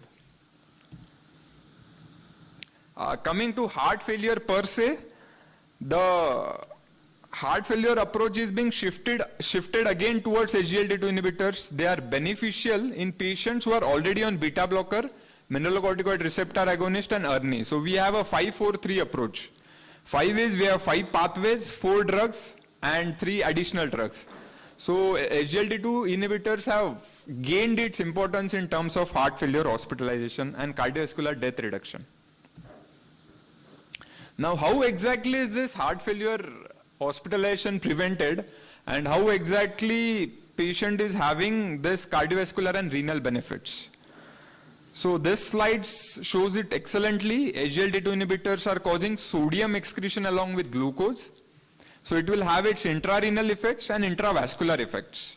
Intrarenal effects by acting on tubuloglomerular feedback and intraglomerular hypertension, leading to renal protection.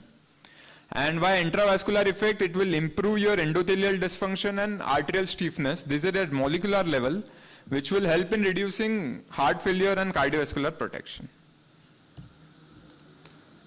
This is again excellent slide summarizing all the beneficial effects of SGLT2 inhibitors. It acts as 4 major aspects.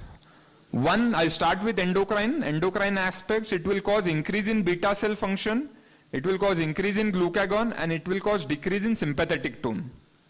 Hemodynamic effects, it will cause osmotic diuresis, natriuresis, fluid overload reduction, and endothelial function improvement. And the classical cardiovascular risk factors like blood pressure, weight, glucose, uric acid, and albuminuria is reduced by this agent. And to have myocardial effects, it decreases oxidative stress and inflammation. So this will summarize how exactly SGLT2 inhibitors are having cardiovascular and renal benefits. Second aspect is nephroprotection. Nephroprotection is a class effect for SGLT2 inhibitors. And in various trials, including Credence, DAPA-CKD, it has shown that SGLT2 inhibitors decreases the outcome, renal outcome in terms of end-stage renal disease, doubling of serum creatinine, or death from renal or cardiovascular disease. Thirdly, it has been started studying in NFLD. So SGLT2 inhibitors is causing various parameters to reduce, which will cause decrease in NASH and NAFLD. So non-alcoholic fatty liver disease is, as we all know, it is commonly seen in type 2 diabetes and also in Asian Indian population. So this molecule is going to help in reduction of the complications due to NASH and NAFLD. So this is the armamentarium where SGLT2 inhibitor is going to work: spectrum of glycemic control, spectrum of cardiovascular disease, and spectrum of kidney disease. Now what do guidelines say? As we have seen, that can it be used as a first line agent? Now European guidelines of Cardiology Society recommend SGLT2 inhibitor as first line therapy in patients who are having atherosclerotic cardiovascular disease or very high cardiovascular risk. SGLT2 inhibitors or GLP-1 analogs can be used above metformin in these patients. Again, ADA has suggested that SGLT2 inhibitors with or without metformin in patients with type 2 diabetes and high risk of atherosclerotic cardiovascular disease, heart failure, and chronic kidney disease would be the treatment of choice. So we have seen this throughout the day. ADA 22 has recommended usage of SGLT2 inhibitors or GLP-1 analog irrespective of HbA1c level just immediately after metformin in patients who are having atherosclerotic cardiovascular disease. So this is again a European update which has suggested that SGLT2 inhibitor and GLP-1 analogs are going to help you out. Now again, KIDGO guidelines recommend SGLT2 inhibitors as first line therapy along with metformin in type 2 diabetes and chronic kidney disease.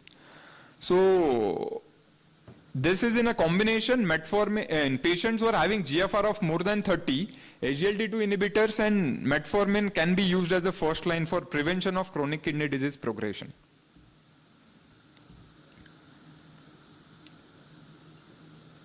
So now coming to the other aspect of the coin, SGLT2 inhibitors as first line might be more relevant for Asian Indian population. We all know Indians are thin, they have more abdominal fat, they are having high insulin resistance, they are having characteristic dyslipidemia, and all this is leading to cardiometabolic complications. So SGLT2 inhibitors is going to target all these cardiometabolic complications and seem to be ideal for Indian population. So again, SGLT2 inhibitors in the same circle, they may mitigate all the complications related to kidney and heart. So what are the other reasons why SGLT2 inhibitors should be used as first line? We have seen cardiovascular, renal and benefits in terms of NAFLD and NASH. The effects of SGLT2 inhibitors start immediately. There is no need of dose titration. They act insulin independent, so there is no risk of hypoglycemia. There is no risk of weight gain, and they work for everyone as long as you have kidney. So coming to the other aspect of the coin, we have seen the good part of SGLT2 inhibitors. Yes, the risk of decay is real in type 2 diabetes. I'll like to present one case for this. There was a 55-year-old male who presented with type 2 diabetes and underwent CABG for triple basal disease. And his last dose of dapagliflozin was 24 hours before surgery. So within few hours post-surgery, patient landed in diabetic ketoacidosis with pH of 7.25. Now what exactly led to diabetic ketoacidosis was major cardiovascular surgery and prolonged fasting were the likely precipitants of euglycemic decay in this patient. He was managed well with IV fluids and insulin. And from this, if we see the AAC guidelines, it is recommended to discontinue SGLT2 inhibitors at least 24 hours before an elective surgery. And considering the half-life of 12 to 16 hours, effect may persist beyond 24 hours. So persistent glycosuria, if a patient is undergoing surgery with normal glycemia and patient is having glycosuria, it indicates that the action of SGLT2 inhibitor is still intact and can lead to diabetic ketoacidosis. So learning point from this is SGLT2 inhibitor should be stopped during an acute illness and at least 48 hours, even though guidelines recommend 24 hours before a major surgery, it should be stopped at least 48 hours before a planned surgery, although the risk of diabetic ketoacidosis is very minimal. And there has to be a precipitant factor to present with diabetic ketoacidosis.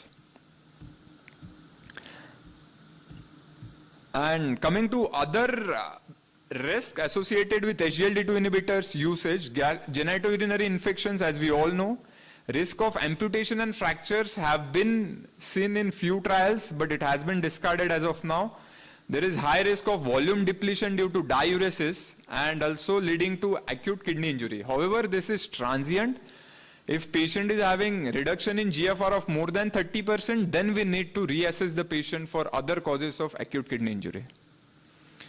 And considering the benefits, definitely benefits outweigh the risk as compared to the, definitely the benefits outweigh the risk considering all the cardiovascular and renal benefits associated with SGLT2 inhibitors usage. So optimal prescribing of SGLT2 inhibitors require a full understanding of the risk in addition to their benefits. And our ultimate goal would be to exploit the cardiovascular and renal benefits of SGLT2 inhibitors while avoiding its major adverse events. So again, I was not trying you to convince to use SGLT2 inhibitors as first line agent, but yes, SGLT2 inhibitors have got its various benefits in terms of cardiovascular, renal and NAFLD. And these agents have the potential to become the first line. Probably in next few years we'll be seeing the guidelines that using of SGLT2 inhibitors would be at its first set in treatment of type 2 diabetes. Thank you for the patient listening, and I would like to thank USVN organizing committee for giving me this opportunity. Thank you. Thank you, Dr. Piyush. You have given an elaborate information about DAPA and its combination and how it now is posing DAPA being a first line of drug. I understand in India we are now having the off-patented DAPA and cheaper kind of DAPA gliflozin. So I'm sure you DAPA, I DAPA, and I think audience poll will be on DAPA only. Yes. So if there are no questions, I would invite my next speaker, Dr. You look younger than DAPA, okay? We like that. Thank you. I'll take it as a compliment, sir. It's a double-edged sword, okay? Yes. Not that you cannot give sulfonylureas for everyone. The elderly you can give, but theoretically, elderly woman who is direct interaction, okay? Elderly woman who is on diuretic, very growth alcohol, can have SGLT. Because in India, we don't bother about direct interaction, especially fine. So this lady can have hypovolemia. Hyponatremia. Hypovolemia or sparticles, along with, both. Hyponatremia, hyponatremia, hypovolemia may have a symptom, can have fracture. The other thing is in India, very little studies are done for the hemorrhagiology. It can, hemoconcentration can cause stroke or coronary. Theoretically, we don't know, okay? So, here we want new drug, as yesterday and the other day we discussed, maybe alternate day statin. So, we have to wait and low dose, and not everybody may benefit. That is the problem. Sulfonylureas, why we dump, people will come in, they will be getting repeated prescription, renal failure, protracted hypoglycemia, like that. So, once patients come reporting side effect, you may not prescribe again. So, judicious use No, learning is well taken. The judicious use, and you have to select the patient, you have to explain the patient, and you have to check the other drugs going to the patient, so that you would be using it very wisely to give the cardio benefit, renal benefit, in addition to the glycemic benefit. Thank you, Dr. Karunanidhi. Yes, proper. Like me, when you can use it, no, wait, just wait and watch, slow and steady. Sure. Proper selection of patient would help you using the drugs with benefits, as benefits outweigh the risk. Definitely. Thank you, Dr. Piyush. Thank you. If there are no more questions, I invite the third speaker, Sure, sir. Dr. Ashwini Joshi, who would be speaking on the near combination of vildagliptin and dapagliflozin, and how she would be explaining us how we can use that with a preference in selected patients. Dr. Ashwini Joshi is a consultant physician and diabetologist practicing in Pune for 15 years or so. She has a very important thing in our, different type of practice, Aloha lifestyle modification practice in addition to the diabetes. So that's a very important part she's been taking to our all patients. Over to you, Dr. Ashwini. Yeah. So the dual power saga of Vilda and DAPA. Yeah. Thank you so much, Dr. Gandhi sir, for those kind words of introduction. I thank even IDEC for inviting me tonight here. I understand it's a last lecture for tonight, and I call it the showstopper molecule on which I will be discussing here today. So before wasting much time, and I won't come in your way for having dinner and cocktail party. So dual power saga of vildagliptin and dapagliflozin combination therapy. What a molecule, I would say. Yeah, we all know type 2 diabetes is a progressive disease. At diagnosis, there is a 50% beta cell function already. So the disease actually starts maybe 10-12 years before the patient is diagnosed, and as the duration of diabetes progresses, there is further decline in the beta cell function. So the core defects of type 2 diabetes, we all know, there is insulin resistance as well as problems with islet cell, may it be alpha cell and beta cell, both leading to the disease per se. Now the glycemic control, throughout our practice we have seen, it is not just one agent which has helped the patient throughout their life. All patients are put on diet and lifestyle modifications, but eventually as the duration progresses, it does fail. Adding one agent like metformin eventually does fail.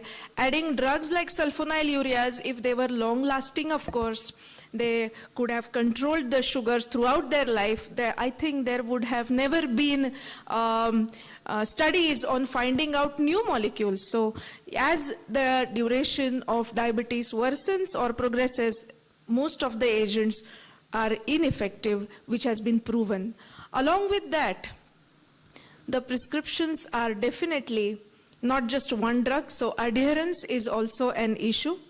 And adherence is an issue because it's a multi-system disease, complex guidelines, progressive disease needing lot of pharmacotherapy. So most of the patients have so many drugs in their prescription. So it is time for synergy. We need something which has got multiple pathophysiological mechanisms, not only for control of hyperglycemia. Diabetes is a disease where we are not looking only at the numbers of sugars, we are looking the benefits beyond glycemic control. So non-glycemic benefits are equally important, and the drugs which are to be used, of course, should not cause hypoglycemia. Neither anybody is interested in weight gain. So the challenge here is, as I said, type 2 diabetes is no more only a glucocentric issue. We have to look at even cardiocentric approaches, beautifully mentioned by all previous speakers about the various effects of drugs like dapagliflozin. We all know hyperglycemia happens because of this ominous octet, a very famous diagram. Everyone knows about it. I would say I'll touch base it quickly. Decreased insulin secretion because of the pancreatic beta cell dysfunction, reduced incretin effect, increased lipolysis. There is increased glucose absorption by the kidney, a very important organ. There is reduced glucose uptake by the peripheral muscle tissue. The neurotransmitter dysfunction, increased hepatic glucose output, and of course, glucagon increase by the alpha cell. So we need to target these two. And what a combination if we come up with two drugs coming together who act on these different parts of the ominous octet, vildagliptin and dapagliflozin together. What we call as marriage of two highly competent individuals coming out with some beautiful results. So combination of two therapies will give a synergistic and beneficial effect. So this synergy is important because we get complementary glucose lowering activities. Dapagliflozin, through the action of kidneys, has an indirect effect on the pancreatic cell by improving the pancreatic cell function. Also, glucosuria causes weight loss, which is what we want. There is a cardiovascular effect in the form of reduced systolic blood pressure, and this leads to benefits on the pleiotropic effects. Similarly, vildagliptin, if it acts on through the gut, it leads to improved insulin secretion through the pancreatic beta cell, and more importantly, it reduces glucagon, which prevents the hepatic glucose output. The incretin effect in turn leads to improved GLP-1 and GIP action, and that is the reason of the weight neutrality what has been expressed by vildagliptin. Now we all want some synergistic benefit, especially for Asian Indians. We practice here, we want benefits for our patient, the thin fat type phenotype, who is more prone to develop type 2 diabetes at early age, which already has a decline in beta cell mass. There is higher insulin resistance seen. We all are carbohydrate dominant consumers, so a lot of calorie intake is there, and nowadays with urbanization, lack of physical activity.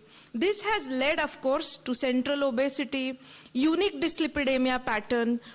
Our patients are at increased cardiovascular risk, and higher association with non-alcoholic fatty liver disease is what has been even mentioned by our previous speakers. So along with this, our Indian patients typically, even though non-obese, have more activity of this, especially DPP-4 enzyme. And if we inhibit this DPP-4 enzyme early in the disease history, we will be able to achieve better glycemic control. So there were studies which were done to see the efficacy of DPP-4 inhibitors, Asians versus non-Asians, and if we see here, the benefits seen on Asians in reduction of HbA1c is better than non-Asians. Similarly, efficacy of SGLT2 inhibitors was looked at compared to whites and Asian population in diabetes. What was seen as the glucose lowering efficacy of SGLT2 inhibitors was greater in studies which were predominantly done on Asian ethnicity as compared to the whites. So that is also something which we should keep in mind.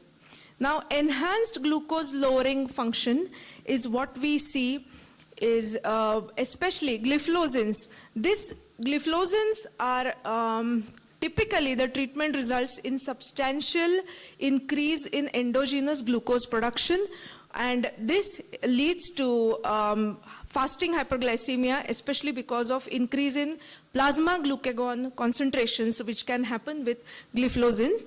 If we add a gliptin, this helps in inhibition of this glucagon, and gliptins also improve the beta cell function, so they improve insulin secretion, and this may potentially block the increase in endogenous glucose production, extremely important factor.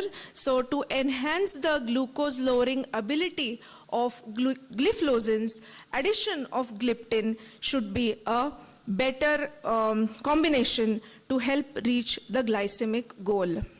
Now, all these new entrants are extremely essential because science is evolving. We need new and new molecules for benefit of our patients. So newer FDCs are important for effective treatment of our patients. Vildagliptin, let's look at the various effects. Can it be used as a first-line therapy? In elderly type 2 diabetes, is it safe? In long-standing diabetes, is it safe? We do have a lower risk of hypoglycemia. We have been using it as an add-on to insulin. We have been using it in obese patients. Renal safety data is also adequate. Cardio safety data is adequate and with less glycemic variability. With so many benefits of vildagliptin clubbed together with clinical benefits of dapagliflozin, where not only glucose-urea, but the excess calorie which the patients have been consuming are lost, and this also leads to weight loss. And the cardiac benefits being the glucose-urea, the natriuresis as we were talking about, the osmotic diuresis which helps in blood pressure reduction. Of course, reduction in the doses of diuretics, optimizing water intake, monitoring of their electrolytes does become important when we are combining these two molecules so that we do not want any adverse effects. So the combination tackles the core defects of type 2 diabetes. So insulin resistance is tackled by dapagliflozin and islet cell dysfunction is tackled by vildagliptin. So appropriate clinical applications of this particular FDC of vilda and dapa, I call it the showstopper molecule for tonight. Patients of type 2 diabetes with higher HbA1c values who are uncontrolled on standard of care should receive additional drug in the form of gliptin plus gliflozin. And additional glucose lowering benefit is there with low risk of hypoglycemia as well as good efficacy and safety profile. Also patients who are having CV risk factors including heart failure mentioned by the previous speaker as well, adding gliflozin with proven cardiovascular safety and heart failure benefits will be of use. Gliptin's cardiovascular safety has been definitely proven with no increased risk of hospitalization due to heart failure, and therefore this FDC is preferred over the conventional therapies with no CV benefits. Again, this particular combination would help promote weight loss and prevent hypoglycemia as well, as gliflozins cause weight loss properties, gliptins are weight neutral with low risk of hypoglycemia. So this FDC of gliptin plus gliflozin, we are always worried about genitourinary infections, and the incidence of GUT infections favors the use of SGLT2 with DPP4 combined together will help. Only a drug which is used only who is causing glucose-urea, there is a high chance of fungal infections or urinary infections, but addressing the patients, giving them time, advising them for personal hygiene is of extreme importance when we write such molecules, and this combination does help. So to summarize here, vildagliptin plus dapagliflozin is a suitable option for Indian type 2 diabetes patients for the following reasons, which are extremely important, I would say. Safer, rapid, and sustained glycemic control is what we want. They improve both insulin resistance and beta cell function. They help reduce body weight. They help control blood pressure, which are the extra glycemic benefits. Pill burden is equally important for adherence and compliance, and overall it is cost effective. Now with the molecule being off patent, with the drive of Make in India, why not go for such combinations which are even pocket friendly to our patients and give most benefit to them for better glycemic control as well as cardiovascular benefit. With this, I would like to end my talk for tonight. I'll be happy to take questions if any. Thank you, Ashwini. It was a fantastic presentation of impressing us that the DAPA and VILDA would be a very good combination for our Indian patients. More importantly, cost effective, and it addresses 6 out of ominous octet of Ralph DiFranzo.